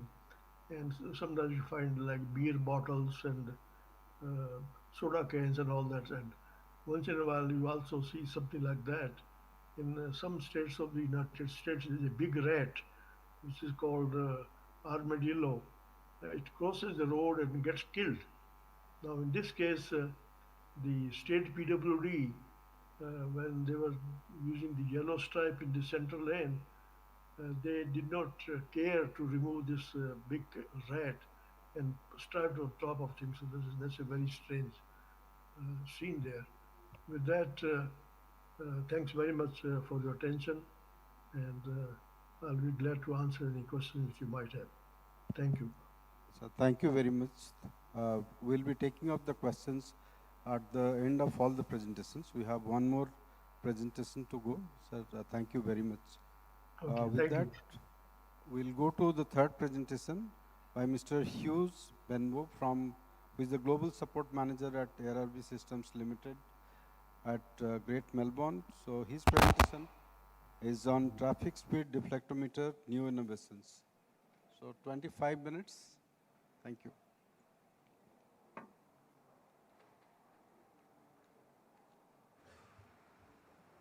So I request the audience to send me the questions if you have a question.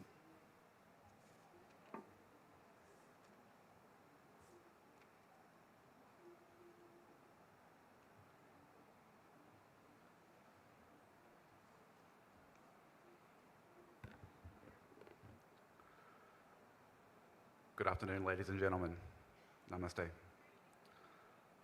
warm welcome to all our distinguished representatives from the road authorities and research institutes across India and the world. My name is Hugh Benbow, Global Support Manager for ARB Systems. It's a very proud moment for me today as I stand before you as we announce the arrival of the iPave into India.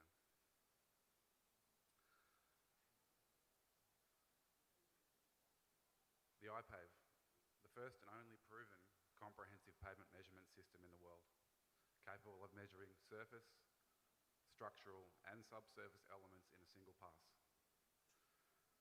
There are systems around that measure these parameters separately or individually, but this is the only system in the world proven to collect all of these parameters in a single pass.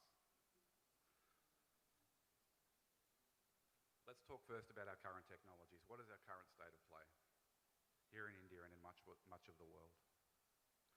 So our current technologies, the NSV, it mentions our functional and surface condition data using a combination of 3D lasers, point lasers, scanning lasers, coupled with INS systems, 360 cameras, right-of-way cameras, as well as the world-renowned LCMS system, which is used broadly across the world as well as for quality control purposes here in India. This essentially is the gold standard for measurement of surface condition, and this is widely accepted around the world. You find these type of machines on different vehicles in this configuration globally. In terms of structural condition measurement and bearing capacity, the most common technology at the moment is the FWD. The FWD is synonymous with structural assessment, and it is the industry standard. However, we are moving forward. There are downsides with the FWD. It is slow, it is dangerous. Having a vehicle stop in traffic for up to 30 seconds a minute to perform tests, dealing with the lack of data that this system generates. Fundamentally, we have a very low number of test points that an FWD can generate in a single day. And that's one of the major limitations. We can only essentially perform spot tests with an FWD. We never have a full understanding of the structural capacity and the bearing capacity of our roadways. It's impossible with an FWD. It will take a lifetime. The other technology which is newer and more emerging is GPR. It is becoming more widely used, but there is still kind of a concept of a little bit of black magic behind the idea of GPR. These waveforms that we see underground the road surface. But as we are progressing with GPR, we are learning more and more how to use this information and how to avoid situations like having to go out and do expensive core sampling on roads. Again, a dangerous practice, going out, having vehicles performing coring on public roads. We often have to have traffic control in place, and if we don't have traffic control, we present ourselves with significant safety issues. But in order to get accurate data, that was the historical method of performing these inspections and determining these layer thicknesses so we can perform our back calculations. So we lay out some of our challenges here. The FWD is stationary, disrupts traffic, it's unsafe. It has a low spatial resolution. Generally, if we're trying to do network level surveys, there might be 200 metre to 500 metre spacing. Otherwise, we might go out with our network survey vehicle first and do an initial screening, identify areas where there is significant degradation in the pavement, and then we'll take our FWD out and we'll go and perform testing in those locations. The problem is that our pavement has already started to degrade. We don't understand the structure before we actually see a problem on the surface. The NSV is great, but it only provides us that information on surface defects. We have to combine that with our structural information, our subsurface information, in order to paint a better picture of what we're doing. GPR is not currently being widely used. There is an argument to say that we should be using more and more GPR and focusing on adopting that technology, moving away from core sampling. A major issue that we face is that the data is collected in multiple vehicles, on separate days at separate times, perhaps in separate climatic conditions. How can we practically compare our data when the data is not collected simultaneously and consistently? This also presents challenges with data alignment. In order to align our data correctly, we must spend a lot of time in ensuring that the data alignment is correct and valid. And in many cases, there will be errors that are introduced into the process that we cannot eliminate. And sometimes it becomes impossible to align these data sets. This manual consolidation process is slow and it can lead to misalignment. So what are the solutions for our current challenges? Okay. What do we need to do? What is the way forward? So more often than not, roads are designed by strength characteristics. Pavement and civil engineers spent weeks and weeks, they spend their lives determining. We just watched a very interesting presentation from an emeritus professor who spent his life dedicated to understanding pavement failure. And I'm sure when he stops and thinks about how to design a pavement, he thinks about how do I define the strength of that pavement? How strong do I need to make it? Okay, and how do I define those strength capabilities? But once we have built the road, the aspects that define the strength of the pavement are hidden to us. They are sealed under our wearing course. Okay? We then manage the roads based on surface characteristics. We kind of forget, for the most part, about those structural characteristics. Okay? We wait until we see fatigue cracking on the surface, and then we go out and test with an FWD in order to determine the way forward.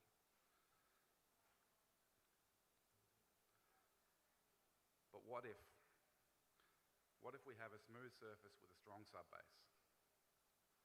What if we have a rough surface with a weak subbase? But what if the inverse is true? What if we have a good surface and we have laid a good surface, but we have a weak subbase? How do we know? Knowing the difference can save us a lot of money, can save many, many crores. So let me introduce the iPave. I hope some of you have taken the time to look at the iPave. We have the trailer here this week, and I hope you've taken the opportunity to go and look through the iPave so that we've had the opportunity to talk to you about the iPave, the technology, and get you up close with the equipment. If you haven't, I encourage you to do that. The iPave combines all of these elements together. Okay? We have functionally the heart of an NSV installed onto a rolling weight deflectometer capable of measuring continuous structural capacity. Added onto that, we also have ground penetrating radar, full vehicle width ground penetrating radar, which is measuring full scans of the lane at various depth, various frequencies, a spread frequency antenna that we're using in order to get the most accurate data that we can have.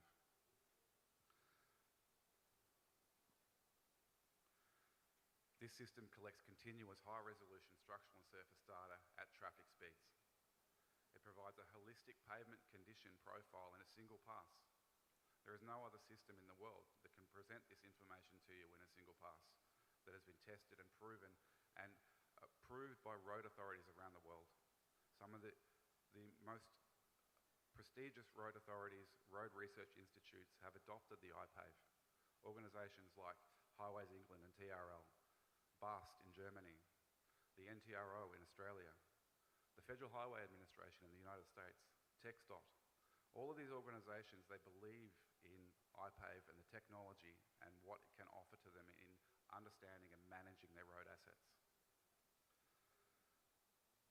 This enables faster, safer and more cost-effective network level assessments. It supports proactive maintenance planning through predictive analysis based on comprehensive data. Another amazing part of the system is the data is so detailed that we can perform network level surveys, but then when the time comes, we can take that same data and we can break it down so that we are performing essentially project level investigations on that data. And there are very few other systems that will enable you to do that. Normally we perform a network level survey, we will identify areas of fatiguing and failing, and we will go out and perform project level assessments once we've identified them in a works program. This is not the case with the iPave. We can go from network to project in one step.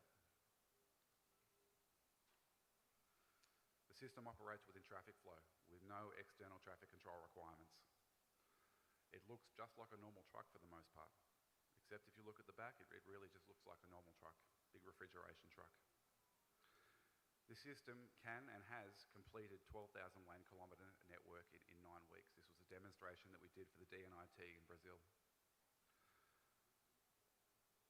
The equivalent FWD network testing, 1.2 million test points, it would take you 24 years with a single FWD, or 1 year with 24 FWDs.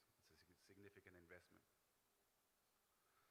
It also reduces the risk exposure and severity considerably over other stationary or slow-moving objects.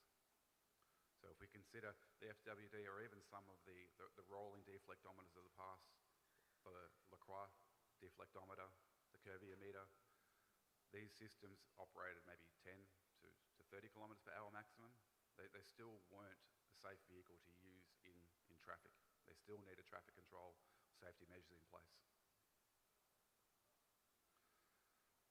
This system is used across the world, as I mentioned. Okay, currently 12 iPaves operate globally. The platform that the iPave sits on, the Greenwood TSD, the number of the TSD out here is TSD number 24. So 12 of those TSDs in operation are iPave systems from ARB Systems. We operate in the US, Canada, and Mexico in North America, Brazil, throughout Latin America. We have 2 systems in South Africa. We have taken our iPave across Europe from the north of Scandinavia down to the south of Spain. We operate 4 systems in Australia and New Zealand, and now we are here in India. This can be used for comprehensive network level, project level assessments, as well as research studies, which has been proven by many of the research institutes around the world, including BAST in Germany. So how does the system work? Essentially, we have a rolling wheel. The rolling wheel has a continuous loading of 10 tonnes, 5 tonnes per axle. That is configurable. We can bring the loading down in some circumstances where road authorities are very concerned about the bearing capacity of their pavements. They haven't built their pavements to the structural capacity. They have load limits on their roads. In some of those cases, we may reduce the total loading. As an example, 10 tonnes is 22,000 pounds. In the United States, we use 20,000 pounds as their specification. Or we can bring it up. We can increase the loading. We go up to 12 tonnes, 6 tonnes per side for a 60 kilonewton axle loading. We have an array of Doppler laser heads. These Doppler laser heads are measuring the velocity of the pavement. So as the truck moves across the pavement, it is physically bending the pavement. It's imperceptible to the human eye. We cannot see it, but it is physically happening. We know this because we can measure it. We can measure it with an FWD. We've done that for many, many years. But we can also measure it with high accuracy velocimeters. These velocimeters are traditionally used in vibrometer testing. So for vibration testing, they might have a shake table. They place a device on the shake table and they shake it, and then they point the sensor at it and they measure the oscillating frequencies. Using this laser sensor and changing it so that we point it down at the pavement surface and roll a heavy weight along the pavement surface, we can now measure the acceleration of the pavement surface as we bend the pavement. So bending the pavement pushes down, and using these laser heads, we can see essentially the movement of the pavement in real time. At the very right-hand side of the image, you'll see what we call the reference laser. This laser is positioned 3.5 metres in front of a load. This laser should be measuring zero deflection under normal circumstances. Progressively, the other lasers, as we move forward, will measure increasing values of acceleration, velocity. We then integrate those velocity values, we convert those into those velocity values, and then we integrate those values into slope values. So we take the vertical velocity and the horizontal velocity of the vehicle, and we then convert that into a slope value.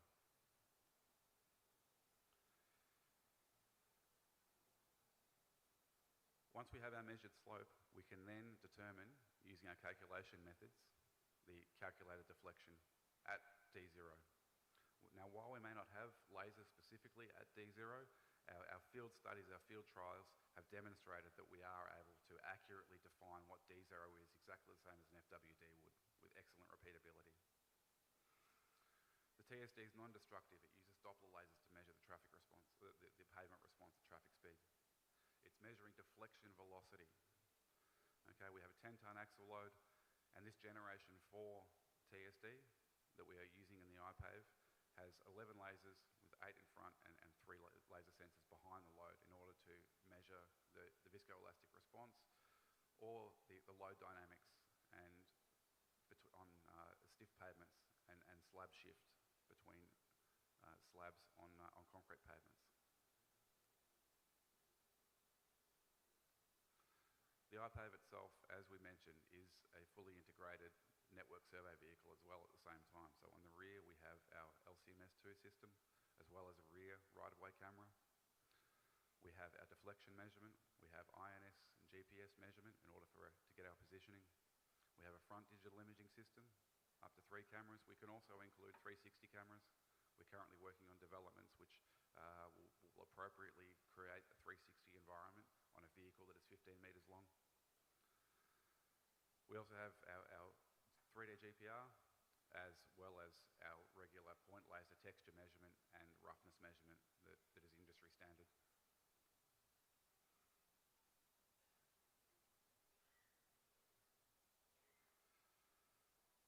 So in terms of the data that the iPave or the deflection measurement and system fully can generate for us, what is all this data that it could generate? Okay, we generate deflections from our slopes. We can generate SCI 300 as well as D0, absolute deflection values. Greenwood have got a new SCI TSD calculation, which they'll be releasing a research study on soon, which gives us a SCI TSD, which looks at the deflection bowl in a slightly different way than traditional methods. We can measure our layer thickness with our GPR. We can measure our surface conditions with our 3D laser and our inertial laser profiler. We can calculate our strains and our modulus by back calculating the information that we receive from this vehicle and get those results very, very quickly, very rapidly from a single data set. We can also obviously perform our viscoelastic back calculations. And it's not that we can perform those in a single area, we can perform them anywhere along the pavement. That's one of the greatest advantages of this system, is that we don't have to choose, go out, please do 5 test pits for me. Where do you want those test pits? 50 metres apart, let's say. But at the end of the day, if the problem was in between those test pits, we never would have seen the problem. And that happens in more cases than you might imagine. So the iPave system and the TSD system, the calculation of the deflection is using this model here, using this AUTC model, area under the curve. So on top of here we see the slopes that have been calculated from the velocities, and then by looking at the area under the curve, we can then determine the deflection bowl. And this is how we determine the deflection bowls, by looking at that area under the curve and then plotting that as a negative value, as a deflection in microns. Using this method and a curve fit, it also allows us to perform or determine the deflection at any point along that curve. So by determining deflection at any point along that curve, we can calculate the deflection at any point along that curve. And we can use that information in order to better understand the condition and the structure of the pavement. So here's some examples here of just some of the moving values. This is essentially what we would see if we were looking at the data and clicking through 10 metre or 1 metre intervals, depending on the data that you're looking at. So TSD versus FWD, okay? 27,000 test points a day. I probably would have made it a nice round 30,000 test points a day if I was doing this graph myself. If we compare that to an FWD, the number of test points is minimal, very, very minimal. Okay? The speed and difference in terms of the volume of data, the amount of data that you get, the rapidity of collection. Normally an FWD might do 30 kilometres a day. The iPave will comfortably do 300 kilometres a day. In perfect environments, perhaps in the outback of Australia and things like that, when we have no traffic and just a direct opportunity to drive into the sunset, we can do 600-700 kilometres in a day. Imagine that, 700 kilometres of structural, subsurface and surface data collected in a single day. So I want to show you this example here. So this is an example from a case study that was done in South Africa. And what we wanted to do is we wanted to compare and determine that back calculations, viscoelastic back calculations, are consistent between an FWD and the iPave. So we performed a case study and we found a defined defined area, a reference area for strong pavement and a reference area for a weak pavement, and we tested both of those critically using the FWD and the IPAVE. We then had independent and internal civil and construction engineers, research engineers analyse that data, run it through their viscoelastic back calculations, and we ended up with these results. Okay, so we have FWD in yellow, and we then have IPAVE in red. And these are the different layer calculations based on the data inputs. For our layer thicknesses, in this case, we used core sampling in order to get the highest accuracy and to ensure that we were using the correct information when performing these back calculations. It was a research level study, not a network level. But this just goes to show that the FWD and the IPAVE, they are consistent, they are the same, they measure the same data, they give you the same results. This has been proven and accepted by road authorities around the world.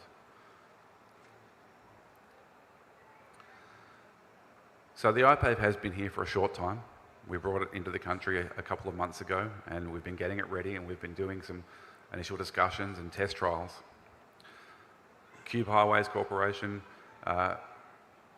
asked us to come in and do an initial test trial for them on the NH44 between Delhi and Agra. So we performed a test on this section, and we essentially performed two types of tests. One was a repeatability test, okay, to ensure that the equipment itself was repeatable, to demonstrate the repeatability of the equipment in terms of its deflection measurement, its roughness measurement, all of its parameters. The other aspect that we did was a reference check against an FWD.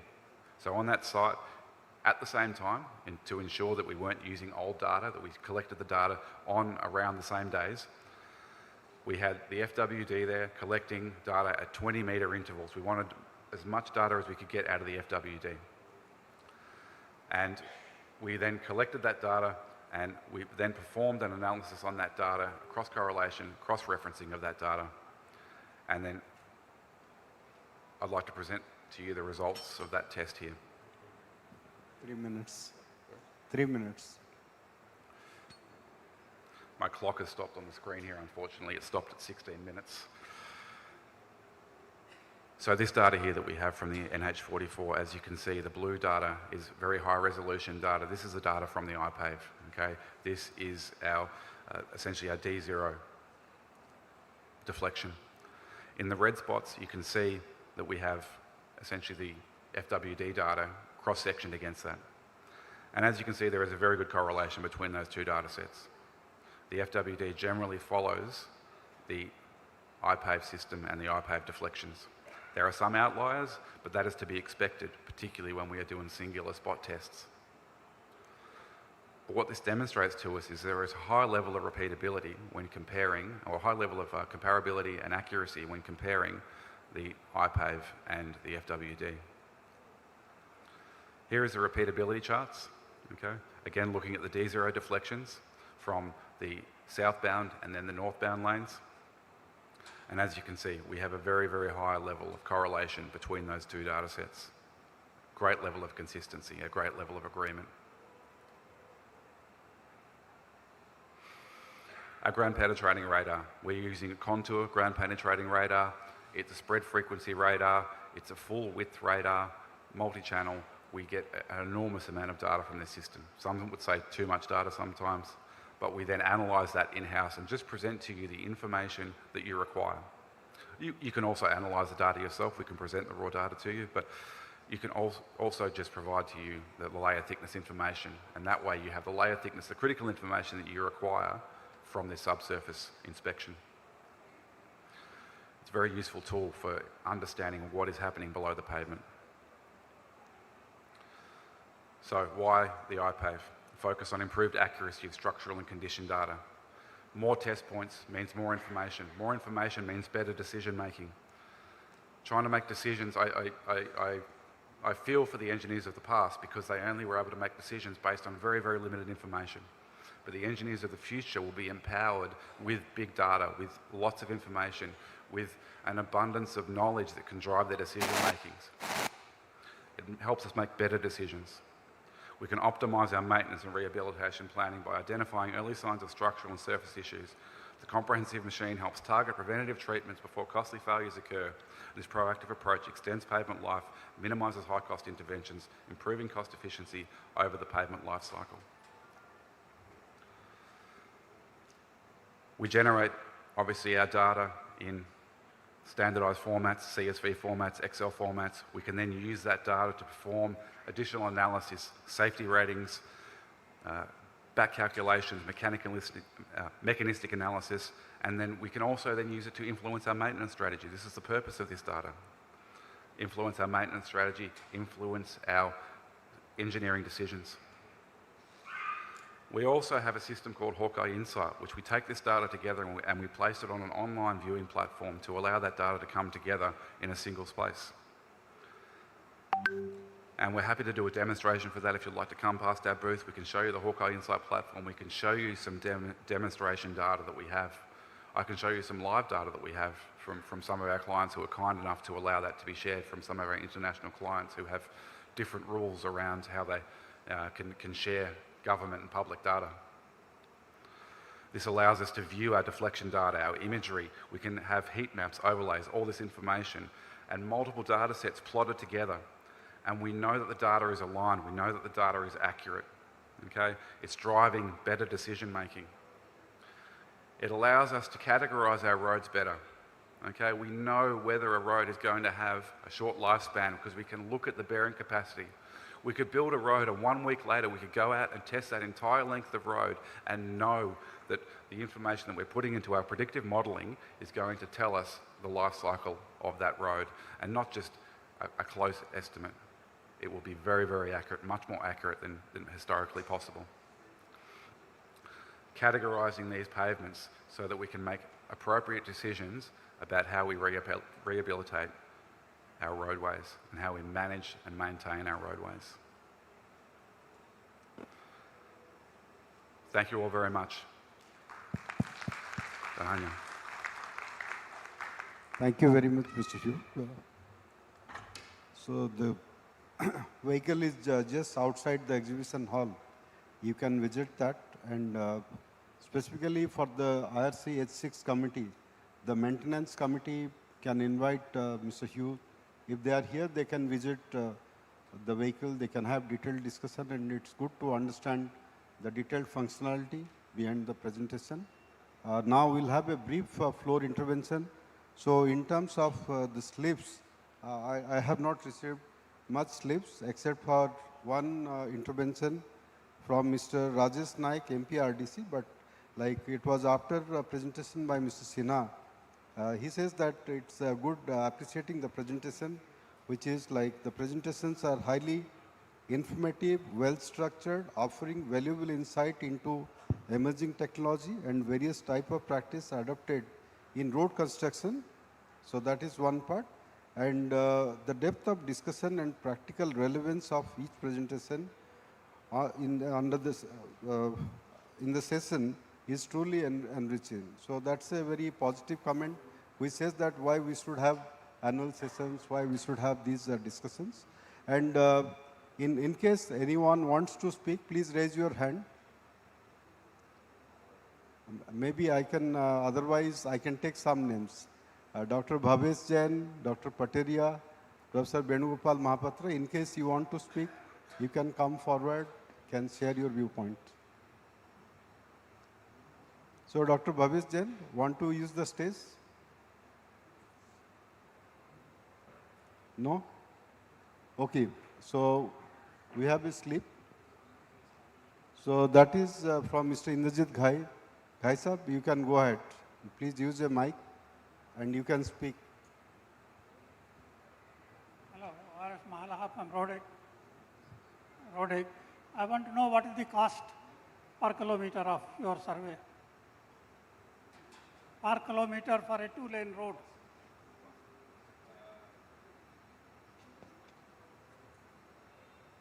So you want to understand the cost of the collection? Yeah. Data collection. Okay. So essentially, realistically, it would be anywhere starting from about 250 US dollars. I would have to back calculate that into rupees for you, moving up from that point. So at a basic level, that collection would be about 250 US dollars moving up at that point. So per kilometre, sir, per kilometre. So we've had some discussions recently, and it raises a good discussion topic in that respect, and thinking about our maintenance, and think about how much 1 kilometre of road network costs you to build, and think about that number, and then think about how much you are prepared to spend in maintenance on that section. So our observation would be, think about what is a reasonable percentage that you would spend on a yearly basis in terms of maintenance on that section, and what value that actually is. The example that I give is our automobile, the car that carries our family and our children. If we were to spend, say, $10,000 on an automobile, it would be reasonable for us to spend $100 per year on the servicing, 1% of the value of that vehicle per year on the servicing. Yeah, I'll suggest that maybe you have an interaction with them at the exhibition hall, and they are going to do trials for national highways for 200 kilometers of road network in the state of Odisha. So any further questions, you have one-to-one interaction with Mr. Hugh. Now there is a question for Mr. Kandal. What is the effect of median with plants? That was the third case study which you are showing in the last slide on performance of pavement. Professor Kandal, if you can hear me, you can respond. I'm not sure he was connected online. Okay. Yeah, if there is any other question, yeah, please. Please address to the particular speaker who is supposed to. I have a question to Mr. Sinha. He has said that digital, it was a quite good presentation. I just want to know that ministry has mandated all its agency to have data on data lake also.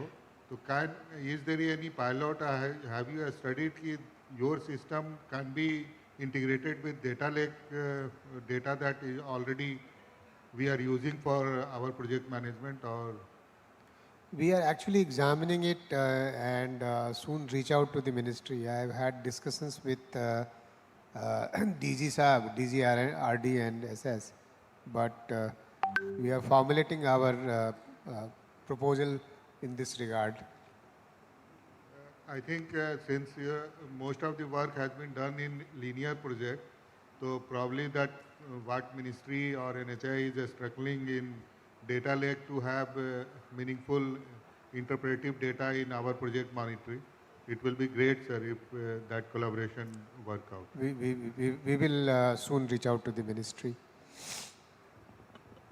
Thank you very much. I'll just request that please send your written comment so that it is also kept on record, and we'll share with the ministry in a formal way. Thank you. Any other comment? Can I answer the question raised to me? Can you hear me? Yes, sir. We can hear you. Okay. Yeah, somebody mentioned about the raised median. Yes, sir. I had two slides which I did not show because of lack of time. I just want to mention that I was traveling from Jaipur to Delhi, and I saw a raised median, and the lane just next to raised median has carried the heavy traffic, and it had a lot of potholes. Wherever the raised median would end at the intersection, there won't be any potholes. So that means the water from the raised median, if it has soil which is not permeable, then it will go towards the pavement layers. It can saturate the WMM and GSB and cause these potholes. So I have this concern about it won't happen at all the places for raised median, but somewhere it can occur, as it appeared on Jaipur Delhi highway. The other is safety feature. If I am driving my car on the lane next to median, if there's a truck is coming in the left lane, he can squeeze me out, I don't have any place to go. There's no shoulder, nothing. So that's a safety concern. So I think we are building a lot of raised median, so we should give it a second thought. So thank you, sir. I think with that we'll close the floor intervention. Now it's over to the co-chair of the session to wrap it up. He'll provide a brief summary. After that, we'll close the session.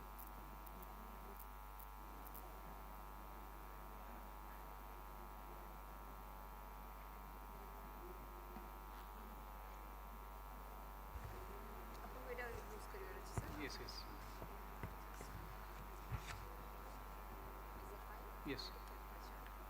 Thank you, sir.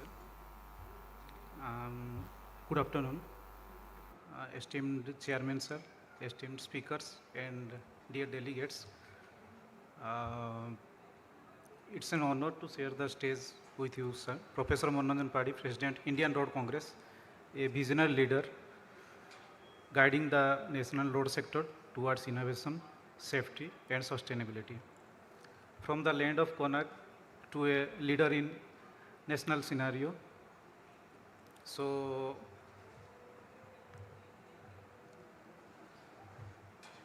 on behalf of Indian Road Congress, I extend my heartfelt appreciation to all the three distinguished speakers for their innovative, insightful, and modern presentations.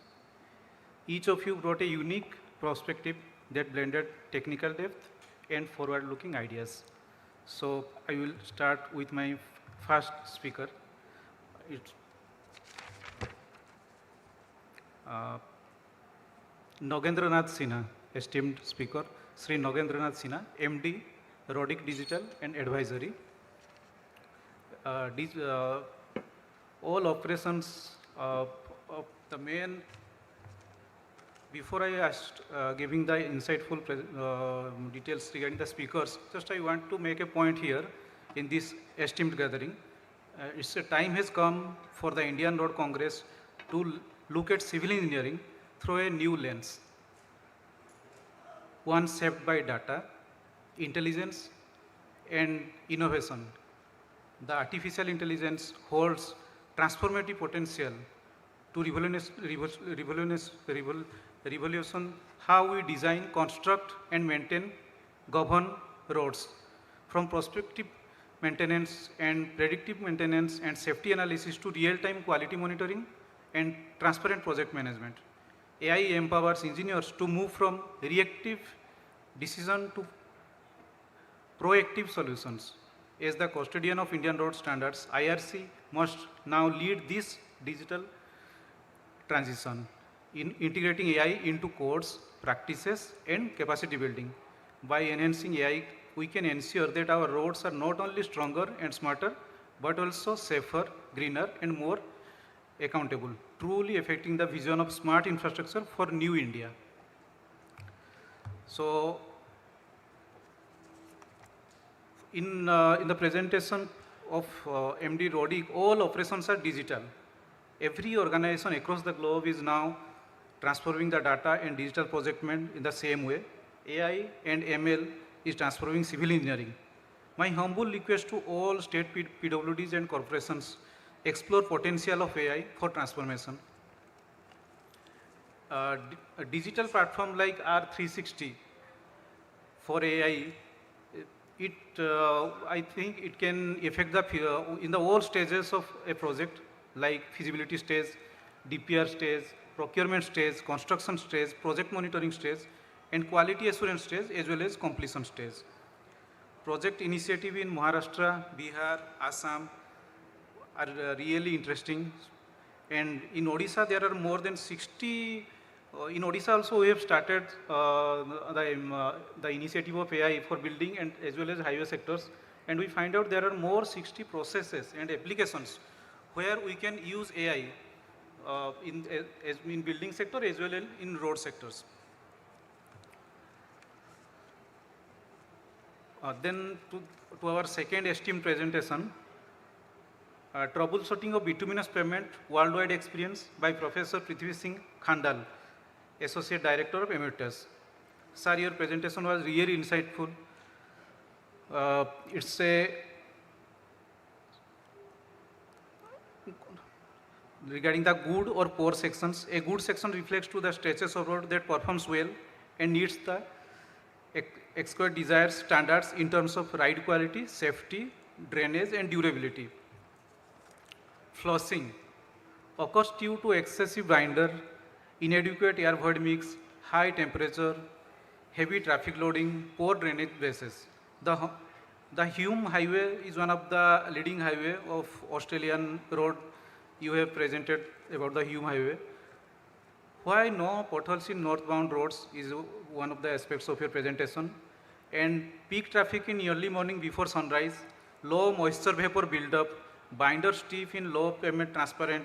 These are the factors why there is no potholes. Impact of moisture on pavement, that's quite interesting. Moisture is one of the leading causes of pavement distress and structural failure. Then impact of temperature on pavement condition. Temperature affects binders, properties, volume, changes stress and durability. And when there is a combined effect, it's more interesting. Like moisture and temperature, when both combinedly affect on the highway pavement, moisture weakens structures, high temperature stiffen binders, and combinedly it causes rattling or swaying. Similarly, wet and cold condition causes toe damages, and alternate wet and dry cycle causes fatigue cracking. Similarly, traffic speed deflectometer is one of the criteria. So then my third esteemed presenter, he is traffic speed deflectometer, new innovation by Hook Bonbo, Global Support Manager at ARF system, IPAV system. IPAV is an intelligent payment assessment system. In a specialized vehicle-based payment assessment system, it uses advanced sensors including a traffic speed reflectometer. The advantages, very well he explains the advantages. The IPAV vehicle drives along a highway on road network on traffic speed, collecting data continuously. Then the system records structural responses, functional measurements also. The collected data is geolocated and time-stamped and enabling mapping and analysis of conditions across the network. Highway engineers use these data to infra-bearing capacity, fatigue life, structural strength, as well as decide on maintenance needs precisely. Why IPAV we need in India? Why we need in India? Efficiency and speed, holistic condition assessment, better maintenance planning, and resource allocation. Key challenges for adaptation in India. One of our delegates also raised the same question. It's regarding the cost first. Second is data handling capacity. Third is integration with the existing asset management system. Fourth is adaptation of local conditions. These are some of the key findings. So I once again thanks to all the speakers. Thank you so much. Now, Honorable Chairman, sir.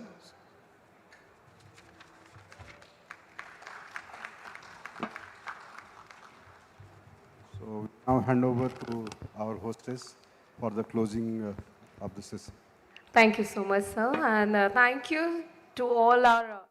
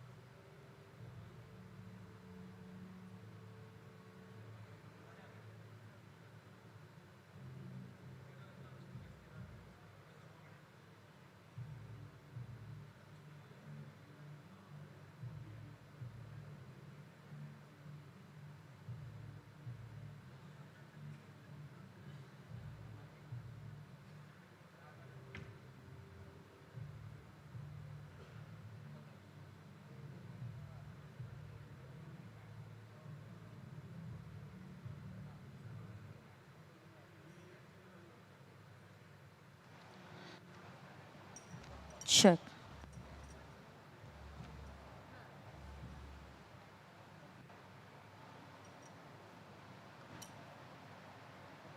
Ladies and gentlemen, we are starting the technical session 19 within few minutes, so requesting everybody to please kindly settle down.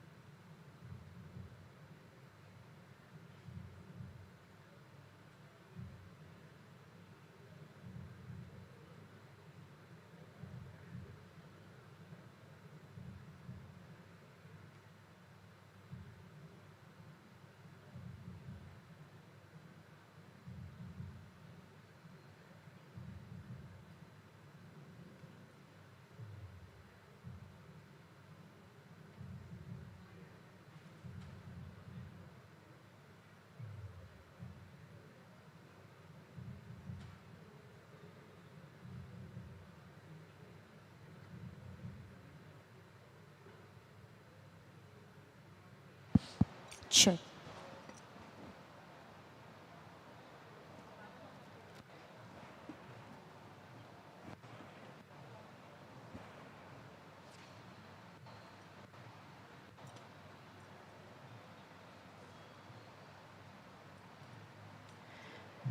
Namaskar and a warm welcome to Technical Session 19, presentation by Officer of Central Government Department, MOD, NHAI, BRO, CPWD, NHIDCL and NRIDA.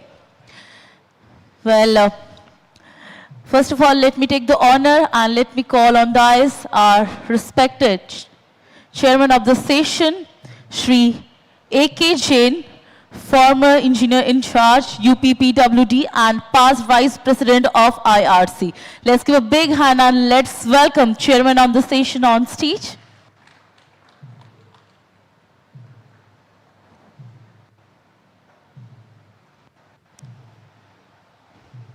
Namaskar and welcome, sir. Next, would like to call on the dais our co-chair for the session, Sri Ashok Basha, convener IRC B3 committee. Let's give a big hand and let's welcome our respected co-chair of the session on dais.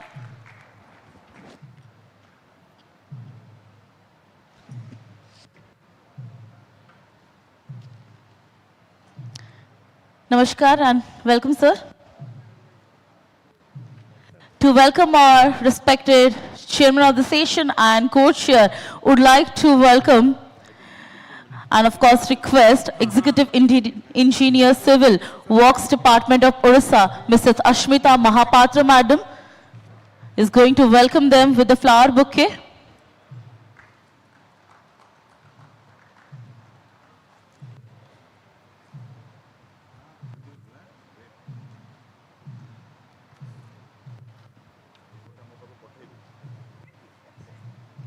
Thank you so much, Ashmita Mahapatra Madam.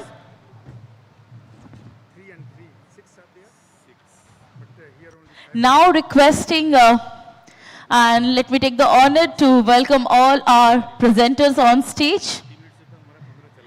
So first of all, would like to welcome Shri Amit Shukla, JSRC and DG NRIDA. Unfortunately, he is not present here. Well, let me welcome our next presenter, Dr. I.K. Pateria ji. Let's give a big hand and let's welcome.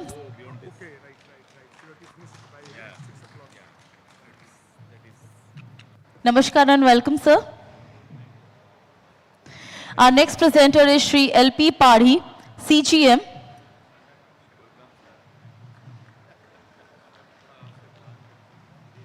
Namaskar and welcome, sir. Our next presenter is Shri Amit Munjal, GM Tech, NHAI. Welcome, sir. Would like to call on dais our next presenter, Shri Nirman Kishan Jambulkar, Executive Director, National Highway Infrastructure Development. Let's give a big hand and let's welcome, sir. Our next presenter is Shri Vidur Khan Jha, Director, New Technology, Ministry of Road, Transport and Highway.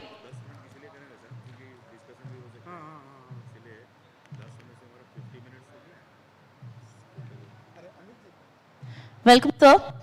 Would like to call our next presenter to the dais, Shri S.K. Verma, Superintending Engineer, Civil, Border Road Organization.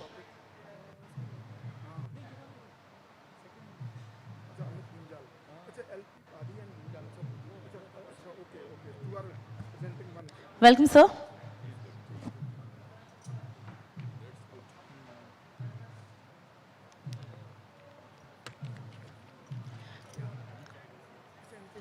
Now I request the chairman of the session, Shri A.K. Jain, sir, to start the session with his opening remarks.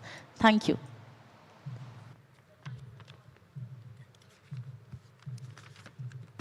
Good evening, ladies and gentlemen. So this is the last technical session of today's conclave of IRC at Bhubaneswar. This session is by the central government departments So it's going to be a very important session, and I think very interesting one also to all of us. We have 5 presentations in this session, and these presentations will be made by NRIDA, then NHI, NHIDCL, and Ministry of Road Transport and Highways, and NRIDA. So we have the entire spectrum of central government departments in the sector of roads and highways. You see, in our country, the responsibility of creating and maintaining the road infrastructure lies on mainly 4 pillars. And these pillars are, the pillar number 1 is the research and academics, who bring the technology and engineering in the implementable shape. And the second pillar is of IRC, who formulate the standards, specifications, and codes to enable the contractors and department to practice the technology in the field. And third pillar is of the contractors, who implement the technology into the field. And fourth one is the most crucial one, and that is the pillar of the government departments, because the ultimate responsibility lies with the department. They are responsible to the government, and they are answerable to the public at large. So, no technology can succeed until it is practiced in the field. And no technology can evolve until it is practiced in the field and the results come to the research, and the research goes into the field. So this is a very two-way process, and it should be interactive. What I feel as a field engineer, that somewhere this interaction is missing. So the purpose of such conclaves is to bring all these 4 stakeholders together and to interact and bring out the best one, so that our results are seen in the field and ground. Then only we can serve the nation. So with these opening remarks, I request my co-chair to give his opening remarks, and then we will start our presentations. Please. Good evening. First of all, it is a very important session in the sense that in IRC, opportunities are given to everybody to share their experiences. And this is specifically meant for Government of India organizations. Similarly, IRC also conducts a program for the state government and state government PSUs. The idea being the problems, the areas where solutions have been made, that has to be shared to the larger audience of the country. And in that way, I think this is very important, but at the same time, I agree with the chair that this is the last session and our business session will start at 6 o'clock. So we are already late, so I don't want to make it further late. We should give opportunity to our speakers for whom we are congregating here. Sir, with your kind permission, can I say that we should give about 10 minutes to each? 10 to 12 minutes. Yeah, 10 to 12 minutes, and we request all the speakers to maintain time. And after 10 minutes, we'll just say that 2 minutes more, just to remind. Yes. And within 2 minutes, we have to conclude. This is in the interest of the audience and also in the interest of the IRC, because the business session we cannot be delayed. Other sessions we could have delayed, but business session should not be delayed. Thank you. So, just to start with, I invite Dr. R.I.K. Pateria from NRIDA. He will be presenting on experience of National Rural Infrastructure Development Agency in PMJSY. And so please, you can go ahead with your presentation.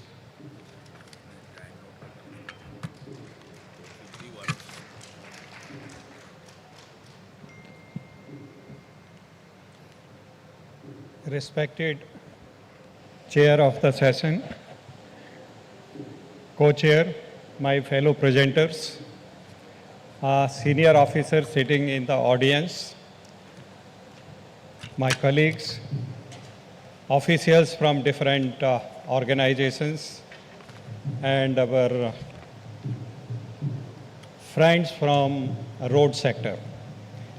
I am going to make a presentation on Pradhan Mantri Gram Sadak Yojana, our experience till now, what we are doing now, and how we are planning to move in upcoming or in the current program of PMGSY 4. We are aware of the road network in the country. The purpose of bringing in this slide is that the share in terms of length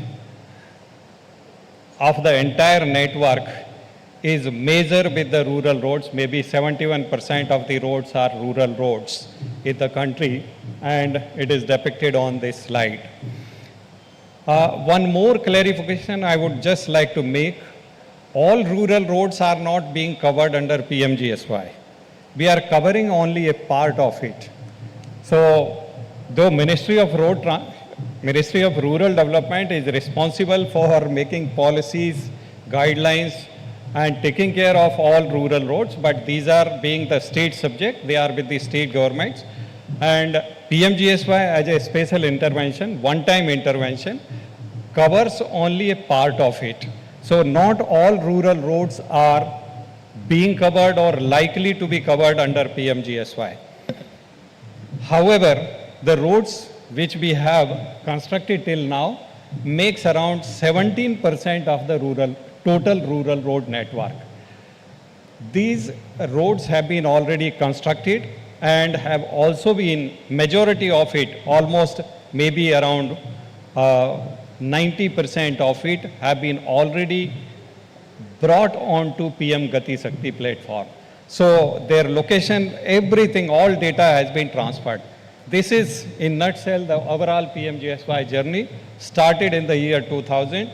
In 2013, another program, PMGSY 2, was started for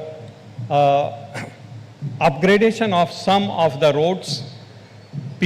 After that, in 2016, RCP LWE, Rural Connectivity Program in left-wing extremism affected areas, 2016. This was also a special intervention of Ministry of Home Affairs.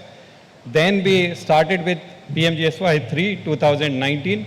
Again, upgradation of 1.25 lakh kilometers. Recent intervention of Ministry of Home Affairs in border areas, Vibrant Village Program limited to border states. Then another program of Ministry of Tribal Affairs that has also been given to PMGSY in 2023, known as PM Janma. This consists of many other programs in different sectors, but road part is being done by PMGSY unit, MORD. And the last one is PMGSY 4, which has been just started in sanctioned in 2024, and we have started the process of sanctioning the road projects to different state government departments. This is again a intervention for new connectivity only without any upgradation component, and is likely to provide connectivity to around 25,000 habitations based on census 2011. The earlier programs were based on population data of 2000. So now we are moving to census based 2011, and around 60,000 kilometers of roads are likely to be constructed under this program in next around 4 years. I'm straightway moving to the very specific intervention and the adoption of the technologies. So we started with framing the initial guidelines in 2013 that around 15% of the roads are to be constructed with various new technologies. Then in 2022, based on experience, the guidelines have been modified in the form of Vision 2022, wherein the mandates have been issued for use of various green technologies in different layers. Rather than making use only in a particular layer, now it is layer-wise, that in bituminous layer, these technologies are to be adopted. In base layers, these technologies are to be adopted, and these have been issued. this adoption of new technologies in PMGSY has gained sufficient momentum only because when the states are coming for next batch of sanctions, the review of the proposals in the current batch, which is being placed before the empowered committee, and the achievements are being reviewed by the empowered committee. Based on the achievements only, the further sanctions are being issued. These are the technologies. Simultaneously, some photographs are being displayed. These are some further interventions. As I said that in 2022, Vision 2022, so these are the specific provisions for different layers, right from waste plastic, mechanized surface dressing, cold mix, cement concrete, thin white topping, green technologies which are being covered under SP 89, FDR, flyers, and whatnot. So details have been issued. This is the overall data of the length sanctioned and which has been completed. State-wise, I have just brought in. We have on our website the state-wise and the technology-wise data as well, what has been sanctioned and what has been accomplished. So in total, a length of 1,66,780 kilometers has been sanctioned till now.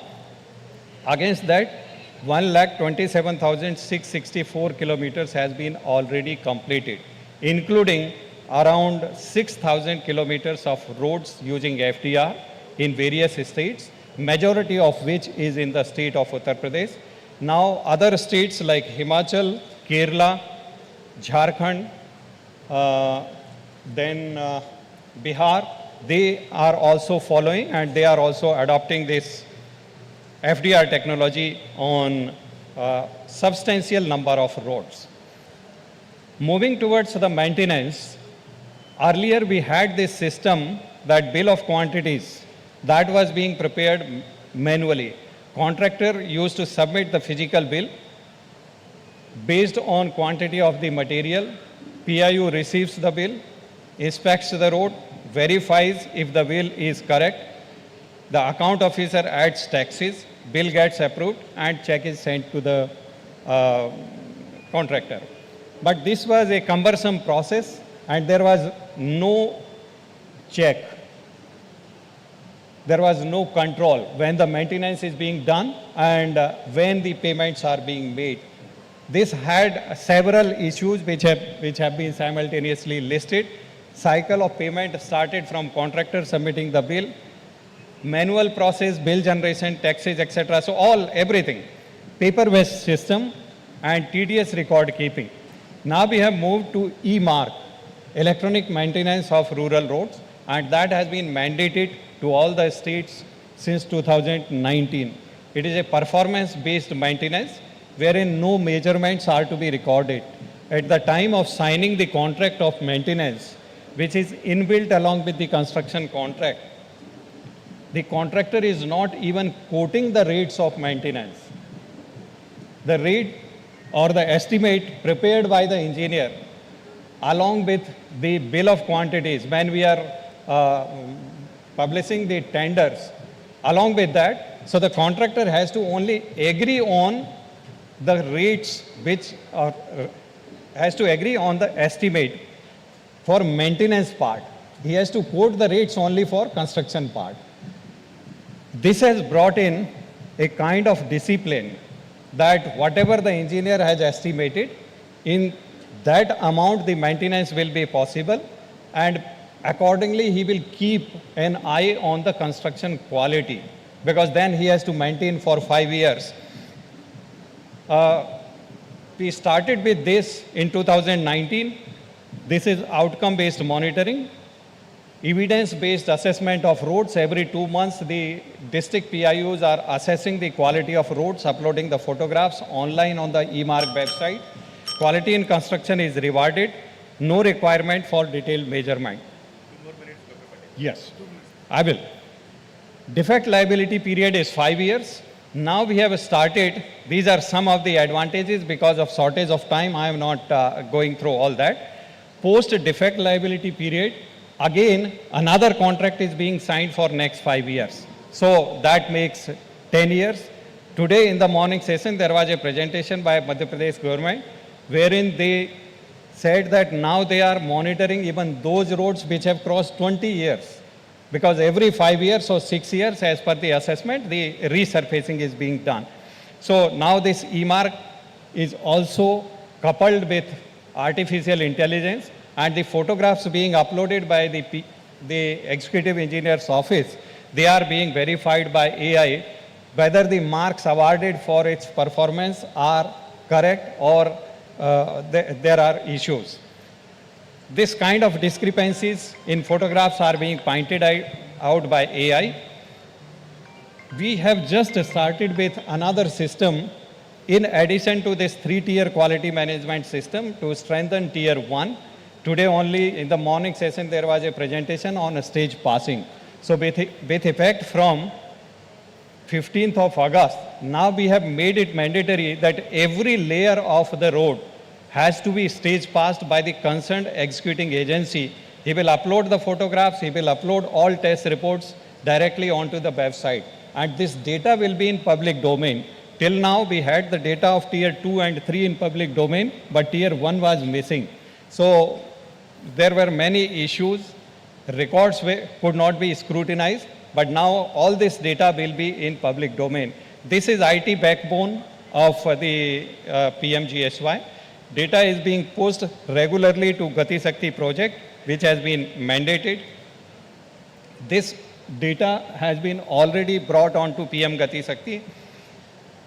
There is a citizen feedback system known as Meri Sadak, so anybody can put up any kind of the complaints or suggestions through this Meri Sadak app. This is another app, This is another app which has been brought in as the Gram Sadak Survey app for this PMGSY 4 project for survey of the new habitations regarding their eligibility and finalizing the alignment. This stage passing I have just narrated. This kind of certificate will have to be generated and stored on the website after each layer is compacted and finished. And with this, we hope that the quality of the PMGSY roads will further improve. Impact evaluation studies have been carried out by World Bank, Niti Aayog, some other agencies, and they have given a very positive feedback on construction quality and maintenance of PMGSY roads. These are some of the references. Thank you very much. Thank you, Dr. Pateria, for giving an excellent overview of PMGSY and its working. Now, next presentation is on adoption of innovative digital initiatives for improvement in operation and maintenance of national highways in NHAI by Sri L.P. Padhi, CGM, and Sri Amit Munjal, DGM Technical, NHAI. Good afternoon, respected chair, co-chair, fellow presenters, and distinguished guests, delegates. Today I will just give a brief overview about what digital initiatives we are taking for operation and maintenance in NHAI, particularly in where the projects is being completed, they are currently in operation and maintenance. As you are aware, during last 2.5 decades, there has been an emphasis on construction activities on the national highways. More than 60,000 kilometers has been constructed. But at the same time, the maintenance of the assets, the constructed assets, to keep them in the same position as the user experience at the time of completion is a paramount importance. So to take that into account and also looking that we are struggling actually. Actually, we were struggling to keep pace with the aspiration of the public in the operation maintenance, although there is enough covenants in the contracts. But we are really struggling how to keep the pace with the requirement of the public to give them a world-class highway in maintenance period. So in that sense, the digitization and the initiatives and monitoring through digital mechanism using the high-end tools has become very, very important so that the monitoring of national highways are carried out in a very scientific manner. So today's I will just give brief because every one of these, every survey is an important aspect and it will take a lot of time if I go on discussing everything. I'll just try to give what we are doing to do the maintenance activities like NSV. We are coming with NHA one app. We have done some pilot study of AI usage in signages. We are using dash cams in a very, robust way, drone analytics and PBMC maintenance as well as project rating. The outcome of all these aspects, how we are doing in NHA. The point is, see, these are the 5 parameters: rutting, roughness, cracks, raveling, potholes. Apart from patching, are the important factor in they define the payment condition index. There are covenants are there. Every contract we are entering, either in EPC or PPP, we have covenants of operation and maintenance requirements. Let's say the roughness is given, let's say 2,400 mm per kilometer, or some contracts 2,200 mm per kilometer. Every lane has to have roughness index within that parameter. Cracking. Although in contracts we have a provision that in a length of 100 meters, the percentage area of crack should be less than 5%. But we did not have any wherewithal. How? You do not have wherewithal to just accurately say that this is the percentage of cracks in your stretch between so much chainage to so much chainage. Otherwise, how can you ask the contractor or the concessionaire to repair it or get it in the own, the covenant has to follow. So, similarly, rutting, 5 mm rutting in some contracts, 10 mm rutting in some contracts, 20 mm rutting in some contracts, percentage area in some contracts, they are given. But we do not have wherewithal, we do not have a mechanism whereby we can give unambiguous, unchallenged kind of data whereby the contractor can enforce upon to the activity. Similarly, raveling is an area, pothole is of course is visible to there. So what you are doing, by doing through manual mechanism or through a 2-dimensional kind of NSV was not giving us enough results. So we have to go for high-end technology-driven tools, like we have introduced the laser LCMS, laser crack measurement system 2, whereby the cracks up to the width of 1 mm, length, width and even up to depth is clearly given in the data. So the NSP, what it gives, this high-end 3-dimensional MNC, where we are getting the data collection is done through the high-end technology-driven tools. The data is deciphered within timeline, and the data what is coming is unambiguous, and the data what is getting, we are converting into knowledge. Then we are comparing with the contractual provisions, and each and every contractual provisions we are mapping and asking the contractor, saying that these are the places where in every 100 meters we are giving the data saying that these 6 parameters where you are actually the limiting value has been exceeded. Then this is one part, collection. Thus far, all over the world, collection of data has been done in a robust way. We are also doing that. But the challenge is how to close the loop. After the data is collected, the data is unambiguous and both parties agree to it. And when you are comparing with the contract, how to complete the circle by getting it rectified as per contract within time frame. For that purpose, okay, like what you are doing, each and every contract, we have given a unique project index based upon which we are tapping the contractual data. And and most of you must be aware, there are schedules in the contract, like EPC there is Schedule E, in PPP there is Schedule K, Schedule F in TOT, where each and every parameter like roughness, 2,400 mm per kilometer in a length of 100 meter or 1 kilometer, rutting 10 mm, this is one contract I am saying where these provisions are given. Cracking 5%, raveling 10%, these data we are collecting, and also we are giving every 100 meters, latitude, longitude wise, lane wise. Let's say project is 100 kilometer, is 6 lane, L1, L2, L3, R1, R2, R3, every 100 meters, we are collecting each of these 6 data and mapping them, even in a GIS map, indicating that where you are breaching the limits. And then sometimes we are also coming and say what could be the probable reason for the higher. Let's say a project where 2000 is the uniform roughness, but in some place it suddenly jumped to 3,500 or 4,000.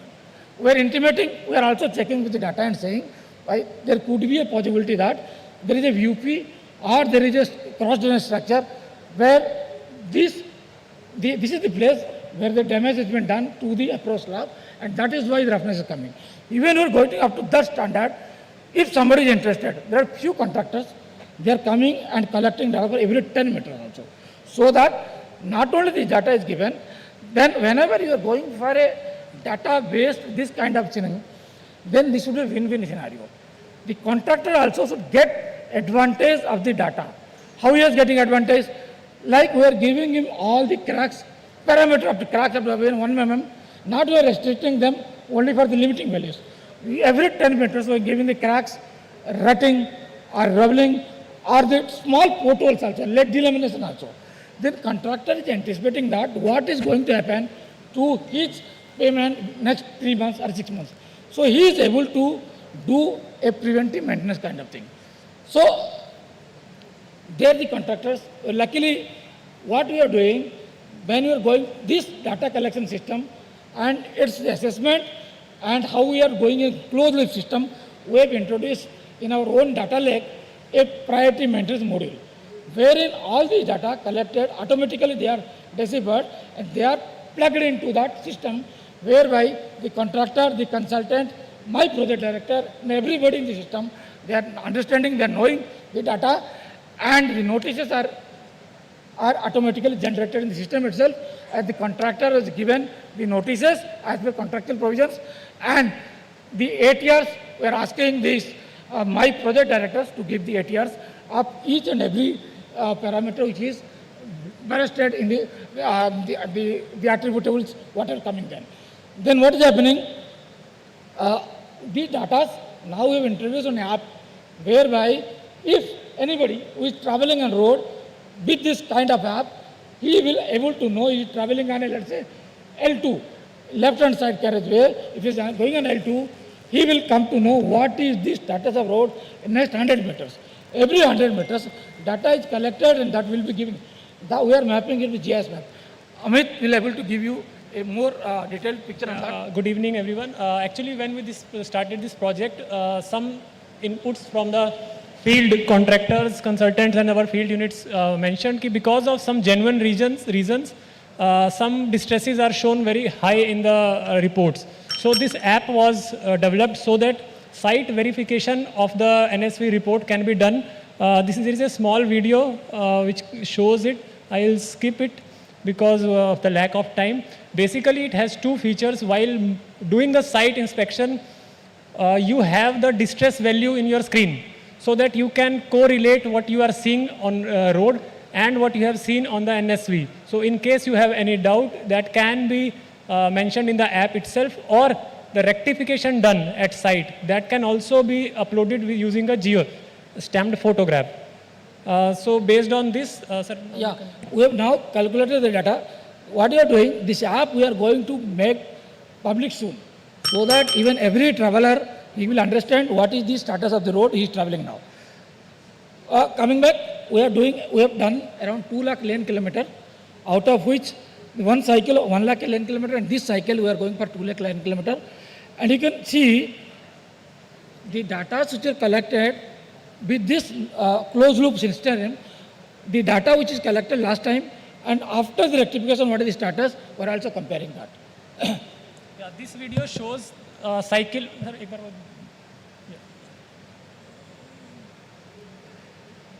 Yeah, this video shows cycle 1 of NSV survey. Before the rectification was done, report was shared with the field units. And when we done this survey second time, after 6 months, after video you can see how much road has been rectified based on the NSV report. So no additional expenditure on public exchequer. Without any additional expenditure, these roads pan-India are being rectified.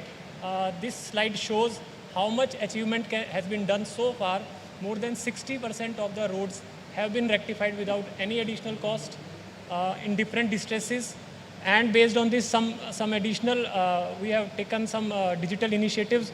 This is AI-based model where we collect the video through a normal driving, and then this video is put into an AI-trained model, which separates all the road signs present on the road and gives us a very crisp report where we can see how much road sign should be there as per contract or as per the requirement and how much is the gap. So additionally we are making a digital twin of all the national highway network.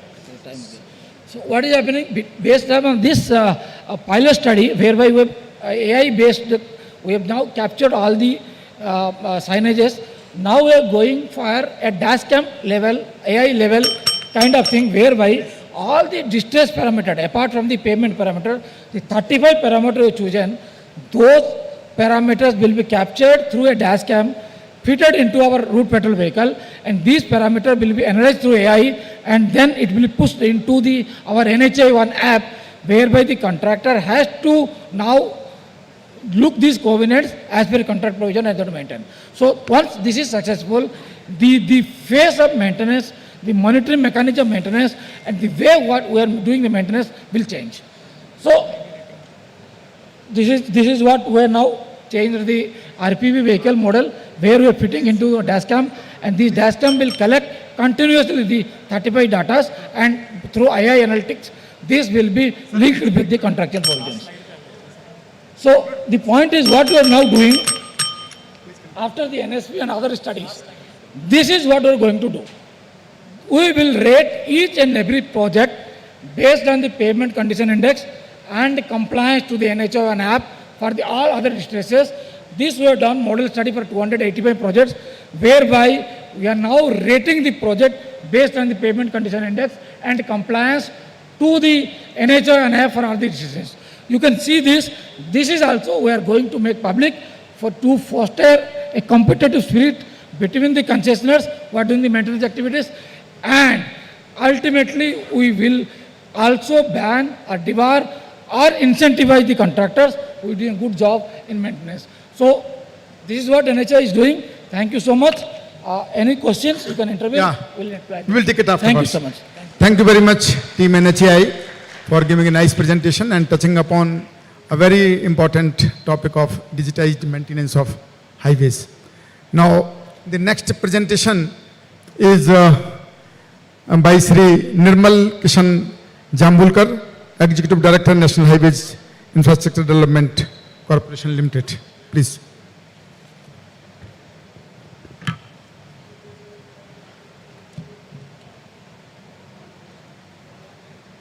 A very good evening to the chair, co-chair, my co-presenters, and all those members who are present in this August meeting.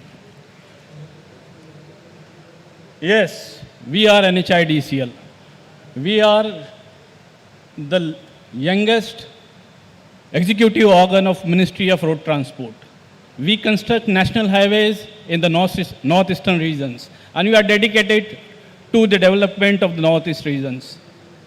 As an organization, we have been incorporated on 18 July 2014, and we have been working since 2015. So it's only 10 years we have been in the business of developing national highways in the northeastern region.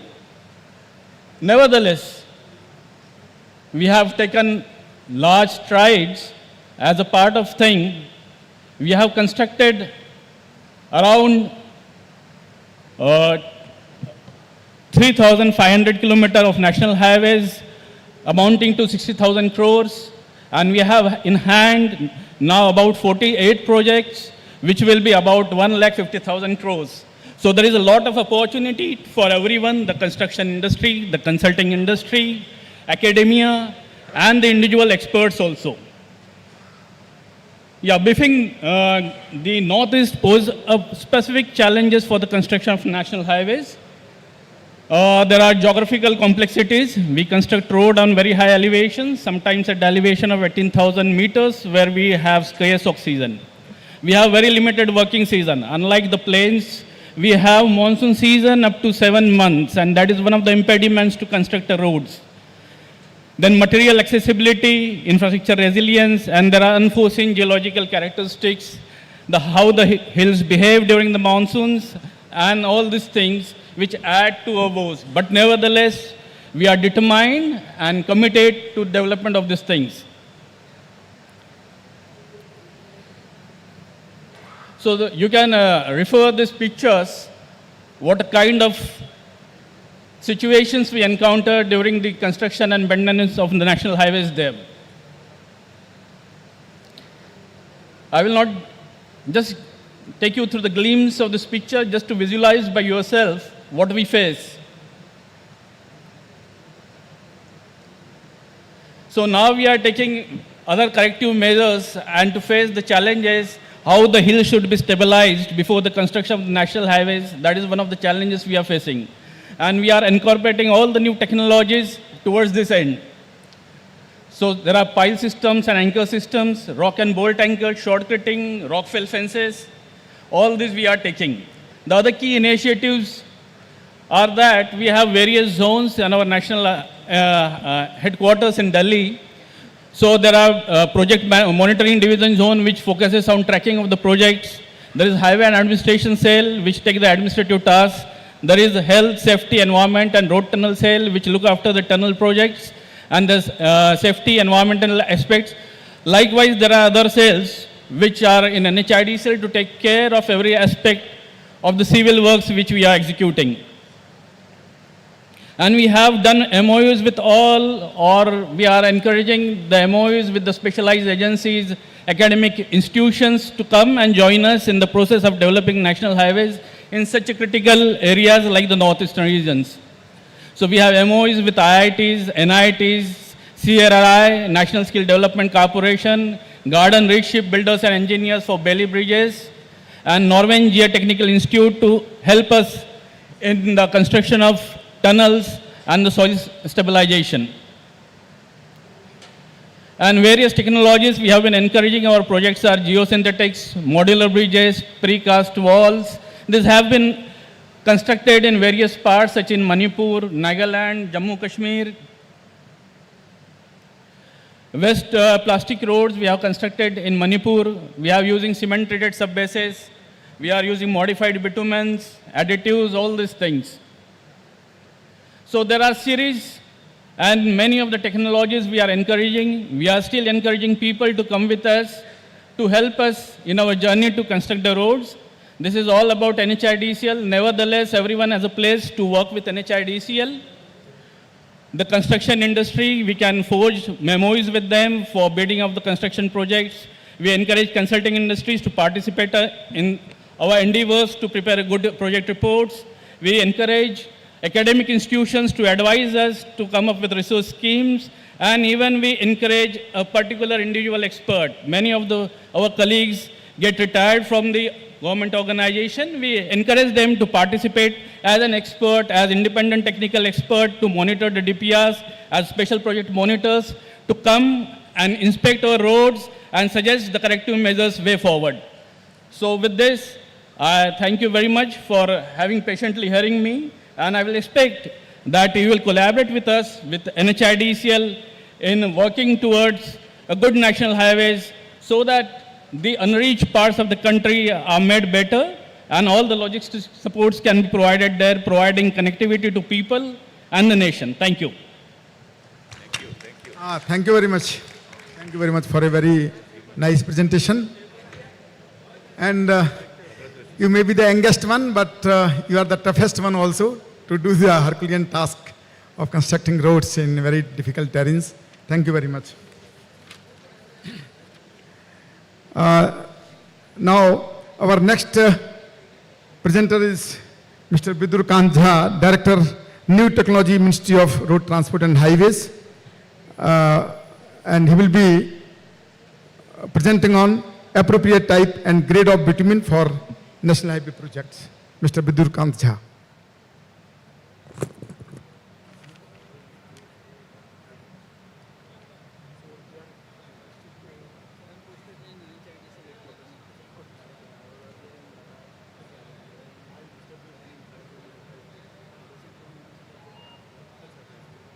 A very pleasant evening to one and all. At the outset, I request Chair to allow me some more time because I will talk about this bitumen, which is known to everyone. The presentation will cover context, why this topic is important, what is bitumen, then Ministry Policy Circular regarding selection of appropriate type and grade of bitumen, source of procurement, SOP for QA/QC. Issues deserve our attention, identified action tasks and futuristic issues. What are the things will come in future? And as a government, we have to have all the enabler policy guidelines specification. We all know that bitumen is black diamond for us. It is very important for road fraternity, all stakeholders from refinery, supplier to contractor and then authority. And performance back to a square one, that means year on year in 2004, 5, 6, 7, 10, 11, 14, 15, 19, 21, 23, 24, 25. So year on year across length and breadth of the country, our bituminous road is developing these premature distresses. It is a major concern. And this is one of the issues regarding quality of bitumen, purity of bitumen. Bitumen gets adulterated while transportation. And construction quality on paper.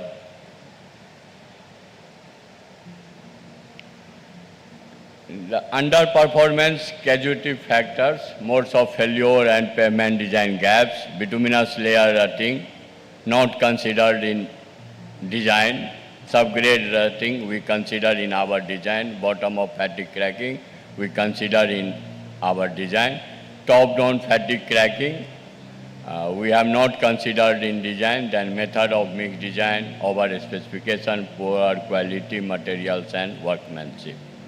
So all these performance criteria, now we have initiated one multi-institutional research project, MEPDG India, to also develop this performance criteria for the identified gaps.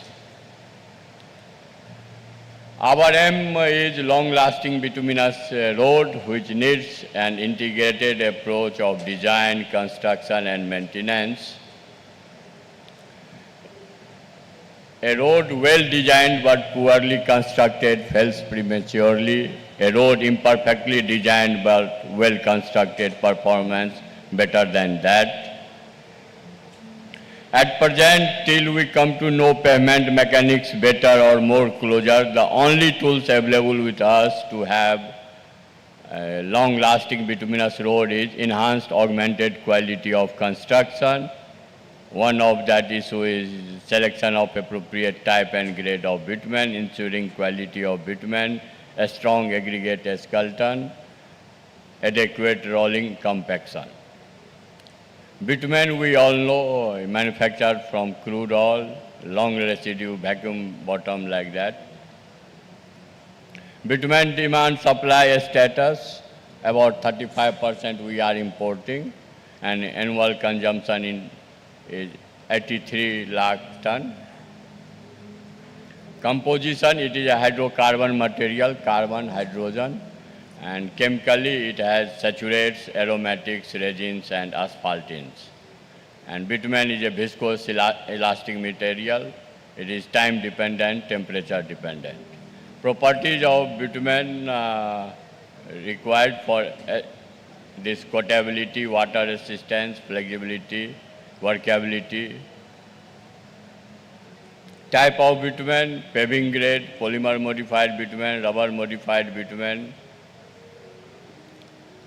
And classification, prior to year 2006, we follow PG grading, then viscosity grading in practice, and performance grading, it will come within a year or two. MORTA has sponsored one research scheme to IIT Delhi and CRRI, and work are in progress.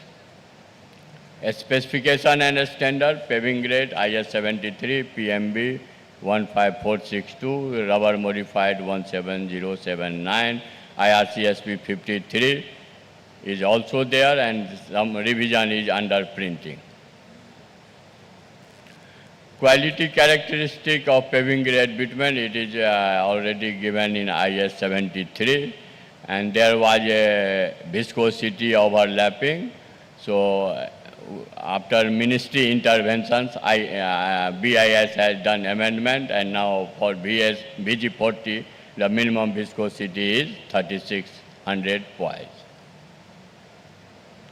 Acceptance requirement, absolute viscosity, penetration, softening point for individual sample, and then for composite sample, remaining tests should be done. PMB classified into 5 grades, PMB 64 up to PMB 82. Classification is based on average maximum pavement temperature and minimum pavement temperature. Selection criteria of modified bitumen, then quality characteristics. It is already given in the BIS specification, acceptance requirement. And one important test is multiple stress creep recovery test, MSCR test. And one of the key parameters is GNR difference 3.2, which is an indicator of the resistance of PMB to undergo permanent deformation, that is rutting. Then CRMB 55, 60, 60. Properties are there. And Ministry recently in 2 years issued 2 policy circulars. One recommended bitumen type and grade for different climate and traffic loading.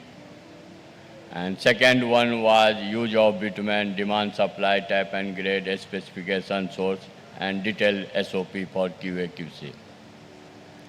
So source of procurement for viscosity grade, domestic refinery or imported bitumen, modified bitumen, domestic refinery or domestic private producers. Selection of appropriate type and grade of bitumen, we have constituted a task force under chairmanship of then ADG Sarangi sir, and based on task force recommendation, we have come up with this different type and grade for different climate and traffic loading. So for that, inputs are design traffic MSA for 20-year design period, and maximum pavement temperature and minimum pavement temperature, and for different mix type, one can select the appropriate type and grade of bitumen from this table.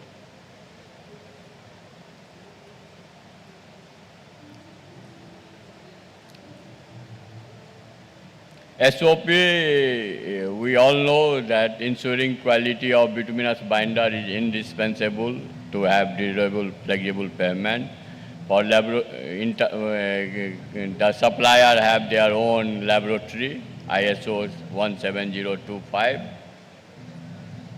Traceability of bitumen is important, more particularly for imported bitumen. And imported bitumen, the supplier importing bitumen shall preferably have its own vessel to ship bitumen. Imported bitumen, no mixing of bitumen imported and procured from domestic refinery. The supplier of imported bitumen shall be held accountable if bitumen fails to meet acceptance test either in contractor site laboratory or any third-party laboratory. And mandatory testing of sample taken from tankers before unloading, it is mandatory now. And we have also having the responsibility of departmental officers to do some minimum testing in front of them. Issues deserve our attention, then minimum viscosity of VG40 bitumen and VAX content we have also introduced, and no project site blending production of PMB, CRMB, and PMB, CRMB storage tank of hot mix plant shall have a stirrer arrangement. For PMB, we have to do this MSCR test. For CRMB, rubber content should be determined and contractors have that facility. and closer monitoring of quality of imported bitumen is required because few complaints have been received regarding quotability and large variability. And the most important test for imported bitumen is this penetration ratio and ductility of the RTFO residue. So these are mandatory testing before unloading, involvement of departmental official, and one should follow this SOP for bitumen unmodified. Futuristic issues, bitumen tanker fitted with vehicle tracking system and electromechanical locking for geofence e-lock system to avoid adulteration while transportation. Hot mix plant fitted with IoT SCADA for recording accurate batching of constituent material. BIS specification for high performance bituminous binder, graphene modified asphalt, color asphalt, epoxy asphalt, self-healing asphalt, or separate BIS specification for plastomer based PMB, because the present BIS specification is biased towards elastomeric PMB. IRC specification for waste plastic through wet process, what the ministry has sponsored one research project to IIT BHU. Modified bitumen using dry additives such as Superplast, Titan, Honeywell. Colored asphalt. Bio-bitumen, we have done 3 trial sections with sugarcane, molasses, bio-oil produced from pyrolysis of rice straw, then lignin-based bio-binder. Future is this bitumen transportation through container using jumbo bag, what IOCL has tried, and in asphalt, in B2 blocks, what INSO, Russian company, is doing now. With this thing, the transportation cost of bitumen will be reduced by 40%. Then enhancing quality of CRMB with good quality crumb rubber, because we all know that CRMB is a sustainable material, but there is a perception that its quality is low. So now we have uncracked the issues, and if we include all these tests of crumb rubber in our specification, definitely the quality of CRMB will be at par with PMB or even better than PMB.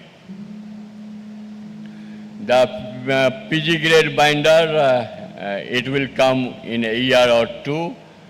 Air temperature, average of 7-day maximum air temperature, lowest air temperature, we have completed up to district level for different reliability, 50%, 90% air temperature for each and every district mapping and calculation we have done. Measurement of pavement temperature at 10 locations in progress.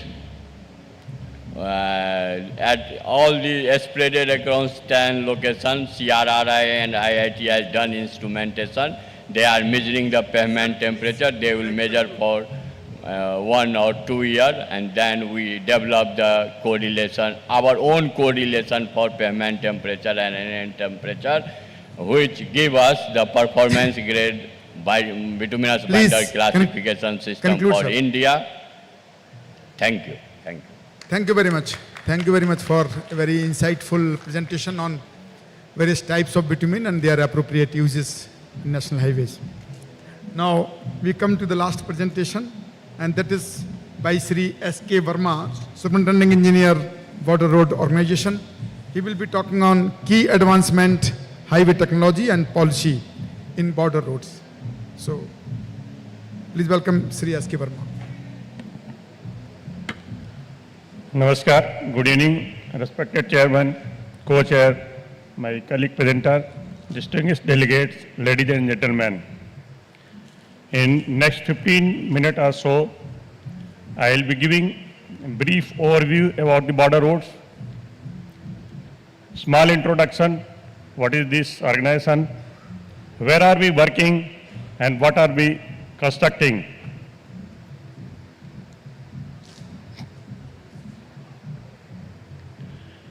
Basically, most of you are aware about the border routes, but those who are not aware, this is the only government agency which is executing the works departmentally as well as through contracts. Why we execute the work departmentally? Because mostly the border road executing the strategic works in border areas, and all these works are of emergent nature, where we need to have our own resources which are deployed 24/7 to handle any exigency. Almost more than 30,000 permanent government employees and more than 1 lakh casual workers with complete machinery and setup, they are deployed in the various areas. This is a uniform cadre, the only construction agency which is putting uniform because of the certain situation and the deployment conditions. Vast experience in the entire border areas, starting from the deserts of Rajasthan to snowbound areas of the northern region and the rain flood areas of the eastern region. Self-contained, ready to be launched force at any time because the complete manpower is available 24/7, so they can be launched in any sector of the country at any time without going for any contracting or any procedural delays. Inbuilt capability of the distribution of resources, because we are having all our own resources and those can be shifted to any of the area any time. Little journey about the border road. It was raised in 1960, basically when the country was facing the security threat in the entire northern and eastern borders. So initially the agency was raised basically for the strategic works, and then later on the responsibility of socio-economic development of the areas were also given to us. The border road organization was started with the 2 projects, one in the western sector, that is in Srinagar, and another in the eastern sector in Tezpur. Now there are total 18 projects spread around the complete border, land border of the country. We have been working in the various neighboring countries like Sri Lanka, Afghanistan, Myanmar and Bhutan. This is the overall presence of the border road in the complete border areas. Challenges generally, you are all aware the situation in border areas. Either there are very extreme cold conditions, snowbound areas, and sometimes you will be surprised to know that to complete investigation of say 5-6 kilometer tunnel, it takes 3 seasons, because taking the machinery those areas and retaining the manpower becomes very challenging above 10,000 feet. These are the few glimpses of the challenges generally in the areas where border road is working.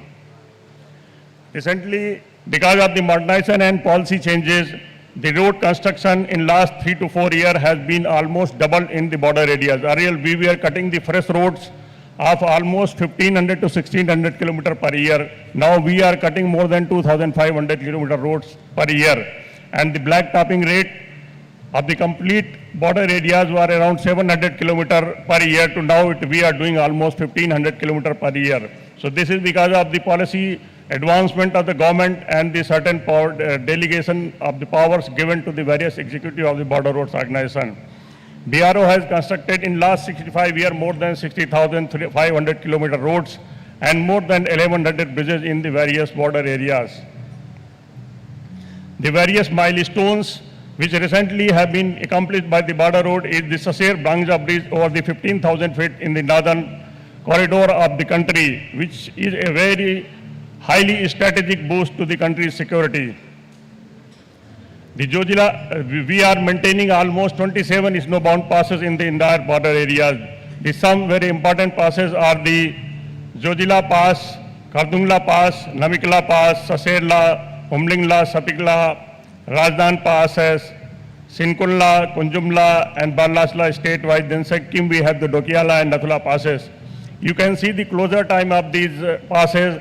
Earlier the passes were closed for more than 3 months. Now they are just closed for 1 year because we have introduced so many advanced snow clearing equipment. The tunnel construction, we are all aware of the Atal tunnel constructed, one of the longest tunnel in that altitude of the 10,000 in the world. And presently, Sela tunnel has also been completed in the eastern corridor while moving from Tezpur to Tawang area. The passes recently which have been connected, the earliest highest pass was Umlingla, which was around 19,000 feet. Now, recently we have connected the Mingla Pass, which is more than 19,500 meter height, where it is very difficult to retain the manpower and even the efficiency of the equipment goes down to below 30%. All these structures have been recorded in the World Book of Records. Certain structures of the BRO has also been awarded the Vishwakarma Awards in the recent past.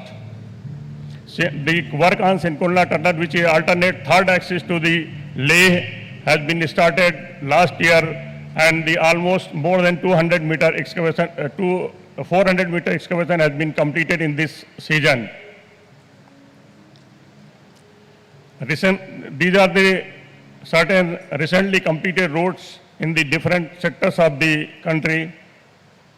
Airfields, we have rehabilitated and modified the Bagroda airfield and the Barakpur airfield. Rescue operation in Silkyara tunnel, the responsibility to the border road was given to connect the one axis of the Silkyara tunnel where the important equipments and the rescue teams were taken up, and all the tasks were completed on time and the rescue operation was completed successfully. Now I will be talking about the advancement being done by the border roads. In road construction, we are using all the digital and AI-based survey and diligence design techniques, environment-friendly construction technologies, sustainable and green construction practices, use of energy-saving construction materials, climate-resilient structures, stabilization techniques, lightweight structures, use of precast structures, and the mobile maintenance practices also. BRO has its own R&D establishment at Shillong, and almost all the R&D works are being taken there. Digital and AI-based bridge health and monitoring system is also being adopted. You can see the certain photographs of the work being done by border roads, the stabilized based construction, the use of plastic waste. This is the controlled blasting technique to avoid the heavy fly of the rocks and destabilization of the slopes. You can see the laying of concrete blocks in high altitude areas. Here is the precast. Earlier, BRO was not able to adopt the precast technique because the areas where we are working, it was very difficult to take the heavy machinery and heavy lifting equipment. Now the road condition has been approved, and with the help of modern equipments and technology, we are able to adopt the pre-construction practices also. Now more than 40-meter long girders are also being done precast in the border roads. This is the photograph of the white topping done in the J&K area. These are the use of geocells and geomats in the high altitude areas for the slope protection. Rockfall mitigation measures taken, and now in most of the snowbound areas we are using the concrete block pavements to avoid the early damage and damage during the snow clearance operations. Steel slag test already covered by Dr. Pandey of the CRRI. This project was taken up in the most extreme border area of the Arunachal Pradesh, which is almost, the steel slag was to be transported more than 1400 kilometer distance. And the Tata Steel has provided free of cost steel at the last railway station and Harmuti in Itanagar. And from there it was taken by border roads. Steel slag you can see.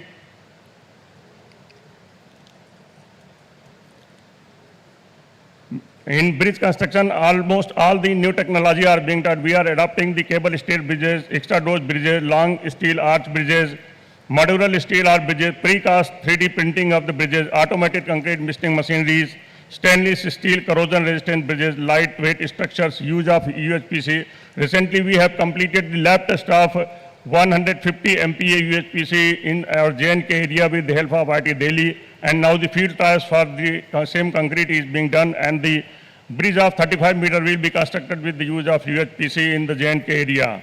Digital based AI health monitoring already I have talked about. These are the few signature bridges built by the border roads, 592-meter long Atal Bridge in JRK over Ravi River. These are the two bridges in over Chenab and another bridge on the Jhelum. You can see the bridges over Siang River in Arunachal Pradesh, very prestigious and important bridges from the strategic point of view. This is the 763-meter Pasighat Bridge. The old MRTH and the engineer from the northeast, they are aware that the bell sinking of this bridge took almost more than 18 years, and the complete scientists of the country, even the international scientists, were involved in this bridge. Advancement in tunnel construction. We have completed almost 6 tunnels in the eastern and western corridors, and we are working on the 3 tunnels. And more than 15 tunnels are in the pipeline. So BRO is going a big way in the, for the tunneling in the complete Himalayan region. These are the few glimpses of the tunnel construction. Avalanche galleries, most of you may not be aware about this structure. What is the avalanche gallery? Generally in the snow-bound areas where the passes are there and avalanche comes, just to ensure the safe movement, the galleries are constructed in their area, and I saw the photograph of snow galleries also. You can see the snow gallery structure where the snow avalanche will pass and you can negotiate the road safely without any damage to the vehicle and the manpower moving over there. Almost 28 new materials are being tried, and the 8 research projects are being taken up with the various IITs and prestigious institutions like IITs and NITs in the complete region. So thank you, Jai Hind, for patient hearing. Thank you very much. Thank you very much, Mr. Verma, for showcasing us the workshop VRO and what a human service they are doing to the nation building. So with this, we come to the end of presentation of this session. Now floor is open to the question answer session. So we can take up a few questions, though we are running out of time, but still, as it is the last technical session, so we would like to invite few questions, definitely. You raise your hand so that mic can reach you. Yeah, please reach the mic there.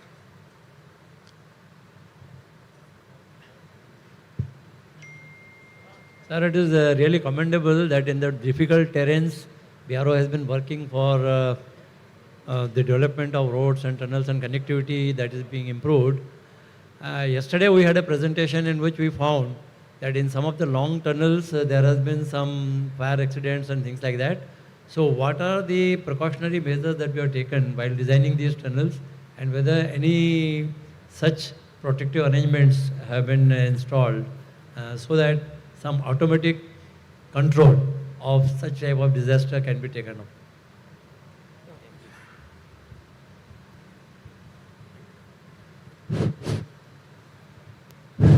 Yeah, very relevant question. So generally while designing, the code says you have to design the tunnels for 50 megawatt fire load. So the final lining is to be designed accordingly. But generally the strategic tunnels, nowadays practically we are considering more than 150 megawatt fire load for the design. So that is from the design point of view. And the cement and the paintings which is being used is fire resistant. All the accessories which are installed there, either they are the pipes or the electric accessories, fans, etc., they are also designed for the same fire load. So that is from the design point of view. As far as the evacuation and the detection system is concerned, nowadays all sensor-based safety equipments are being installed in the tunnels, and any incident inside the tunnel will be known in a fraction of seconds, and the complete fire mist system are being installed in the all tunnels to handle any sort of exigencies. And apart from that, now the policy decision has been taken that there will be a helipad near all the tunnel portals to evacuate any sort of mishap there. So all sort of precautions are being taken in long tunnel, and tunnels which are under construction are also having all these sort of arrangements. Thank you. Thank you. Next one. I am Prerna from Hanuai. All of you who are sitting here are true nation builders, really, really impressed and thankful. My query is specifically to NHI, DCL and BRO. You both have shown the use of technology in what you do. How are you protecting it? Because there is a lot of element which should be contained within the country. And as we see the technology, there are so many things which go beyond our country because now it's open source and all. So what are the things which you keep in mind to ensure that whatever the services you are doing, the products you are using, the cloud you are using are only as of India or Indian base?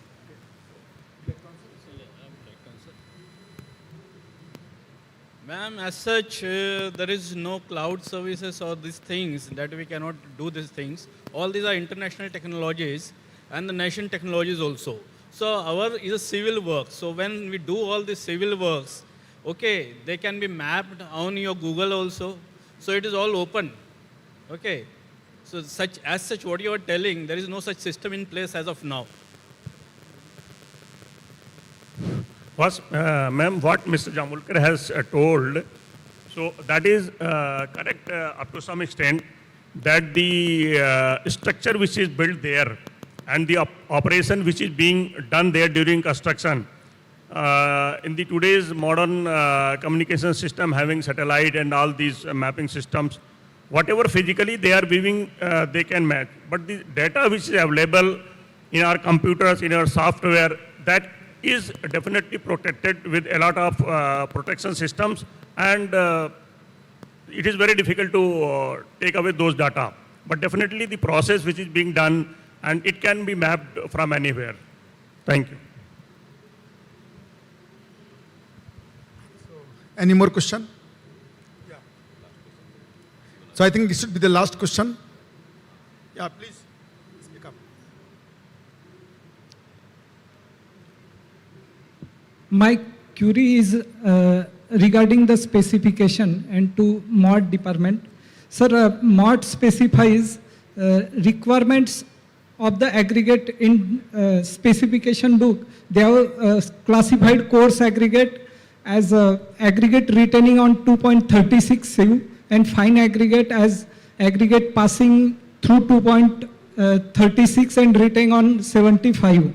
But for coarse aggregate, in their table 508, they have specified the detailed properties, physical properties. And in that they have written that aggregate shall have water absorption below 2%. But they do not specify regarding fine aggregates, what shall be the water absorption for fine aggregates. And second query is that anti-stripping agent and lime helps for hydrophilic aggregates, but they do not correlate to what shall be the water absorption.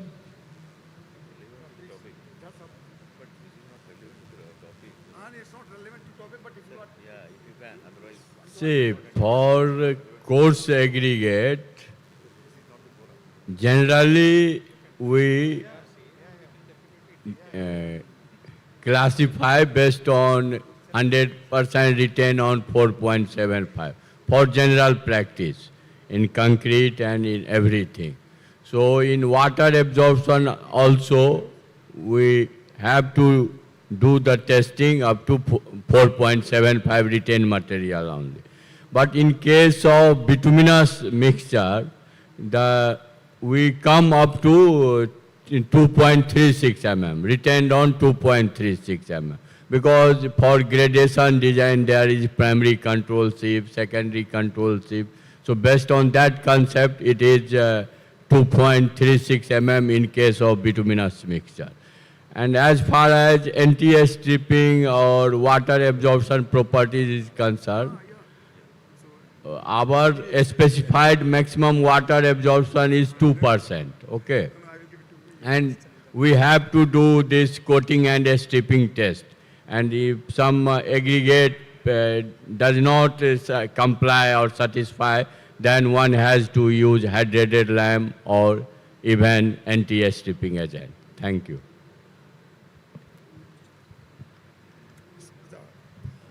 So this should be the last question.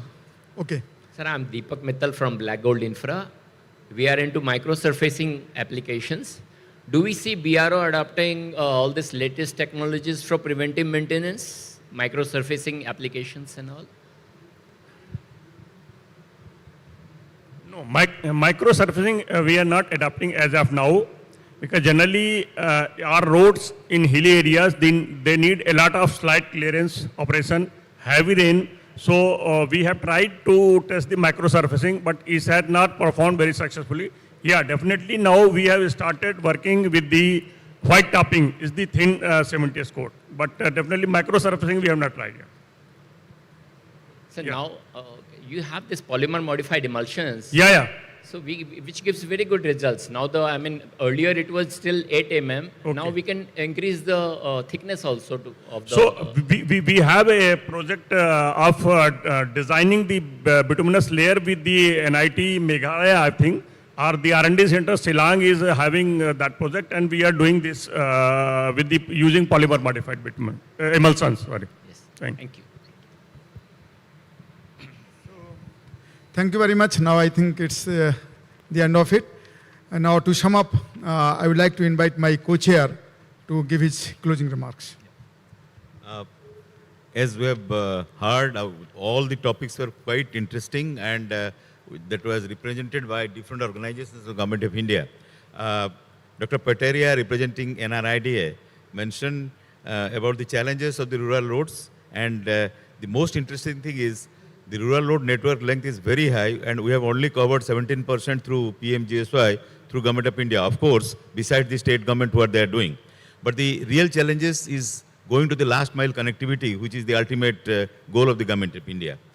He has, in his presentation, he has highlighted on the new technologies, policies which were adopted by NRIDA. Out of 1.66 lakhs of kilometer targeted, they have completed 1.17 lakhs kilometer, which is a very, I would say, very good progress. He has highlighted on E-mark for maintenance, performance-based maintenance, and 3-tier quality management system. NHAI was represented by Sri L.P. Padhi and Amit Munjal. Adoption of innovative digital initiatives for improvement in operation and maintenance of NHA's national highways in NHAI. Very, very innovative and interesting topic. And they have clearly mentioned how the monitoring has to be equipment based.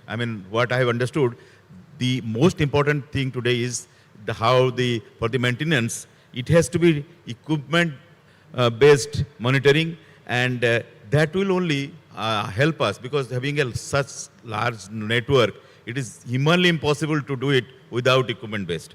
Digitization of road construction monitoring and for good riding quality has been highlighted in their presentation, and they have given a lot of how they are going to adopt it, and giving I would not say case studies, they have given specific recommendations with the different formats for data collection, and how at every 100-meter gap, every lane width, the data will be collected. And not only data will be collected, that will be within 2 weeks it will be interpreted, because so far data collection was much easy, but getting the getting into the report used to take a lot of time, and they are assuring us that they are doing it within 2 weeks, which is remarkable against 3 to 4 months in the existing setup time.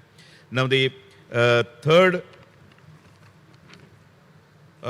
presentation was by NHI DCL, Sri Nirman Kishan Jambulkar, our Executive Director.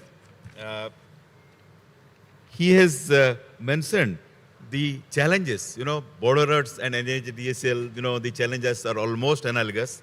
They do work in a very inaccessible areas, very climatically challenging situations, and where the manpower requirement is very little, very difficult.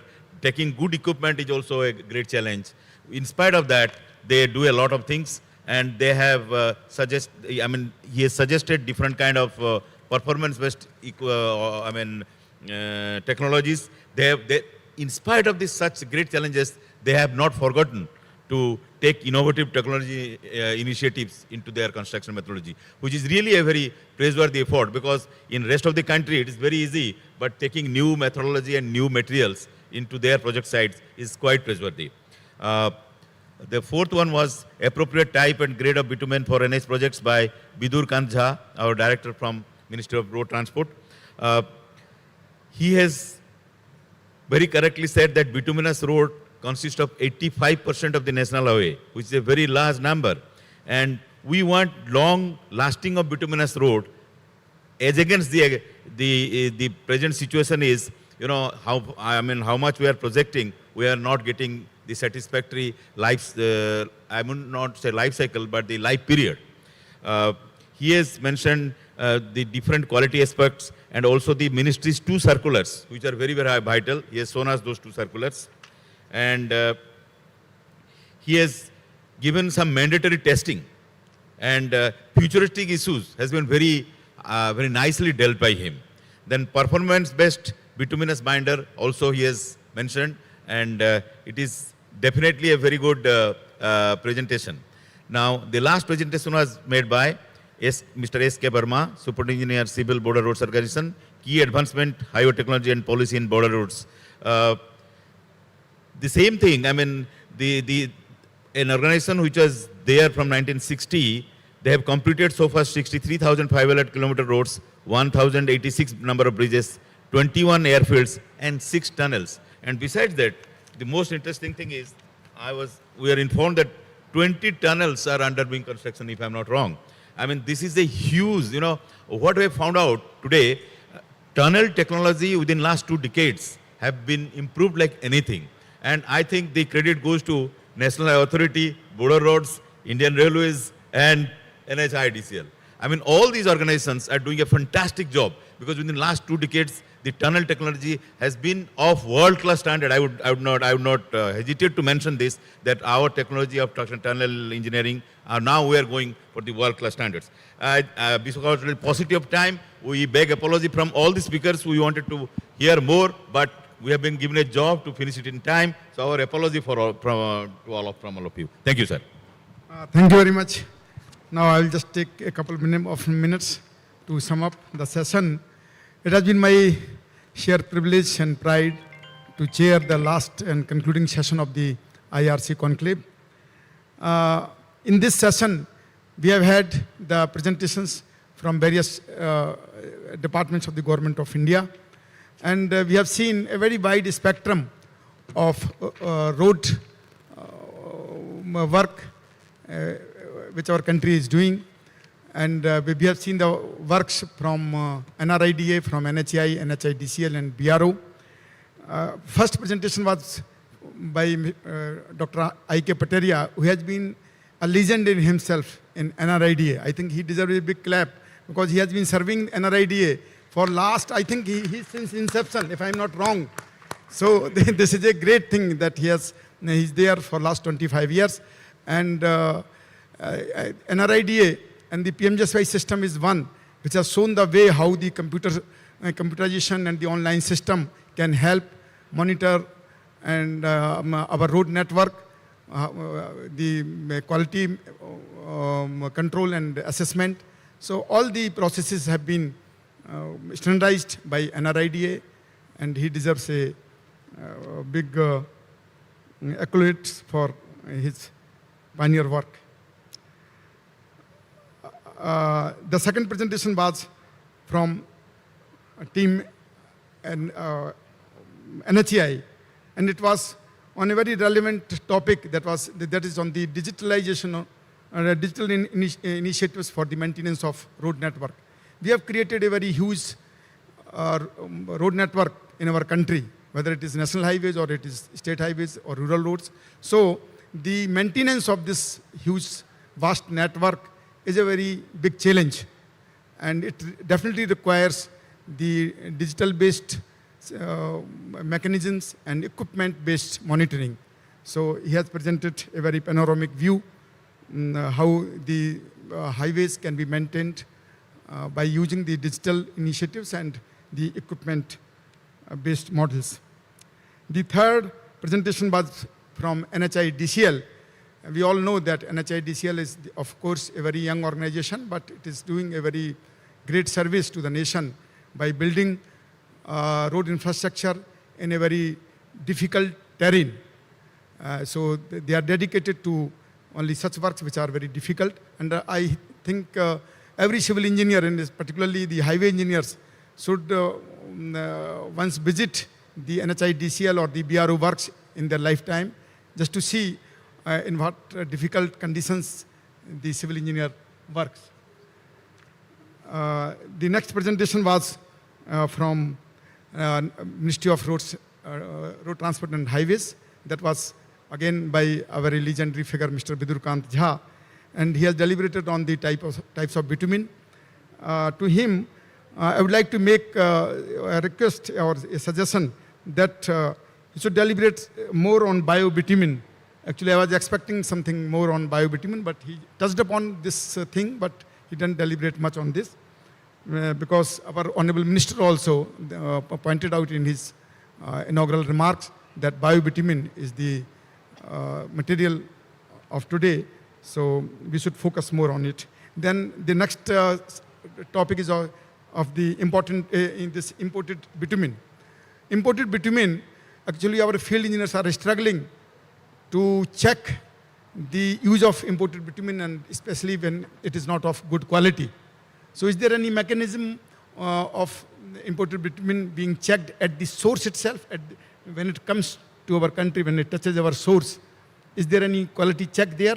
Because once it enters the nation, then it is used somewhere or the other roads. If not NHI, then it will be used on some state roads or some rural roads, but it will be used. Once the product comes inside, then nobody can stop its use. So I think there should be a mechanism of quality check at the shore itself, at the port itself. So is there any mechanism? Before custom clearance, at the port of discharge or unloading, they have to submit all the test compliance as per a specified IS, sir. Submission is different thing, but testing, the actual testing, facility should be there. No, what we have specified in our SOP, sir, suppliers should have at the port of discharge, they have their own quality lab for internal quality check, sir. But before unloading itself, sir, before custom clearance itself, they have to submit the test report, sir. So if test reports are okay, if these are not manipulated or simply given paper by the third-party testing agency, then there is different case. But the process is well established. Because it's a very big problem, and I think most of the field people must be facing it. Then the last presentation was from BRO by Mr. S.K. Verma. So BRO, we all know that they are the people who are working at the borders and in very difficult terrain, very harsh weather conditions. And he has invited me to visit some of his works in Ladakh. So I think everybody should go and visit the works of NHIDCL and BRO, because definitely it will give us pride to be civil engineer when we visit such type of works. So with this, I think we come to the end of the last session of the conclave. Thank you very much for listening very aptly. And I hope that each of us will take some lesson home from this annual session of IRC, and we should come together to make our standards better, to make our practices more feasible and doable, and with this only we can make our nation a developed nation by 2047. Thank you very much. Thank you. Thank you so much, sir. Thank you so much. Respected chairman for the session, Shri A.K. Jain, sir. And of course, the co-chairman of the session, Shri Ashok Basa, sir. Thank you so much. And also a big thanks to all our presenters. And now it's time to felicitate all our respected presenters with the memento.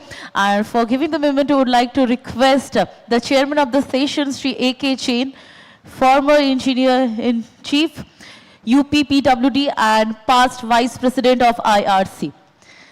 Can we have the memento on stage, please? And for receiving the first memento, I would like to request Dr. I.K. Pataria ji to please come forward. And let's give a big hand for I.K. Pataria ji.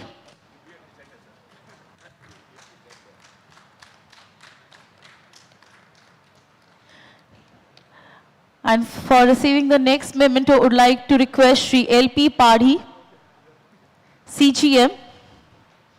Thank you so much, sir.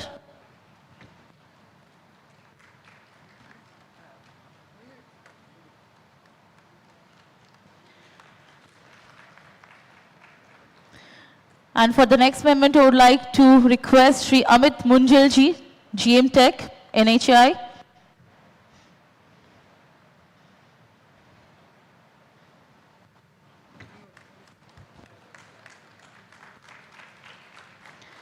And for giving the memento, also would like to request our respected co-chair, Sri Ashok Basha ji. And the next memento is for Sri Nirman Kishan Jambulkar. Thank you so much, sir.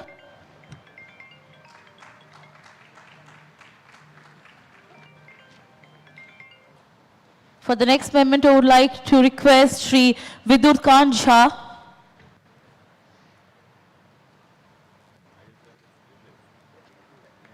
Thank you so much, sir. For the next memento, I would like to request Sri S.K. Verma.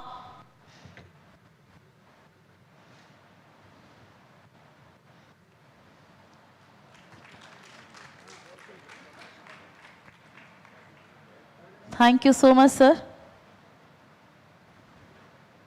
Thank you so much, respected chairman of the session and co-chair. Thank you. Now it's time to felicitate, of course, the chairman of the session and the co-chair, and for felicitating them, would like to request on stage Engineer Sri Satyabrat Behera, Engineer-in-Chief, Works Department of Odisha. Let's give a big hand and let's welcome Satyabrat Behera, sir, on stage.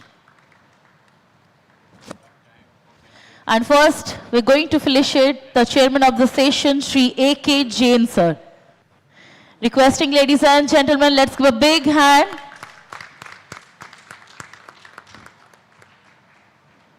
Now requesting the respected co-chair of the session, Sri Ashok Basha, sir.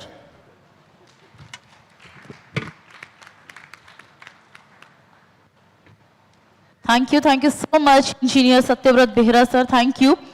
And thank you, our respected chairman of the session, co-chair, and all the respected presenters over there. So with this note, we are winding up the technical session 19. And thank you, ladies and gentlemen, for joining us on 84th annual session of Indian Road Congress. We have the entertainment part, music and dance, the gala night in another hall. Please go and enjoy. Thank you.